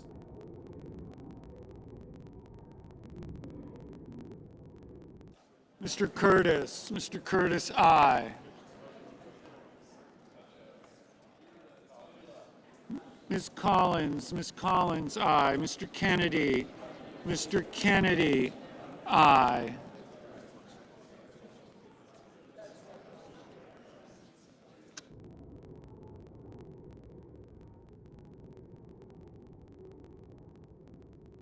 Mr. Schatz, no.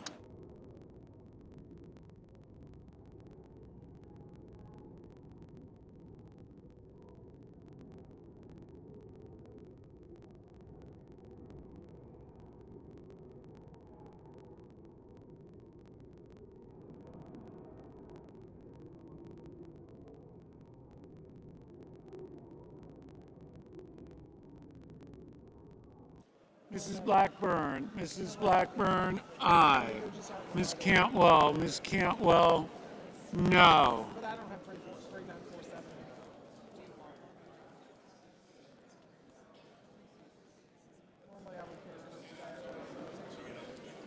Mr. Cruz, aye.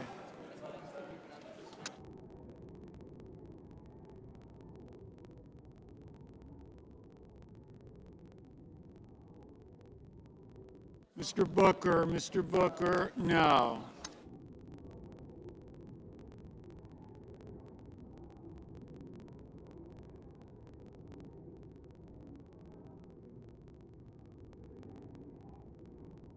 Mr. Mullen,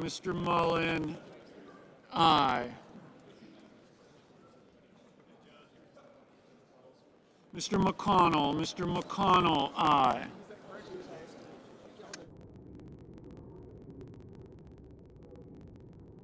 Mr. Husted, aye.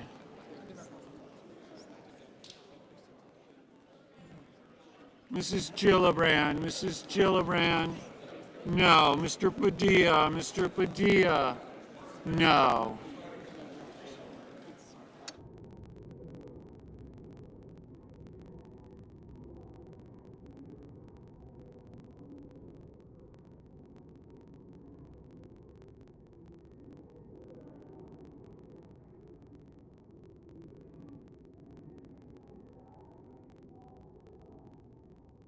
Mr. Thune, aye. Mr. Lee, aye.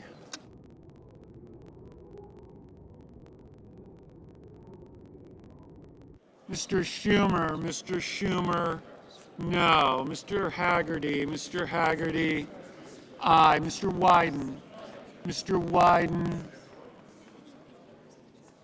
no.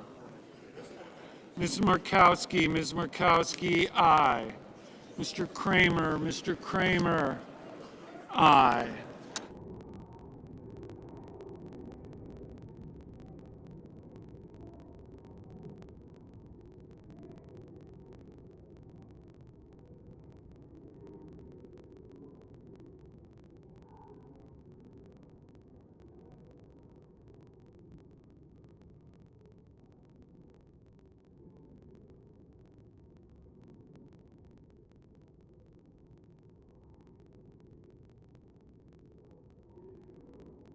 Ms. Klobuchar, no.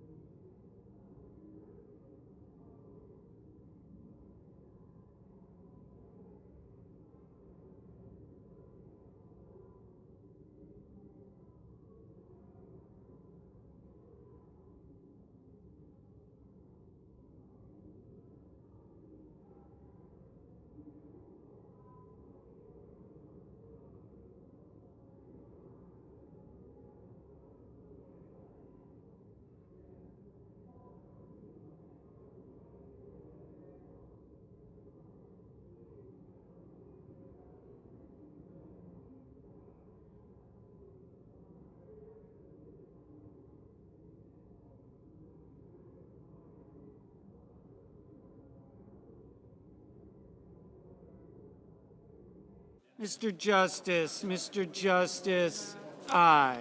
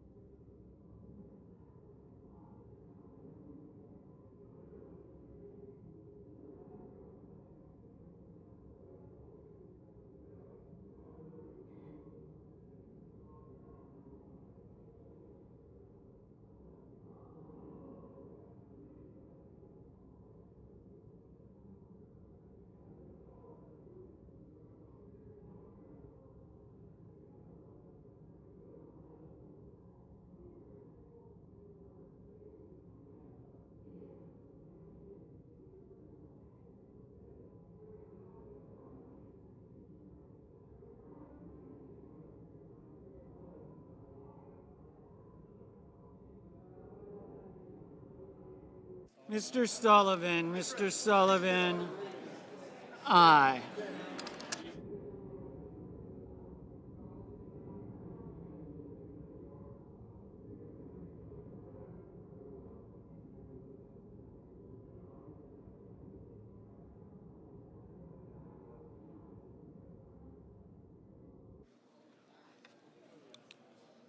On this vote, the yeas are 60 and the nays are 40. 3/5 of the senators duly chosen and sworn have voted in the affirmative. The motion is agreed to.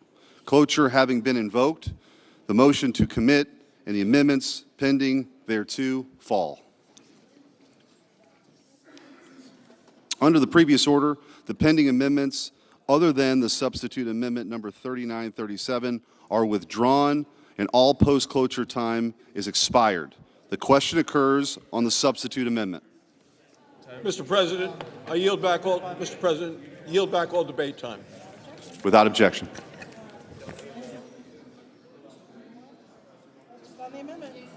Questions on the amendment? Is there a sufficient second? There appears to be. Clerk will call the roll. Ms. Ossobrooks, Ms. Baldwin, Mr. Banks, Mr. Barrasso,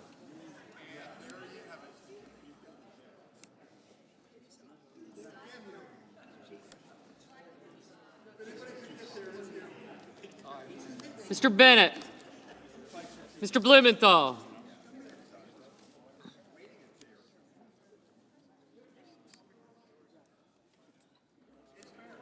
I did, thank you.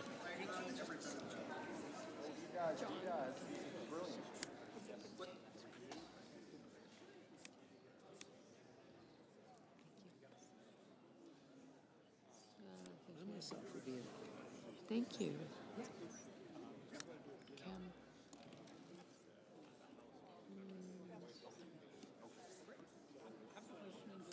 Thank you. I got you. Senator, thank you. Mrs. Murray, thank you.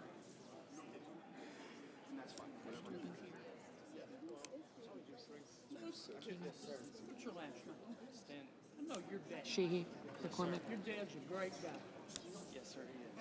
You ought, not every week, but every now and then you ought to listen to him. I try to.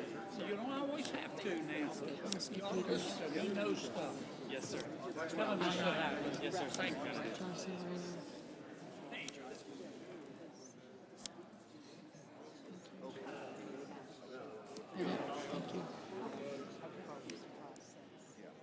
Mr. Blumenthal, Ms. Blunt Rochester. I did get you. Thank you very much. Mr. Booker. Thank you very much. Okay. You're a yes. Thank you. Thank you.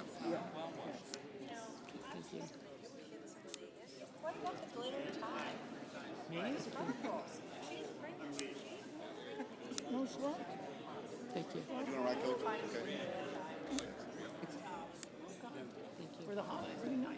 Fetterman's trying to vote from the door. Who? Fetterman was trying to vote from the door a minute ago. I'll get up. Oh, tell him I got him. We have that. Thank you. I think the hard lifting is done. Thank you. Is this normal? Thank you. Thank you.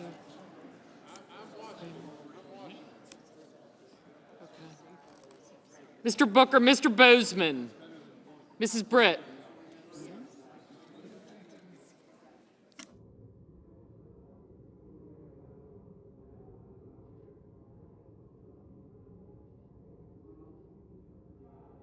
Mr. Budd, Ms. Cantwell, Mrs. Capito, Mr. Cassidy.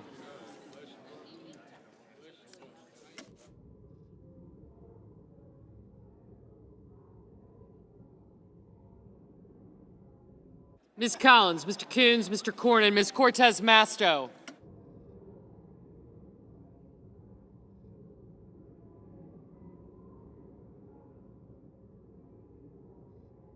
Mr. Cotton, Mr. Kramer, Mr. Crapo.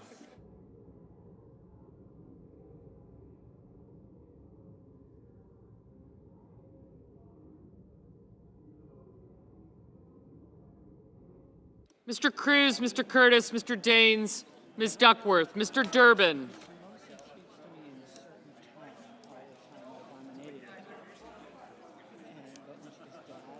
Ms. Ernst, Mr. Fetterman, Mrs. Fisher. Mr. Gallego. Mrs. Gillibrand. Mr. Graham, Mr. Grassley.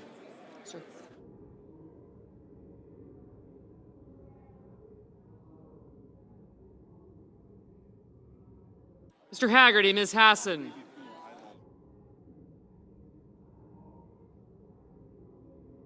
Mr. Hawley.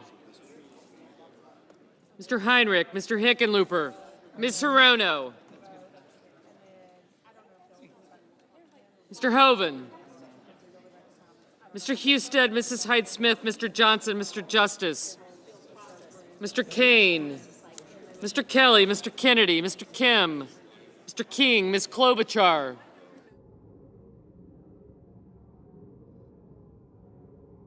Mr. Langford, Mr. Lee, Mr. Lujan.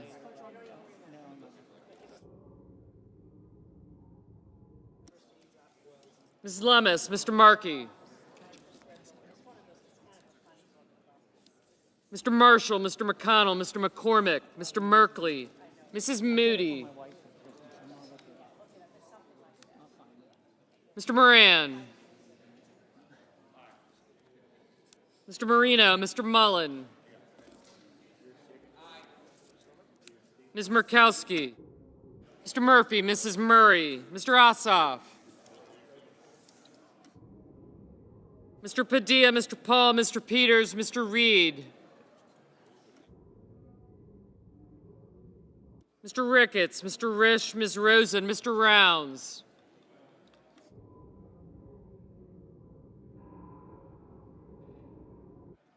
Mr. Sanders, Mr. Schatz, Mr. Schiff, Mr. Schmidt.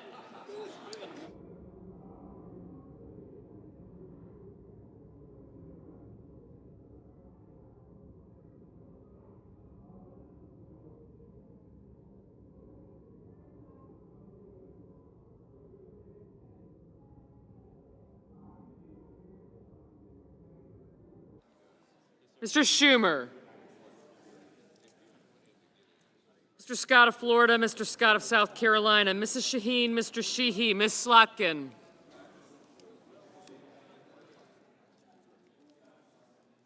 Ms. Smith, Mr. Sullivan. Mr. Thune, Mr. Tillis, Mr. Tuberville, Mr. Van Hollen, Mr. Warner, Mr. Warnock. Ms. Warren. Mr. Welch.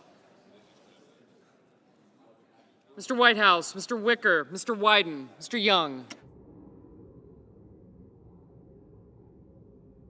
Senators voting in the affirmative: Banks, Barrasso, Blackburn, Bozeman, Britt, Budd,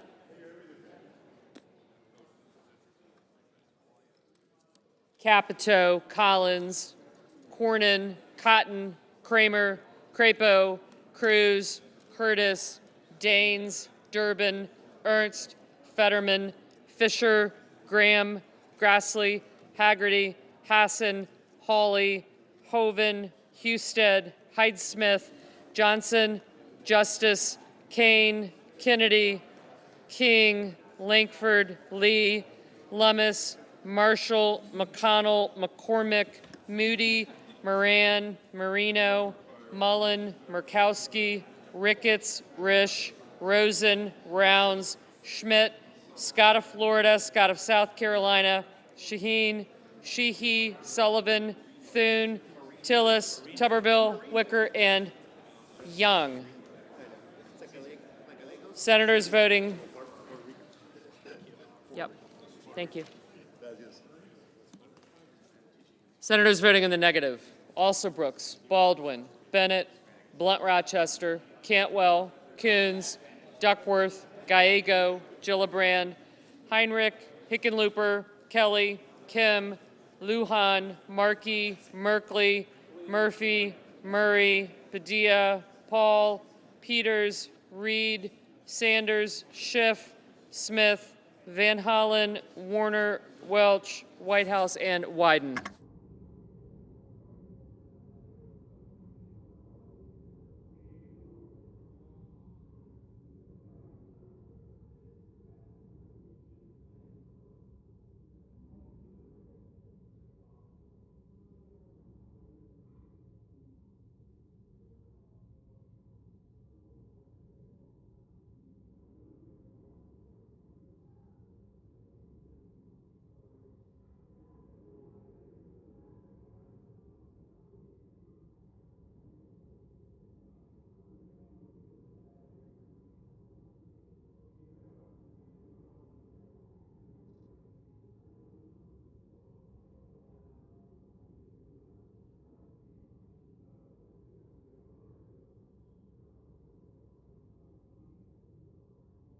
Mr. Cassidy, aye.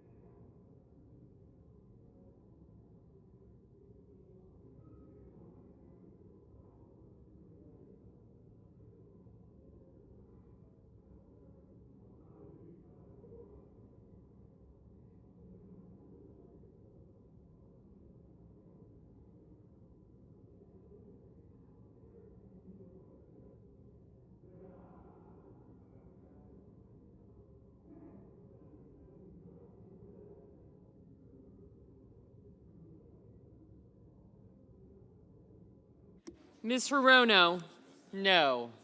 Mr. Booker, no.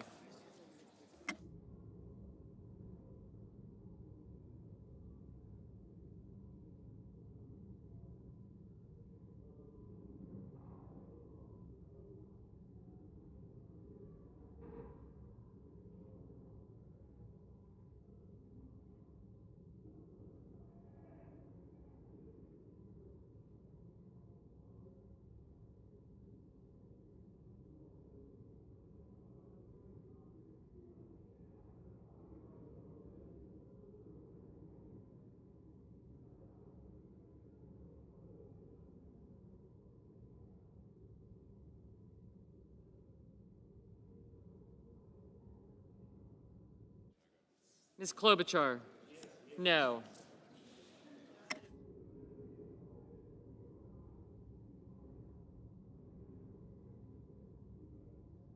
Mr. Ossoff? No. Mr. Schatz? No.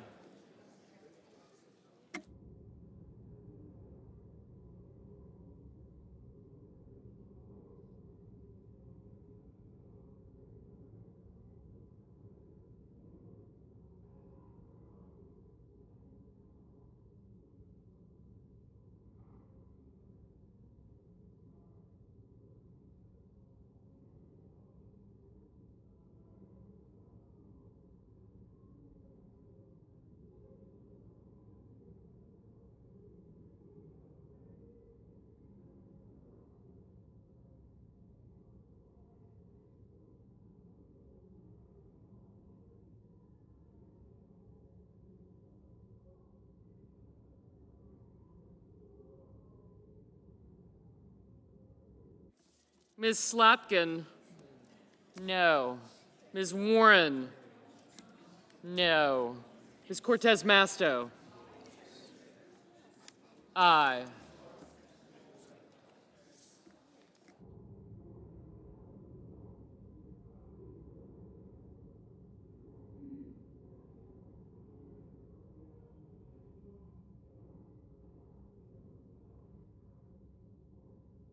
Mr. Schumer? No.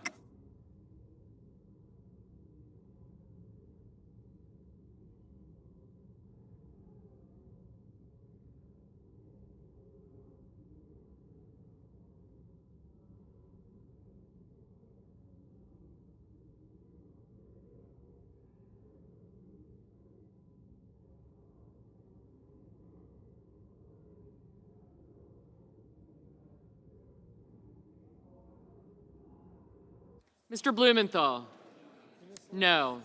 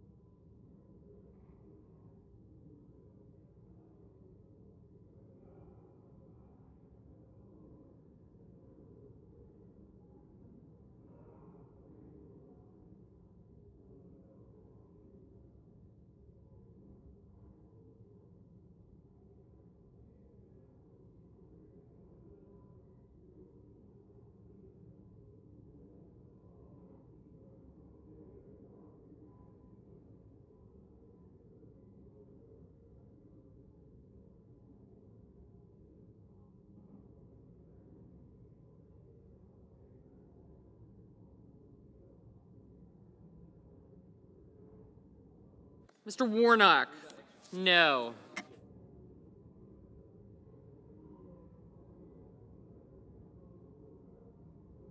The yeas are 60, the nays are 40, and the amendment is agreed to.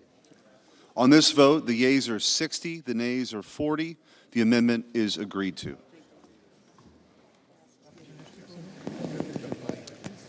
I yield back on debate time. Mr. President. Senator from Wyoming. I yield back all debate time. Without objection. The clerk will report the motion to invoke cloture. Cloture motion. We, the undersigned senators, in accordance with the provisions of Rule 22 of the Standing Rules of the Senate, do hereby move to bring to a closed debate on Calendar 168, H.R. 5371, an act making continuing appropriations and extensions for fiscal year 2026 and for other purposes, as amended, signed by 17 senators. Under the previous order, the mandatory quorum call under Rule 22 has been waived. The question is it the sense of the Senate that debate on H.R. 5371, an act making continuing appropriations and extension for fiscal year 2026 and for other purposes, shall be brought to a close? The yeas and nays are mandatory under the rule. The clerk will call the roll. Ms. Also Brooks.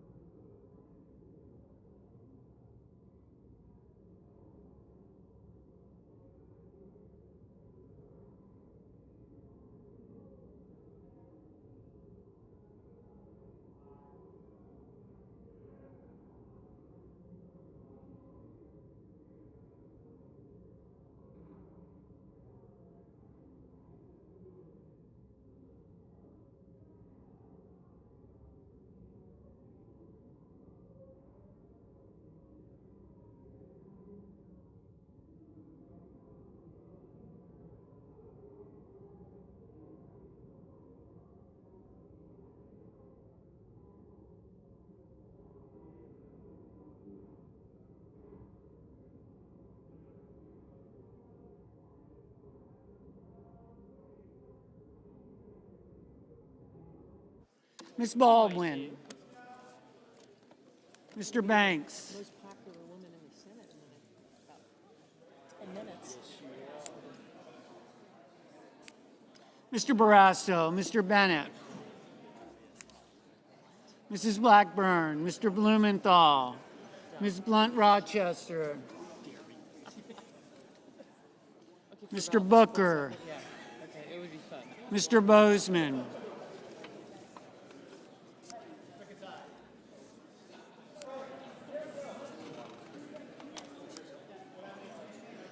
Mrs. Britt, Mr. Budd, Ms. Cantwell, Mrs. Capito, Mr. Cassidy, Ms. Collins, Mr. Coons, Mr. Cornyn, Ms. Cortez Masto, Mr. Cotton, Mr. Kramer, Come back next Tuesday. So, but Mr. Crapo, it's a good trade-off. Mr. Cruz, Mr. Curtis, 10 straight weeks. Going on 11. Mr. Daines, Ms. Duckworth, Time to disperse. You know? Mr. Durbin,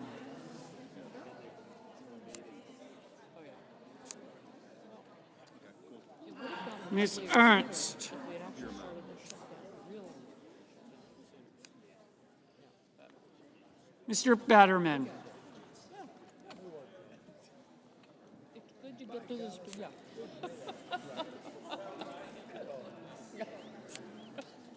Mrs. Fisher, Mr. Gallego, Mrs. Gillibrand, Mr. Graham, Mr. Grassley, Mr. Haggerty, Ms. Hassan, Mr. Hawley, Mr. Heinrich, Mr. Hickenlooper, Mr. Rono, Mr. Hoven,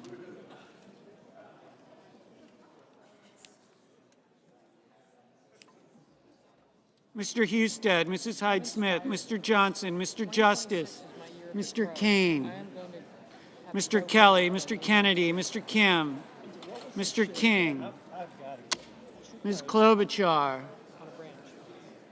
Mr. Langford, Mr. Lee, Mr. Lujan, Ms. Lummis, Mr. Markey, Mr. Marshall, Mr. McConnell, Mr. McCormick, Mr. Merkley, Mrs. Moody, Mr. Moran, Mr. Moreno, Mr. Mullen, Ms. Murkowski, Mr. Murphy, Mrs. Murray, Mr. Ossoff,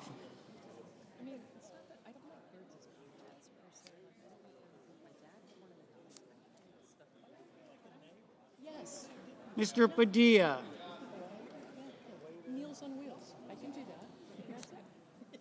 And I can watch, I could be the nosy neighbor and watch. But I can do it. Mr. Paul, Mr. Peters, They can call me names if they want to. I'm okay with that. Mr. Reed, Mr. Ricketts, Mr. Risch, Ms. Rosen, They don't agree with me. They think you should. Mr. Rounds, Mr. Sanders, Mr. Schatz, Mr. Schiff,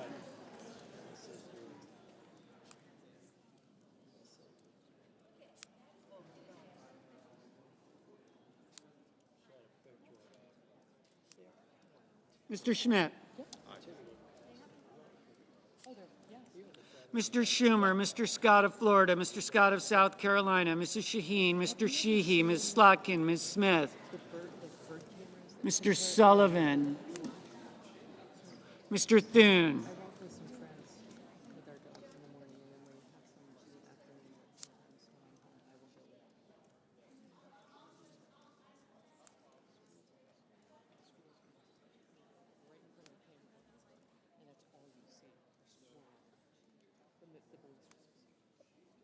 Mr. Tillis, Mr. Tuberville, Mr. Van Hollen, Mr. Warner, Mr. Warnock, Ms. Warren, Mr. Welch, Mr. Whitehouse, Mr. Wicker, Mr. Wyden, Mr. Young, Capture those videos, please share them with me because I think they're hilarious. I just like, what else do I have?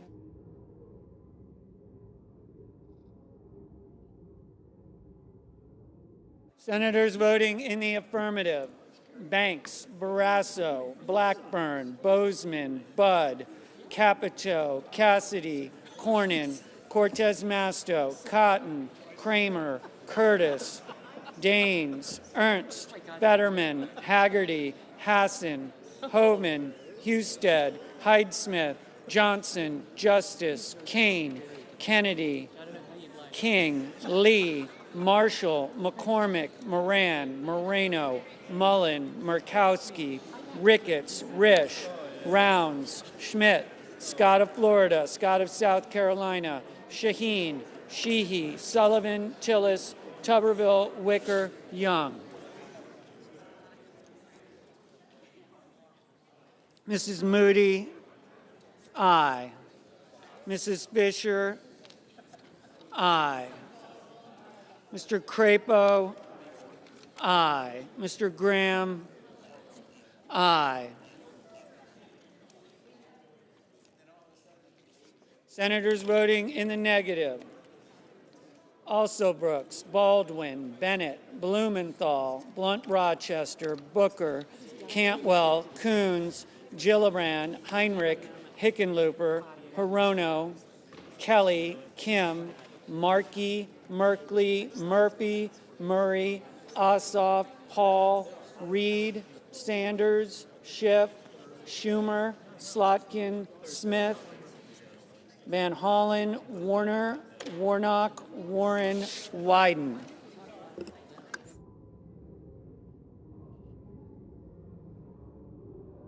Mr. McConnell, aye.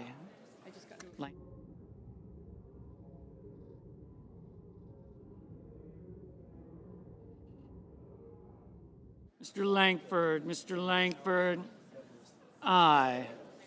Mr. Hawley, aye. Mr. Durbin, aye. Mr. Peters, no.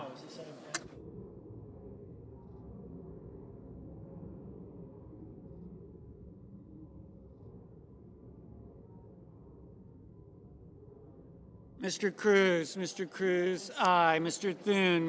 Thune, aye. Miss Lummis, aye. Mrs. Britt, aye.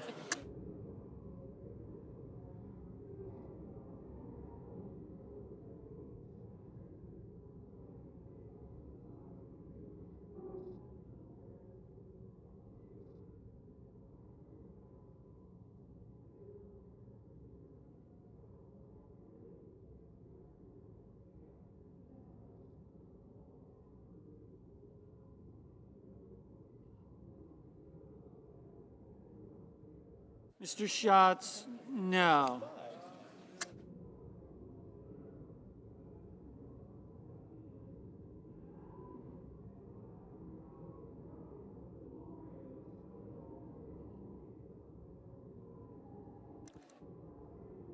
Ms. Collins,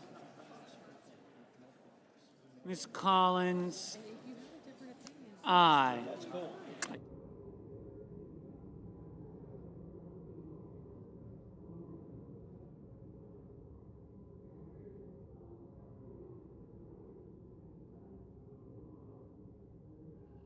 Mr. Whitehouse, no.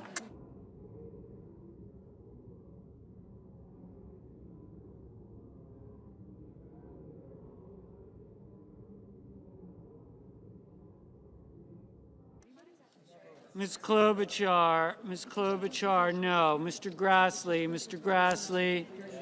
aye.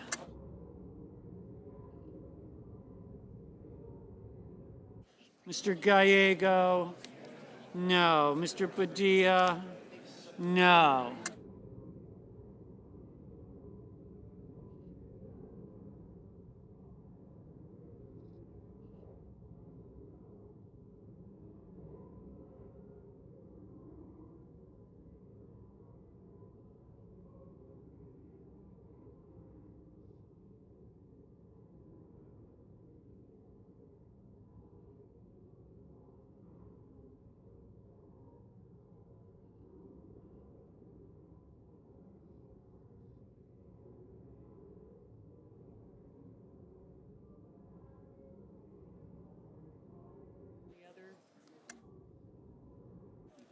Ms. Duckworth, no.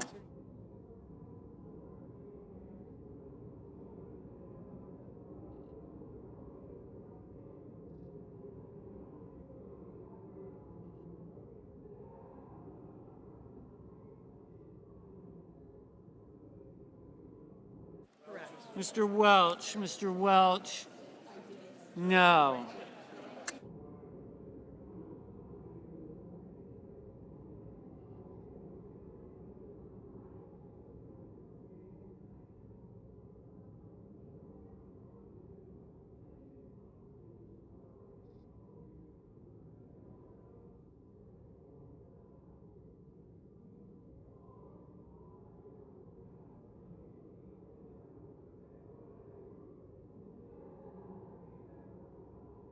Mr. Lujan,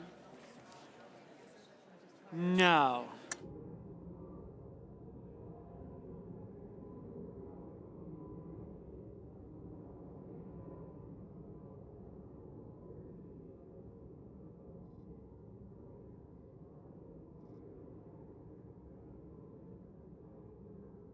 Miss Rosen, aye.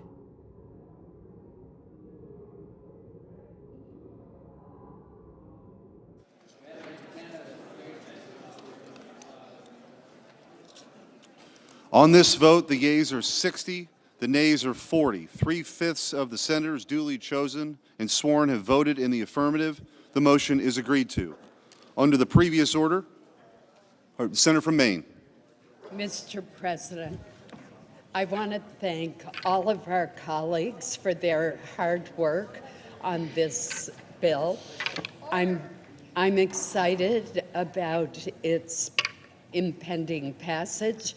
I hope that that will mean that we will immediately reopen government as soon as the House acts and the President signs it into law. And I'm also very pleased that we were able to fully fund 3 appropriations bills that passed with overwhelming bipartisan support on August 1st. So I thank my colleagues. I know of no other requests for time, and I would yield back the remaining time. Without objection. Under the previous order, the clerk will read the title of the bill for the third time. Calendar number 168, H.R. 5371, an act making continuing appropriations and extensions for fiscal year 2026 and for other purposes. The question occurs on the passage of the bill as amended. Is there a sufficient second? There appears to be. Clerk will call the roll. Ms. Alsobrooks. Okay, you guys are go. Thank you.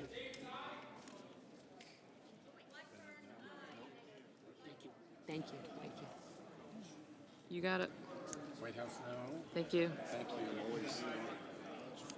Yes, thank you. McCormick?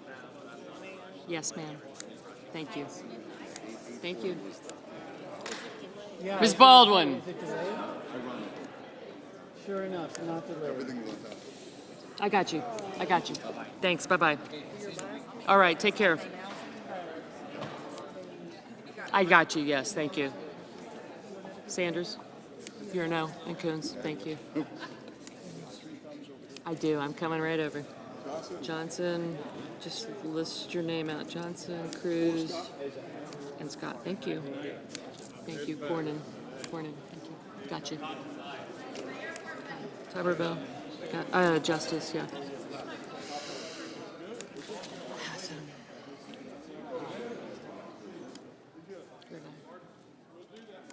You're an aye, thank you. You're an aye, thank you. Thank you. Thank you. Thanks. Thank you. Okay, good, thank you. Thank you. Okay, Bo. You're an aye, thank you. You're an aye.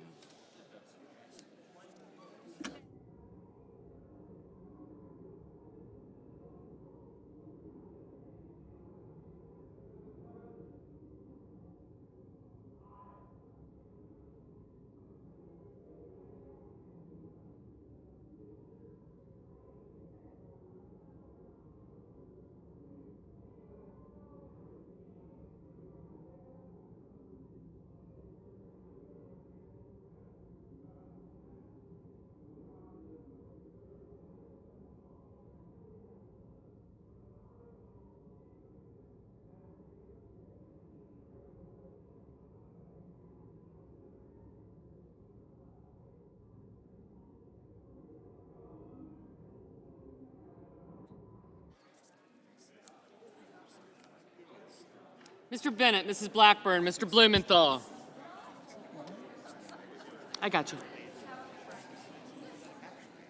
He's good. Ms. Blunt Rochester, Mr. Booker. Mr. Bozeman. Mrs. Britt, Mr. Budd.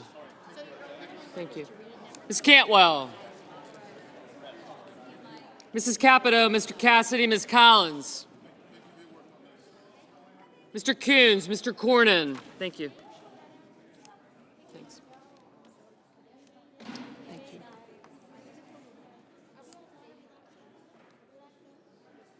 Mr. Coons, Mr. Cornyn, Ms. Cortez Masto.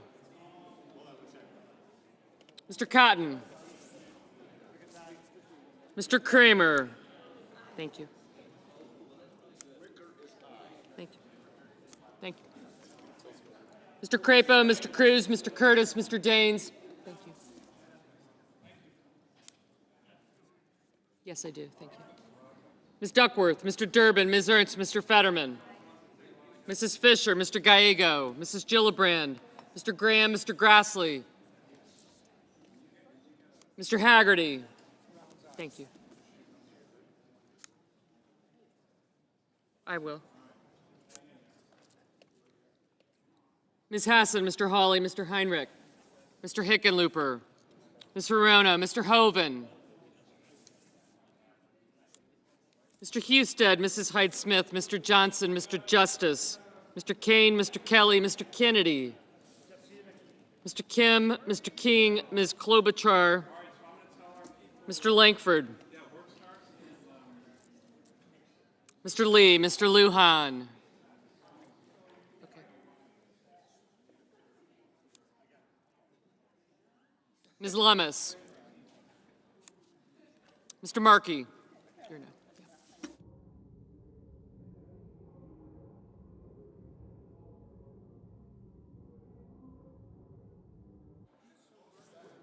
Mr. Markey, Mr. Marshall, Mr. McConnell, Mr. McCormick, Mr. Merkley, Mrs. Moody, Mr. Moran, Mr. Marino, Mr. Mullen, Ms. Murkowski, Mr. Murphy, Mrs. Murray, Mr. Ossoff, Mr. Padilla, Mr. Paul, Mr. Peters, Mr. Reed, Mr. Ricketts, Mr. Risch, Ms. Rosen, Mr. Rounds, Mr. Sanders, Mr. Schatz, Mr. Schiff, Mr. Schmidt, Mr. Schumer, Mr. Scott of Florida, Mr. Scott of South Carolina, Mrs. Shaheen, Mr. Sheehy, Ms. Slotkin, Ms. Smith, Mr. Sullivan, Mr. Thune. Yep. Mr. Tillis, Mr. Tuberville, Mr. Van Hollen, Mr. Warner, Mr. Warnock. Thank you. Ms. Warren. Mr. Welch, Mr. Whitehouse. Mr. Wicker, Mr. Wyden.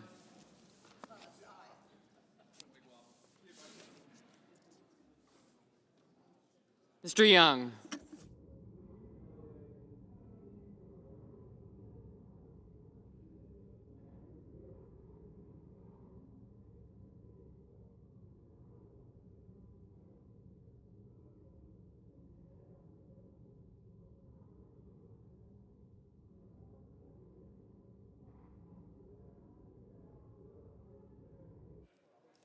Senators voting in the affirmative: Banks, Barrasso, Blackburn, Bozeman, Britt, Budd, Capito, Cassidy, Collins, Cornyn, Cotton, Kramer, Crapo, Cruz, Curtis, Daines, Durbin, Ernst, Fetterman, Fisher, Graham, Grassley, Haggerty, Hassan, Hawley, Hoven, Husted, Hyde-Smith, Johnson, Justice, Kane, Kennedy, King, Lee, Lummis, McConnell, McCormick, Moody, Moran, Marino, Mullen, Ricketts, Risch, Rosen, Rounds, Schmidt, Scott of Florida, Scott of South Carolina, Shaheen, Sheehy, Sullivan, Thune, Tillis, Tuberville, Wicker, and Young. I got it. Yep.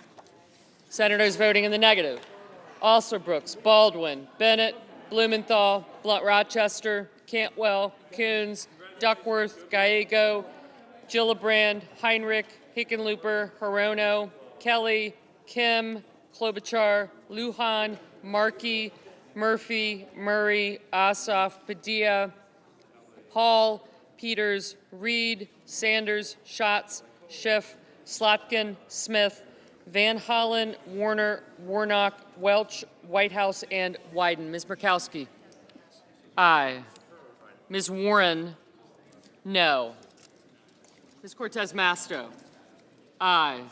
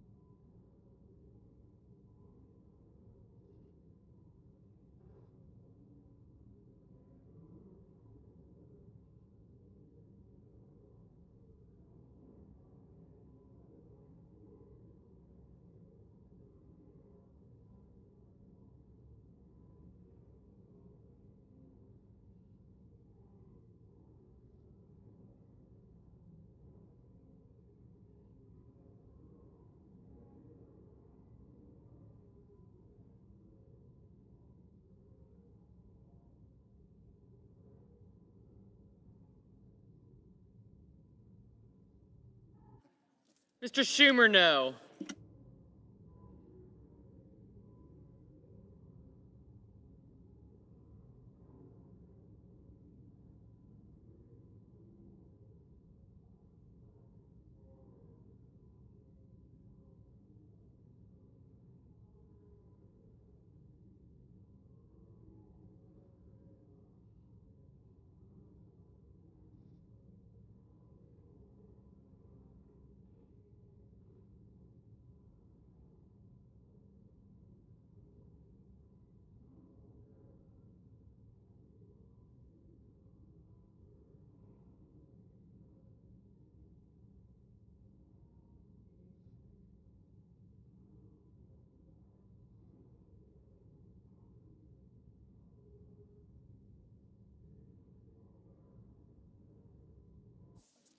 Mr. Langford, aye.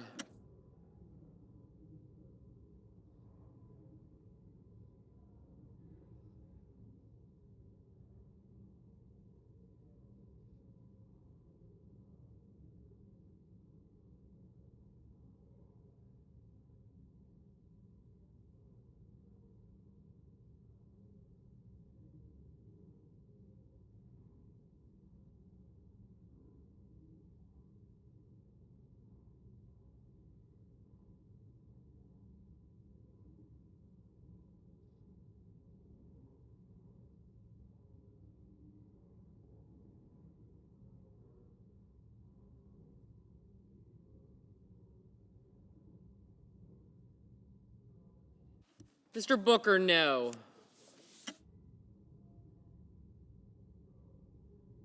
Just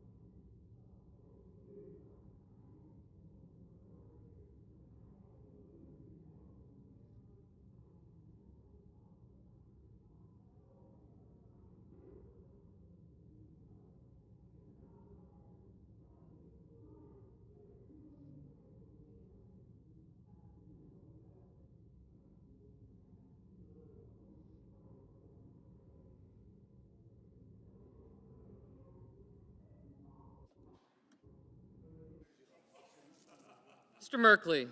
No.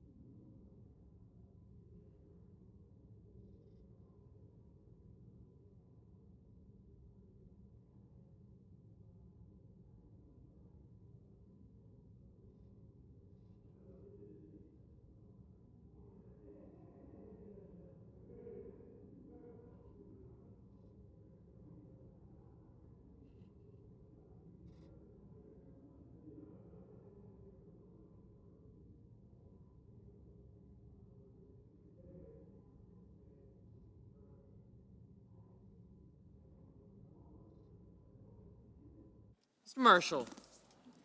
Aye.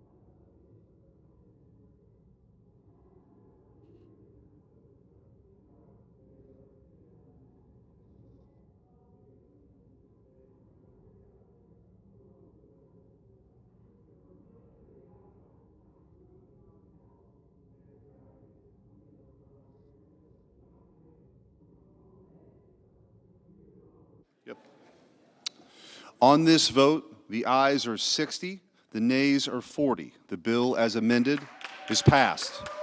Under the previous order, the motion to reconsider is considered made and laid upon the table.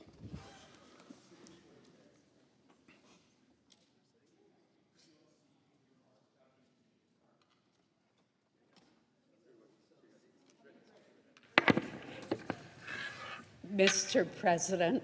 Senator from Maine. Mr. President, I just want to reiterate my gratitude for my colleagues, our staff who have worked night and day, literally, and all of those who have brought us to this point. We are going to reopen government. We're going to ensure that federal employees, whether they were furloughed or laid off or forced to work without pay, will now receive compensation that they've earned and deserve. And we will also be able to celebrate on Veterans Day tomorrow the fact that we have passed the appropriations bill for the VA. And this would not have come about without the work of so many people, too numerous to mention. But I do want to thank my fellow appropriators, particularly the chairs of the three committees, Senator Bozeman, Senator Hoeven, and Senator Mullen, for their hard work. I want to thank our House counterparts, particularly Chairman Cole, who worked night and day with us on getting conference agreements, and our Democratic colleagues who courageously realized that we could not let this shutdown continue to go on with the harmful consequences growing worse with each passing day. So I also want to particularly thank my staff. They literally went without sleep and worked continuously to do all that needed to be done. I want to thank Leader Thune and Leader Barrasso for their hard work and the work of their staff as well. So my list of gratitude could go on, but the hour is getting late, and I do want people to be able to go on home for the night and home, finally. Again, I think this is a great victory for the American people, and it shows that the Senate can work, that we can produce the results that are needed.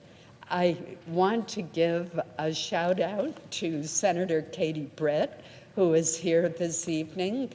She helped in so many ways with the negotiations. Senator Shaheen, Senator Kane, Senator Angus King, my colleague, and the rest of the 8 Democrats who are willing to cross party lines for the good of the people of this country. So thank you, Mr. President, for all that has been done and for your personal participation as well. I yield the floor.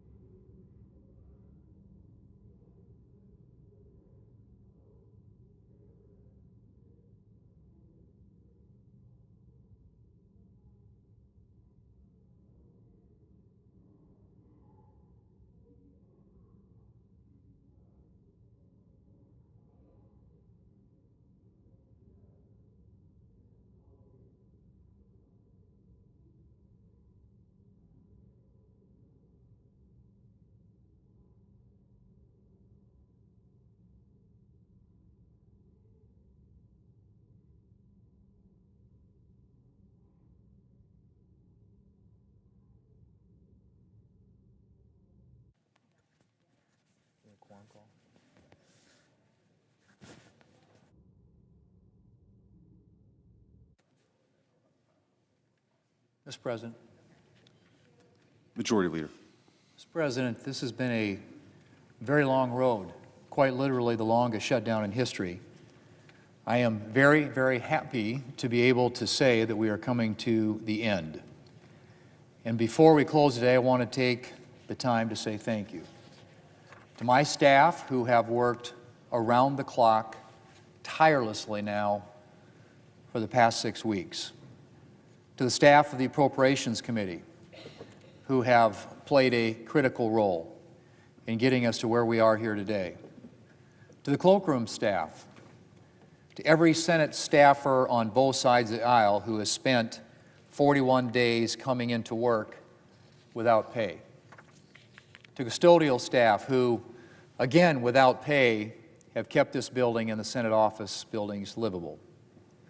To all the institutional staff without whom this place would not run, to the Secretary of the Senate and everyone in her office, the Sergeant at Arms and her team, and the Architect of the Capitol and his staff, and everyone on the floor right now making this session happen, and to the men and women of the United States Capitol Police who have shown up during the shutdown day in and day out to protect the rest of us. I'm humbled by and grateful for your service.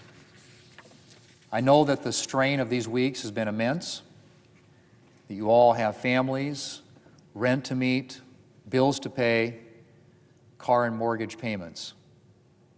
And I'm grateful for all you have done to keep the Senate running.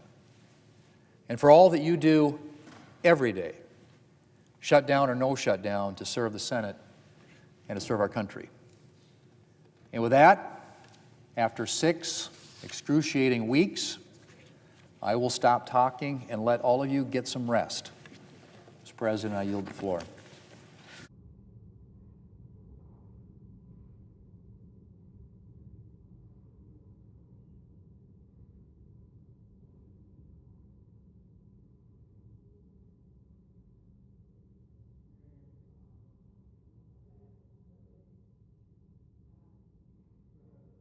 Majority Leader.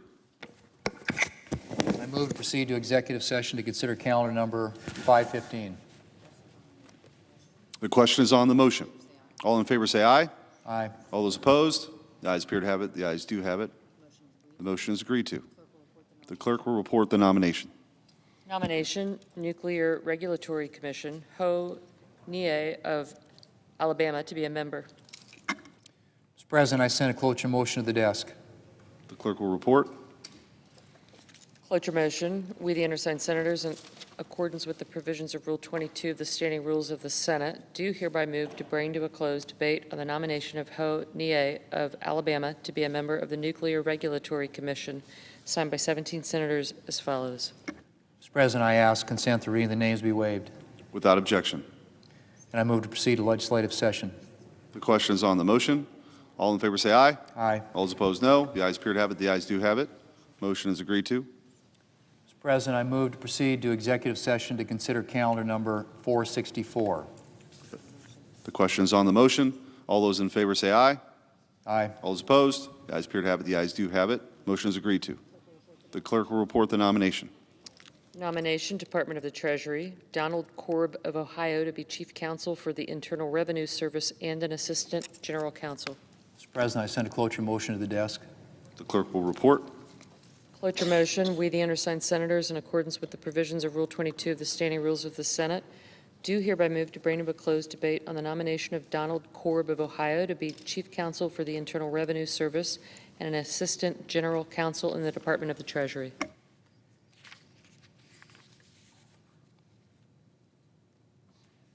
Mr. President, I sent a cloture motion to the desk.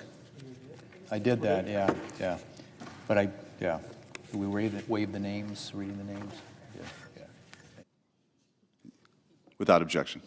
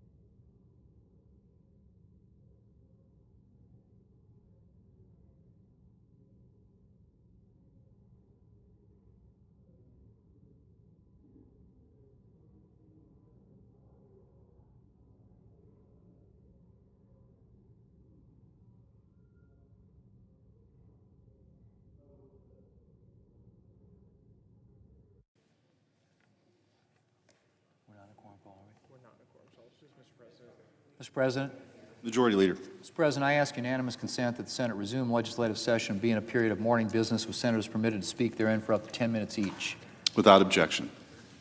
And I ask unanimous consent that all members of the Republican Conference be authorized to sign duly enrolled bills or joint resolutions from November the 11th through November the 18th.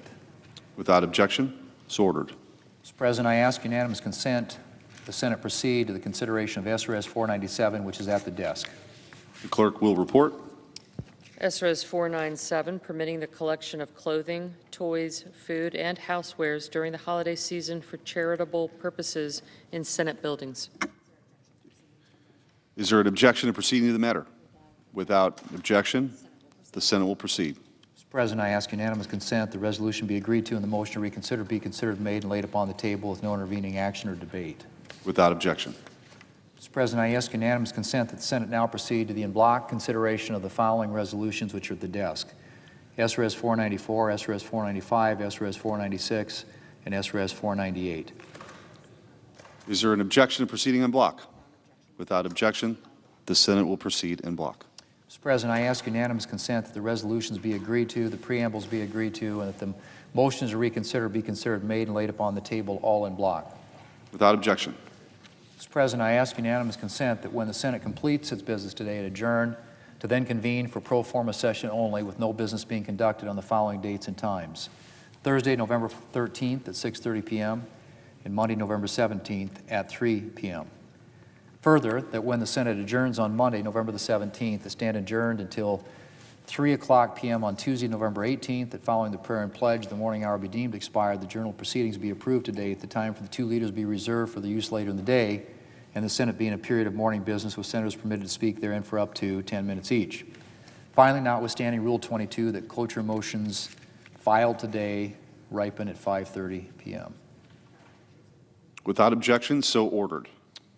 Mr. President, if there's no further business to come before the Senate, I ask that it stand adjourned under the previous order. The Senate stands adjourned until Thursday at 6:30 p.m.